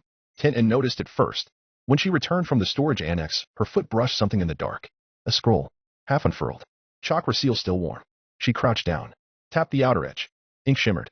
A note flickered to life across the page. Test parameters adjusted. Subject tag Uchiha branch line. Observation priority elevated. Her heart stuttered. She took the scroll inside. Everyone was still where she'd left them. Lee dozed against the far wall, pretending not to be afraid. Hinata sat cross-legged, tracing chakra lines across a broken kunai. Repeating a calming sequence from the Senju records, like it could hold her spine together. Guy looked like he was trying to remember a joke. Not to laugh. Just to remember what it felt like to want to. Tenten dropped the scroll in the center of the table. The air changed. Neji, she said.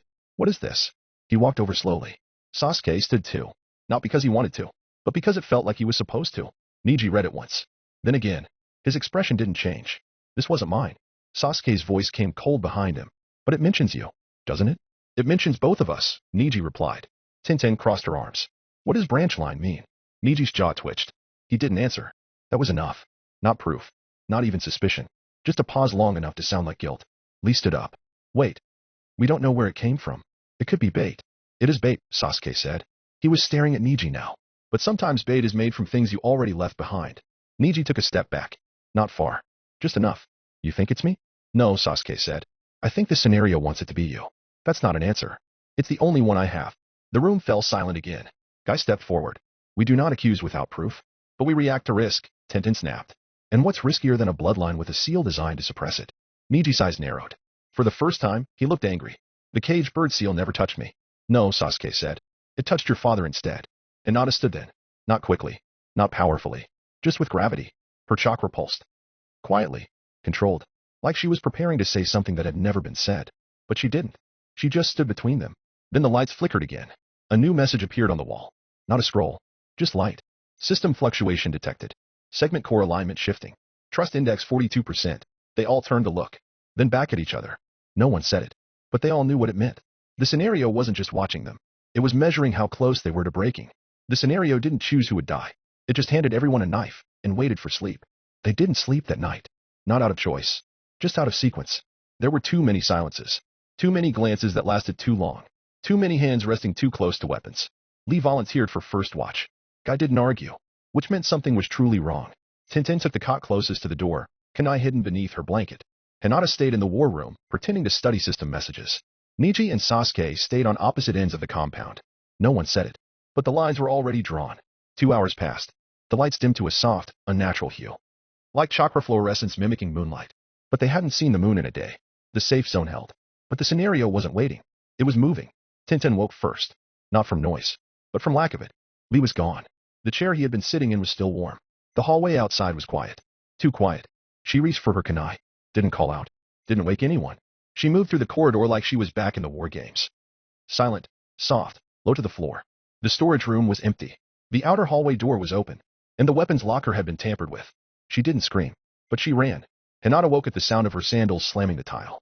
By the time she got to the hallway, Niji was already there. So was Sasuke. The three locked eyes.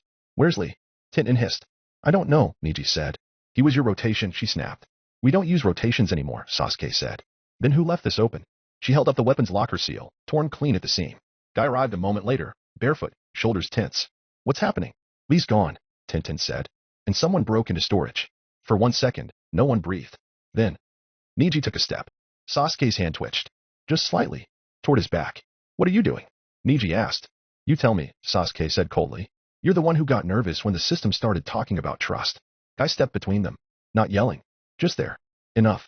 We'll find Lee. We'll check the seal logs. And we'll breathe before someone dies. They didn't answer. But they didn't strike either. Tintin knelt beside the storage room. The floor had faint, wet footprints.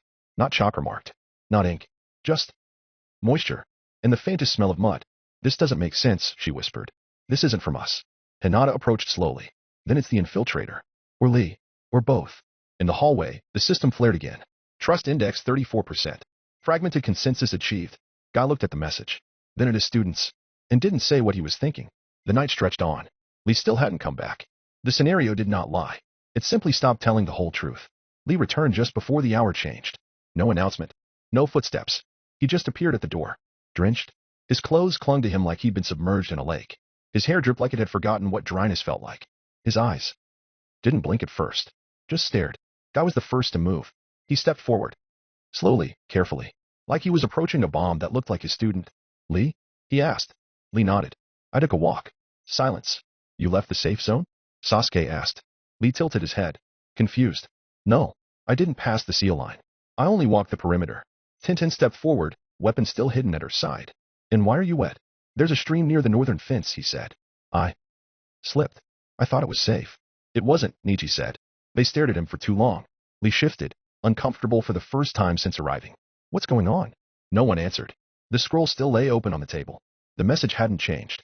One participant has been replaced, Hinata whispered. But what if no one was? They turned to her. What if that's the lie? What if the scenario didn't replace anyone? It just made us think someone was? So we break the safe zone ourselves. The room went cold. Because it made too much sense. I looked down. And for the first time in days, he looked tired. We can't afford to find out the hard way. The group made a new rule. No one walks alone. No one leaves the room without being seen. No one draws a weapon unless someone else is watching. They called it protocol. But it was fear. Sasuke didn't sleep that night. Niji didn't either. They both took first watch. Side by side. Not speaking. Staring into the same hallway. But seeing very different things. Naruto had stopped counting how long it had been since he'd last seen the sky. There was a rhythm to it, he thought. The fights. The silences. The shadows. Each one arrived like the turn of a page. And the night didn't end. Not because dawn wouldn't come. But because nothing in this place remembered how to read light anymore. He sat with his back against the root of a broken wall. Wind stirred around him in small arcs, brushing the dust off his boots without lifting it far. The bodies of the last 3 aberrations were still steaming. They had dissolved into wet ink and meat. One of them was still twitching. He didn't trust it enough to look away. Then, something creaked. Not near him. Not far. Just past the edge of what the wind could carry. He stood slowly. His joints ached in places the system couldn't patch. This wasn't just chakra depletion. This was existential weathering. A kind of erosion that didn't take your blood. Just your edges. The wind shifted again, and Naruto felt it. A stillness he hadn't earned. He turned, and saw it. Not a creature. Not an aberration. Something older. A door. Standing in the middle of the street. No hinges. No frame. Just an upright rectangle of ink-soaked wood and red paper, pulsing softly like it had been drawn onto the world, rather than built inside it. There was no building behind it, just ruin. Naruto approached slowly. The wind curled behind him like a loyal animal. But even the air wasn't eager to get closer. He placed one hand on the paper. It was warm, like breath. A message flared across the paper surface. Written in black stroke, glowing with faint chakra burn, knock only if you remember your name. Naruto didn't knock. He opened the door. And the wind stopped. Not slowed. Not shifted. It ceased to exist. The world behind him folded like parchment. Light collapsed in reverse, color drained from the edges of his vision, and something beneath gravity pulled. He didn't fall. He was taken. Foxtail warns you about this place. Calling it the Library of the Dead, he landed without sound. No dust. No weight. Just a floor so black it reflected the stars. And none of them belonged to the sky he remembered. Shelves stretched out infinitely in every direction. Towering. Towering. Alive. Not wood. Something harder. Carved bones. Stained with age and flame. Names inscribed on every spine in glowing characters that flickered like dying campfires. It wasn't quiet. The library breathed. Naruto stepped forward. The books whispered as he passed. Some muttered names. Some sobbed. One screamed. But only once. He walked faster. He turned a corner. And froze. There. On a pedestal taller than him. 5 identical books. Each one labeled Uzumaki. Naruto's hands trembled. He reached for the closest one. It was already open. The 5th book sat quiet. Thinner than the others. Dustless. But colder somehow. Like the absence of memory had frozen it from the inside out. Naruto opened it. The ink didn't write itself this time. It was already written. And it only had one entry. He was born. He cried once. And then he died. The masked man tore through the nursery like a shadow through fog. No name was spoken. No funeral was held. No memory was kept. The world moved on without him. He left no echo. Naruto's throat tightened. He didn't remember this. Not completely. Just the vague, sickening absence that had always followed him. The sense that something had happened. Before. Something wrong. This was not a timeline he survived. This was a life that never began. And yet, the book existed. That's when he felt it. A breath on the back of his neck. No sound. No killing intent. Just pressure. Like an idea leaning too close. He turned. And the man was there. Not smiling. Not fanged. Just present. Composed like an ancient equation that had solved itself. His pupils were thin, vertical. But his posture was calm. No cloak. No symbols. No introduction. Just a weight Naruto couldn't push against if he tried. He didn't know who this was. But his body already understood something his mind hadn't caught up to. This was not someone you fought. The man glanced at the open book. Then at Naruto. That one, he said quietly, wasn't supposed to be written. His voice wasn't eerie. It was precise. Like the way a scalpel was precise. Before the scenarios. Before the gods. Before the sponsorships for seals or shifting timelines. This was the one that should have stayed missing. Naruto didn't move. He wasn't sure he could. I died? He asked, voice small. The man nodded once. Before the first scenario ever activated. And yet, he gestured toward the book. Here you are. Reading a death the world doesn't remember. Even it, he pointed up at the ceiling of stars, doesn't remember. Naruto stared at the page again. Why does the book exist? The man's lips curved. Slightly. Not fond. Not cruel. Just curious. Because something remembered you anyway. The silence returned. Only now, Naruto realized it was watching him again. The shelves. The books. The weight of the library. And this man, who stood inside it like a truth no one ever wrote down. Who are you? Naruto whispered. The man's gaze returned to him. Orochimaru. The name meant nothing. But it echoed like prophecy. You don't belong here, Orochimaru said softly. Not yet. Naruto narrowed his eyes. You're not stopping me. Orochimaru replied. I'm simply curious how long it'll take before this place starts writing your next book. He paused. Then looked down at the 5th one again. Or the one after that. You don't belong here, Orochimaru said. Not yet. The shelves shivered. The stars above them dimmed. And Naruto stepped back. Then you'll have to make me leave. He didn't raise his voice. He didn't shout. He just said it. Like the words had been written on his tongue by something older than fury. Orochimaru smiled. A sliver of teeth. No wider than a breath. I expected as much. The shift was immediate. No hand seals. No smoke. Just unfolding. Like skin was a costume and the thing beneath it had finally been given permission. Orochimaru's frame rippled. Not expanded, not grew. Multiplied. His spine split 8 ways. Heads emerged. Each one a serpent crowned in pale chakra horns. Fangs long as scimitars. Eyes burning in 8 different colors. 8 emotions. 8 concepts. 8 ways to die. The library reacted instantly. The shelves screamed. The books caught flame without burning. Memory itself warped as reality bent to accommodate the presence of a myth. The avatar of Yamada no Orochi has manifested. Naruto's breath stilled in his throat. And then he exhaled. The wind ignited around him. Not loud. Not visible. But present. Sharpened to the edge of meaning. The snakes lunged first. One snapped from above. Fangs aimed for his shoulder. He sidestepped. But the second swept wide from the flank, aiming to coil. Too slow. He dissolved. Became wind. 5 of the heads struck air. One caught fragments of him and recoiled in agony as the pieces of Naruto carved gashes through its scales. Another head screamed. Not sound. A memory. Naruto was thrown into the sin of the orphanage hallway. Back when no one spoke his name. He pulled free. A full-body shudder tore the illusion off him. You're not even using chakra, he muttered. Orochimaru's voice came from all 8 mouths. Why would I? You're the one still pretending this is a jutsu. 3 heads moved in unison. One wept venom across the floor, melting bone. Another carved sigils midair with its tongue, warping gravity. The third unhinged its jaw and exhaled a scream of records. Every unread book on the eastern wall tore themselves open. Naruto moved faster than thought. Wind fractured around him like glass. His limbs trailing streaks of invisible cuts. He lashed out. Not with fists. With direction. Every flick of his hand unmade air, compressed vectors, spiked pressure into shearing blades. One head reeled. Another lunged. A third wrapped around the memory shelves and tried to crush them into silence. Naruto dove into the pressure gap. His body rippling back into form just long enough to slam a heel into one of the snake's exposed mouths. The jaw cracked. Ink and white fire poured out. He landed, skidding backward. Breath ragged. Chest heaving. One of the heads fell. Crumpled. But not dead. Still twitching. Still watching. Naruto gritted his teeth. I'm not leaving without a piece of you. The serpent heads twisted in a writhing halo of pressure and ink light. One spasmed violently. Still not dead. 6 more coiled outward, circling him like moons around an old god. Naruto moved. Not his body. Not his breath. His presence. He shattered. Wind scattered in all directions. Whipping around the shattered tiles, slipping into the folds of the infinite shelves, spiraling between falling ash memories and screaming book spines. He became motion. A blade stretched too thin to hold identity. He circled to Orochimaru's right, rising behind the furthest head. A gust. A whisper. A kill shot coming.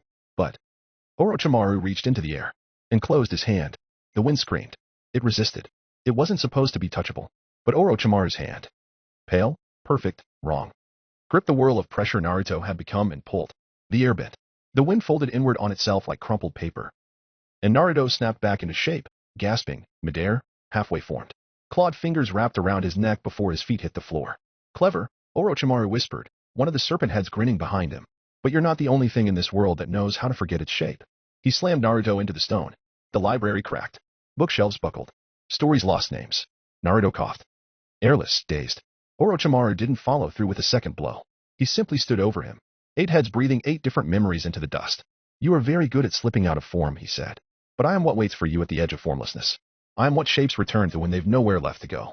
Naruto twisted his fingers in the air, disassembling his left arm into 7 razors of air pressure, launching them point blank. They struck 3 different serpent heads at once. 2 recoiled. 1 split. He forced himself to his feet as blood hissed across the shelves. The library howled. It wasn't mad. It was remembering. Orochimaru tilted his head. You're adapting quickly. Another head opened its mouth wide. Not a strike, but to chant. The air around them warped. A dome of transparency locked the fight into a crystallized page. Like the library had bookmarked the moment. Time slowed. Naruto surged forward through the collapsing edge of the wind. 1 heartbeat. 2. And he drove a blade of pure pressure into the chest of the central body. There was a sound like wood splitting underwater. Naruto's arm sank into the elbow. Found you. He wrenched, pulled, and tore out something pulsing. A heart. Still beating. Still hissing with divine chakra. It screamed. Not in pain, but in language. A serpentine character burned itself into Naruto's wrist the moment his fingers closed around it. He didn't let go. Orochimaru hissed. Not in agony. In interest. You shouldn't be able to hold that. Naruto clenched it tighter. I've held worse. And then the walls of the library began to fracture. Reality around them convulsed. Because the scenario couldn't contain the presence of something that should not have been touched. Naruto stood in the ruin of the aisle, heart in hand. It beat slow. Uneven. Like it knew it wasn't supposed to be here. Veins of serpent script pulsed from it, wrapping up his arm like a brand written in muscle memory. He didn't know what it would do. What it was. But he knew it mattered. It mattered because Orochimaru wasn't smiling anymore. The avatar stood still for the first time. No coiling. No weaving. No idle flourish of mithrot fangs. Just stillness. The kind that meant something was coming. You should not have taken that, Orochimaru said. 8 voices. Each one older than the body it borrowed. You do not understand what it means to hold a piece of me. Naruto didn't answer. He didn't need to. Because his skin was burning. The heart in his palm was unraveling. Not into chakra, not into power. But into story. It bled language. It bled memory. It bled a new path. And then he heard it. Inside his mind. Behind his heartbeat. Inside his name. The scream. Foxtail screams. Warning, you are holding a myth that predates the system. You are not allowed to survive this. System. Rewind. Override. Redacted. Warning. Stop. Stop. Stop. Foxtail pleads. Claws against the narrative. Howls against the spine of the book. Naruto staggered. Blood leaked from his ears, from his nose, from the edges of his name. He couldn't breathe. Not because his lungs failed him, but because the world stopped acknowledging that breath was something he deserved. Orochimaru moved. Not fast. Final. He opened his mouth. All of them. And from the center, a ninth shadow formed. A mouth without limit. A roar of anti-memory. The devouring cry of something meant to erase. Not kill. You will not carry that out of here. Naruto raised the heart. His hand shook. His form flickered. The wind barely obeyed, but he still smiled. Then take it back. He crushed it and swallowed the core. The world stopped. Not time. Everything. The shelves froze. The stars blinked out. The books gasped in unified panic. Orochimaru recoiled. Too late. The shockwave was internal. Not chakra. Not power. Meaning. You have consumed a forbidden fragment. Effect additional life gained. Effect unbound trait acquired. Voice of the serpent. You have learned something the world was never meant to teach. Foxtail screamed again. But not in warning. Now it was screaming at the scenario. At the archivist. At the gods. At everything. And then. Naruto's body shattered. Not in pain. In expulsion. The library rejected him like a poison. Reality crumpled, like a page being torn from a sacred volume. Orochimaru stepped back, watching the spiral of banishment begin with detached curiosity. You're not done yet, he said. The floor vanished beneath Naruto's feet. Light spilled upward from nowhere. The stars screamed. And then. System override forcible ejection. Participant Uzumaki Naruto has been expelled from restricted narrative space. Consequences unknown. He flew backward through 7 layers of story. Through dying names and melting timelines. Through whispers of lives he hadn't lived. Through fables not yet written. And then. Impact. Stone. Chalk. Air. He hit the floor outside the door. The door that was already gone. Naruto rolled onto his back. Still breathing. Still alive. His heart beat twice in his chest. One his own. One stolen. He exhaled. And the wind around him flinched. You have survived the library of the dead. The foxtail still screams. The air didn't move. Even the wind held its breath. Naruto lay in a crater no larger than a man's shadow, half curled where the ground had decided to catch him. Stone dust stuck to the blood on his face. The stars above didn't blink. The world didn't creak. Nothing acknowledged his return. He didn't speak. Not because he couldn't. Because there was something sitting on his tongue. A name. Not his. Not yet. He raised a hand. It shook. 2 pulses beat inside his chest. One warm and old and furious. The other? Still learning what it meant to be a heart. Passive ability acquired voice of the serpent. Effect. Warning, this trait is not registered in the system. Foxtail rejects integration. Foxtail rejects integration. Foxtail is attempting to overwrite. Naruto didn't feel fear. He didn't feel much of anything at all. Just the way his breath sounded different now. Too quiet. Like it didn't want to draw attention. He sat up slowly. The trees in this sector. Dead and bit with rot. Tilted away from him as he rose. The grass blackened where his hands pressed down. The wind hissed once in warning. He smiled. Still here, he said aloud. No one answered. But he knew someone was listening. He looked down at his hands. His skin hadn't changed. His chakra still flowed. But something new curled beneath it. A rhythm he hadn't learned. A language he hadn't asked for. It wasn't speaking yet. Just waiting. He stood. It was time to move. The door behind him was gone. Erased. There would be no going back. Not to that library. Not to that silence. Not to that man with yellow eyes and 8 heads who hadn't even fought at full strength. But Naruto had taken a piece of him. And he wasn't done using it. He turned toward the next street. His wind circled once. The world felt sharp again. Reality no longer fit quite right. He didn't either. The wind didn't warn him. That was the first sign something was wrong. The second? Foxtail opened without permission. Emergency window accessed. Trade analysis unknown combatant. Named Kimimaro Kagaya sponsor the first sin trade inheritance of bone. Foxtail urges immediate retreat. Foxtail urges immediate retreat. Foxtail cannot locate a safe route. Naruto stepped back once. Just once. Because the man walking toward him wasn't fast. He was inevitable. Kimimaro wore a cloak. Just a robe with red clouds. No headband. Just bandaged forearms and the white light of bone growing from his shoulders like cathedral spires. His eyes weren't cruel. They weren't anything. He told me you'd be here, Kimimaro said. His voice wasn't angry. It was fulfilled. Like prophecy breathing out. Naruto swallowed. Who? Kimimaro didn't answer. Instead, his eyes fell to Naruto's chest. To the place where his second heartbeat now lived. I really can't have you walk away with that. Naruto moved on instinct. His body unraveled. He became wind. Fragments of motion spread into the broken buildings. Blades laced through the alleyways and rooftops. The wind knew no resistance. It passed through walls. Through trees. Through seal tags and static fields. And yet, Kimimaro's hand moved once. And caught a piece of him. Not like Orochimaru. Worse. The bone that pierced Naruto's fragmented pressure wasn't thrown. It grew. Grew inside the wind. A lattice of ivory erupted midair and hooked into his essence. Dragging him back into shape like a puppet forced into skin. He hit the dirt hard. Blood shot from his mouth. You phase into wind, Kimimaro said. walking calmly forward, but wind still carries weight. Bone listens to weight. He raised a hand. 3 spikes jutted from his wrist. Naruto surged to his feet, fingers carving pressure arcs in front of him. Shields of compressed chakra, spinning like a cyclone's edge. They met Kimimura's bone like rain met earth, and shattered. Foxtail shrieks. The witness cannot follow this attack. You have taken damage that cannot be explained. Naruto was already coughing blood. It wasn't chakra. It wasn't poison. It was what was left after resistance failed. Kimimura stepped closer. He didn't run. He didn't rush. He just walked. Like Naruto didn't matter. Naruto launched himself backward. Pressure trailing behind him, blades arcing into a counter spread. A gust of wind lashed across the alley with surgical brutality. But Kimimura walked through it. The bones growing from his spine rippled in tune with Naruto's vectors. Adjusting. Learning. Correcting. I've killed phantoms, Kimimura said quietly. I've pierced gods. Another lunge. Naruto phased again. Desperate. A snake of air wrapped around a collapsed arch. Kimimura turned. And a sharpened bone erupted from his elbow like a javelin wrapped in mourning cloth. It didn't fly. It arrived. Naruto reformed just long enough to block. Too slow. The bone pierced his side. Deep. Not chakra deep.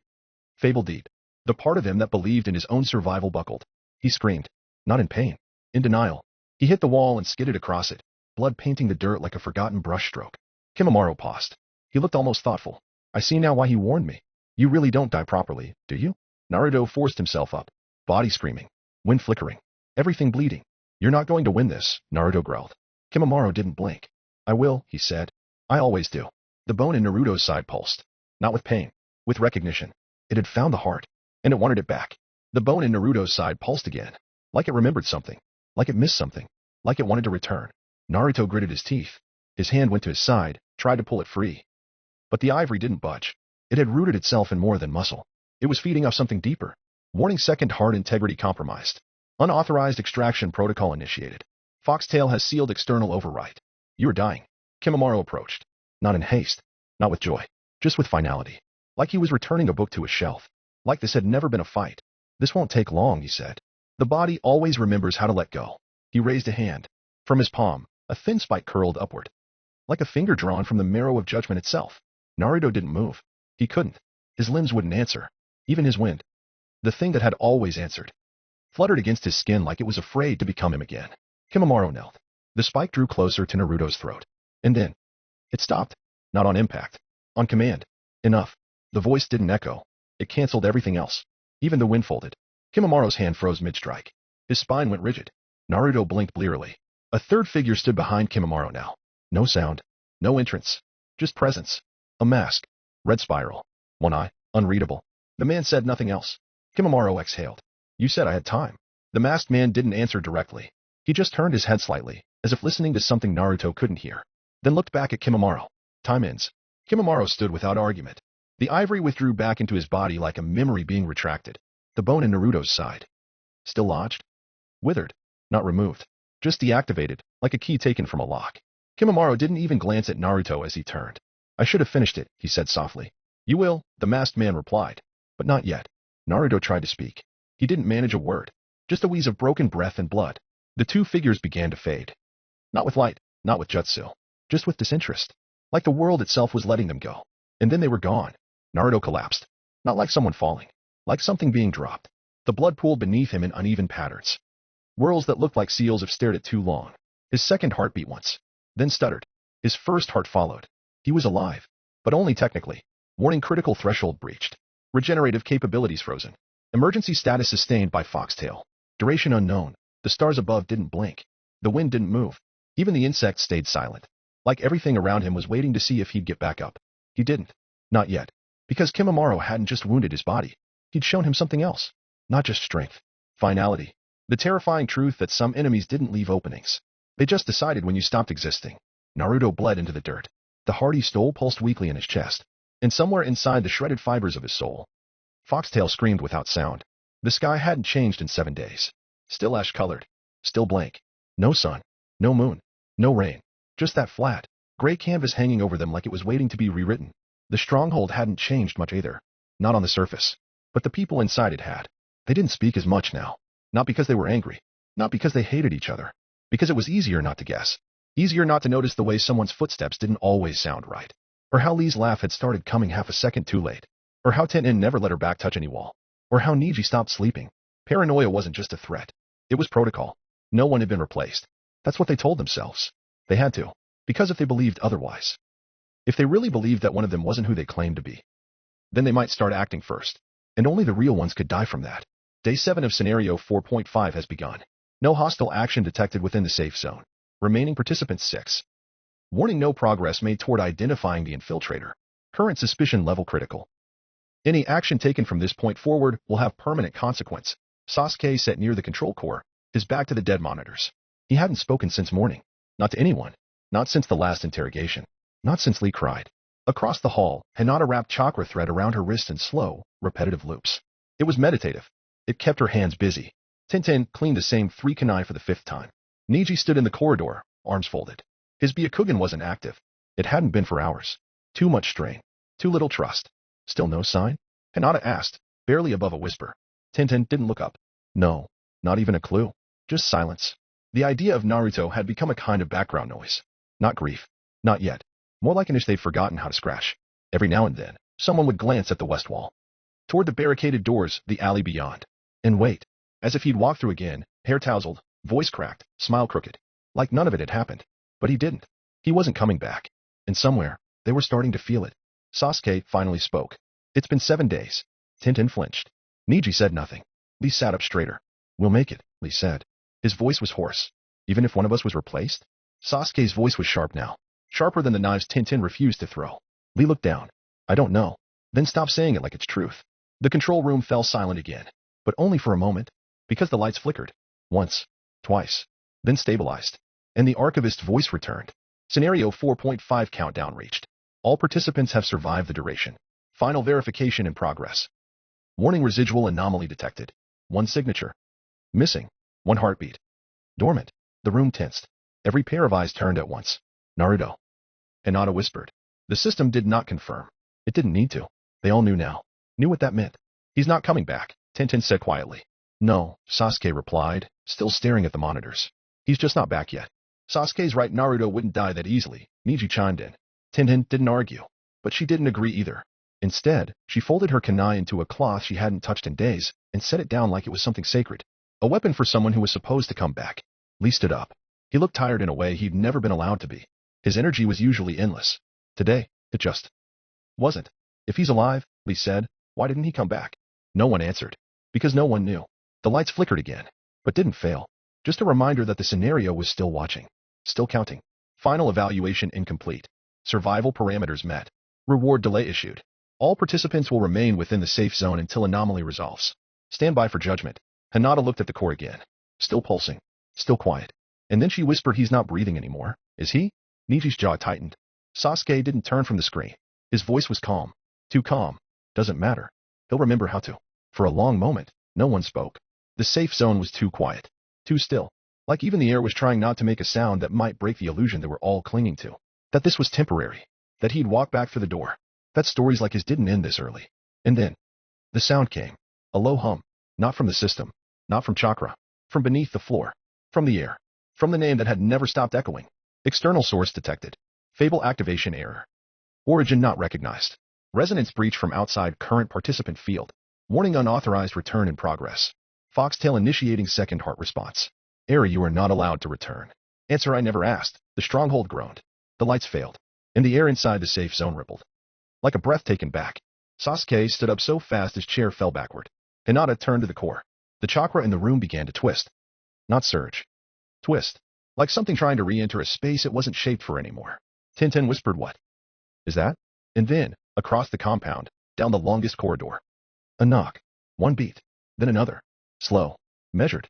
Alive. The door at the western watch wall slid open.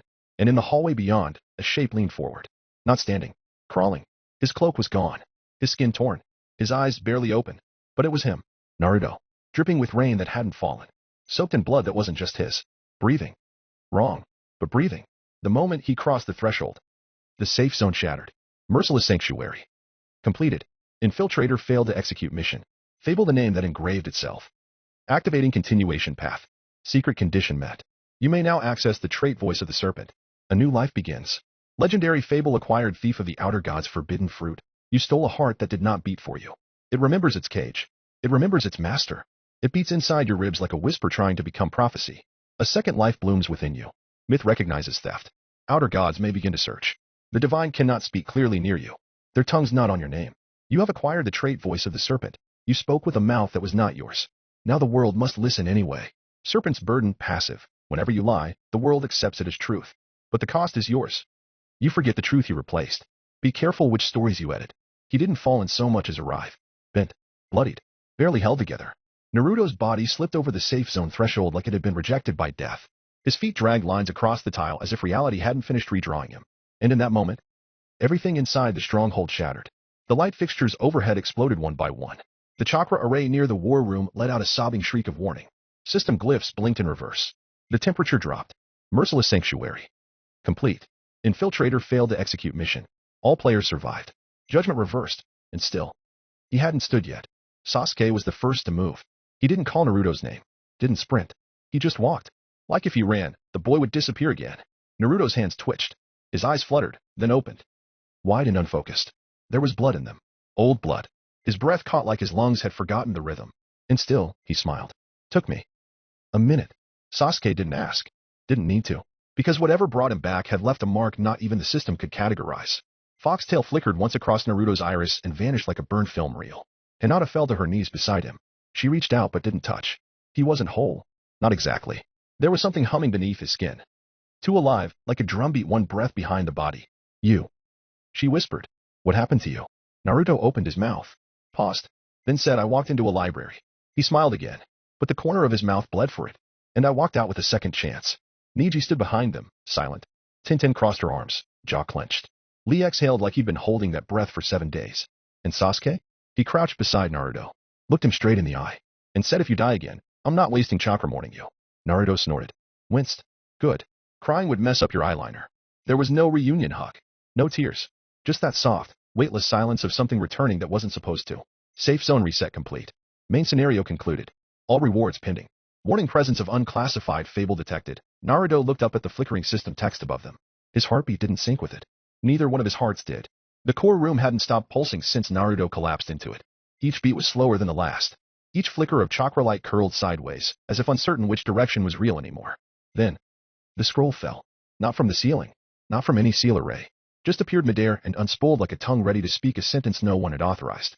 The scroll slapped the ground. And from it, smoke coiled upward. A single, bulbous eye blinked from within the mist. Then another. Then 5 more. And from the smoke stepped something most of them had hoped they'd never see again.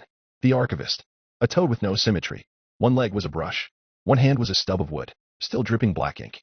His mouth opened vertically. His hat had no shadow, but it left a stain when it tilted. And the scroll behind him coiled up into his throat like a feeding tongue. Ah, he said, voice a blend of parchment tearing and bureaucratic disinterest. How unpleasant. You're all still alive. No one answered. Sasuke stood slowly, hand near his weapon. Naruto wiped blood from his jaw and didn't rise. Tintin blinked. Once. That's the toad? She muttered. Archivist, Neji said. He manages scenario transitions. Oh, Lee added. Like a cruel librarian. The archivist tipped his head toward Naruto. You brought something back that shouldn't be shelved. Curious. But we'll file it later. The toad unrolled a fresh scroll from the air itself. Not paper. Skin. With ink moving on it like it was breathing. Scenario 5 will now begin. Main Scenario 5 activated. Title: The Fallen Chronicle. Type: Combat. Territory domination. Memory integrity. Trial objective: Secure the center of your newly linked sector and claim the Uchiha effigy. The statue must remain in your control for 72 hours of active scenario time. Losing control resets progress. Each segment of Konoha is now linked to others. You may now invade other sectors. And be invaded in turn. Each sector's effigy holds the name of its current sovereign. Protect it. Or erase someone else's. Special notice: the Uchiha effigy retains fragmented memories from all previous loops. Do not listen too long. Special notice: flags are not flags. Do not attempt to burn or bury them. Special notice: some sovereigns have no name. Sasuke's eyes narrowed. The Uchiha effigy? The archivist's head rotated fully sideways. The eyes on his neck blinked independently. A symbol. A test. A reflection. Reflection of what? Of lineage. Of guilt. Of those who forgot the difference. A map appeared. Burned into the floor itself. It showed Konoha as it had never been seen before. Segmented. Carved into bleeding hexagons. Each one labeled in flickering black glyphs. Some shapes moved. Some didn't. Some had names. Some had none. Only a few were legible: North Temple. East Market. Southern Nursery. War Monument. Uchiha District. Naruto looked at the spot labeled Uchiha District. It pulsed. You'll be going there, the archivist said. Why us? Tinin asked. We just finished the last scenario. Yes, the archivist replied flatly. And you're still lucid.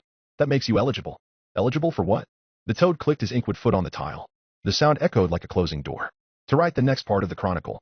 System update: the safe zone no longer exists. Factions must defend with territory, not mercy. A sovereign must stand at the statue, or the statue will begin to forget. The scroll behind the archivist pulled taut and hissed, then bit into itself and vanished. And with it, the archivist did too. No goodbye, just the faint smell of rotting paper. Silence returned. Then Niji spoke. Sovereign. Yes, that means Naruto again, Tintin muttered. Everyone looked at him. Naruto didn't answer. He just stood up slowly. His second heartbeat was louder now, and the statue across the map whispered something none of them wanted to hear. Whose name? Am I supposed to carry this time? It began with a sound like old paper crumpling inside bone. The ceiling darkened. The torches went out, and then the floor split open. Not cracked, but peeled back like skin, revealing scrollwork instead of blood. From it, the archivist arrived. Not summoned, not expected. He simply was. A toad with too many eyes, wearing the shape of a messenger, though his body knew no symmetry. His presence came before his voice. His voice came before his mouth moved. His mouth never moved. The guards outside did not react. Their minds had been overwritten before they could comprehend his arrival. This was the archivist. The scroll crawled from his back like a spine uncoiling. Inside the war room, Kushina Uzumaki lifted her head first. Her red hair burned faintly in the fireless dark. Beside her, Minato stood perfectly still, hands clasped behind his back.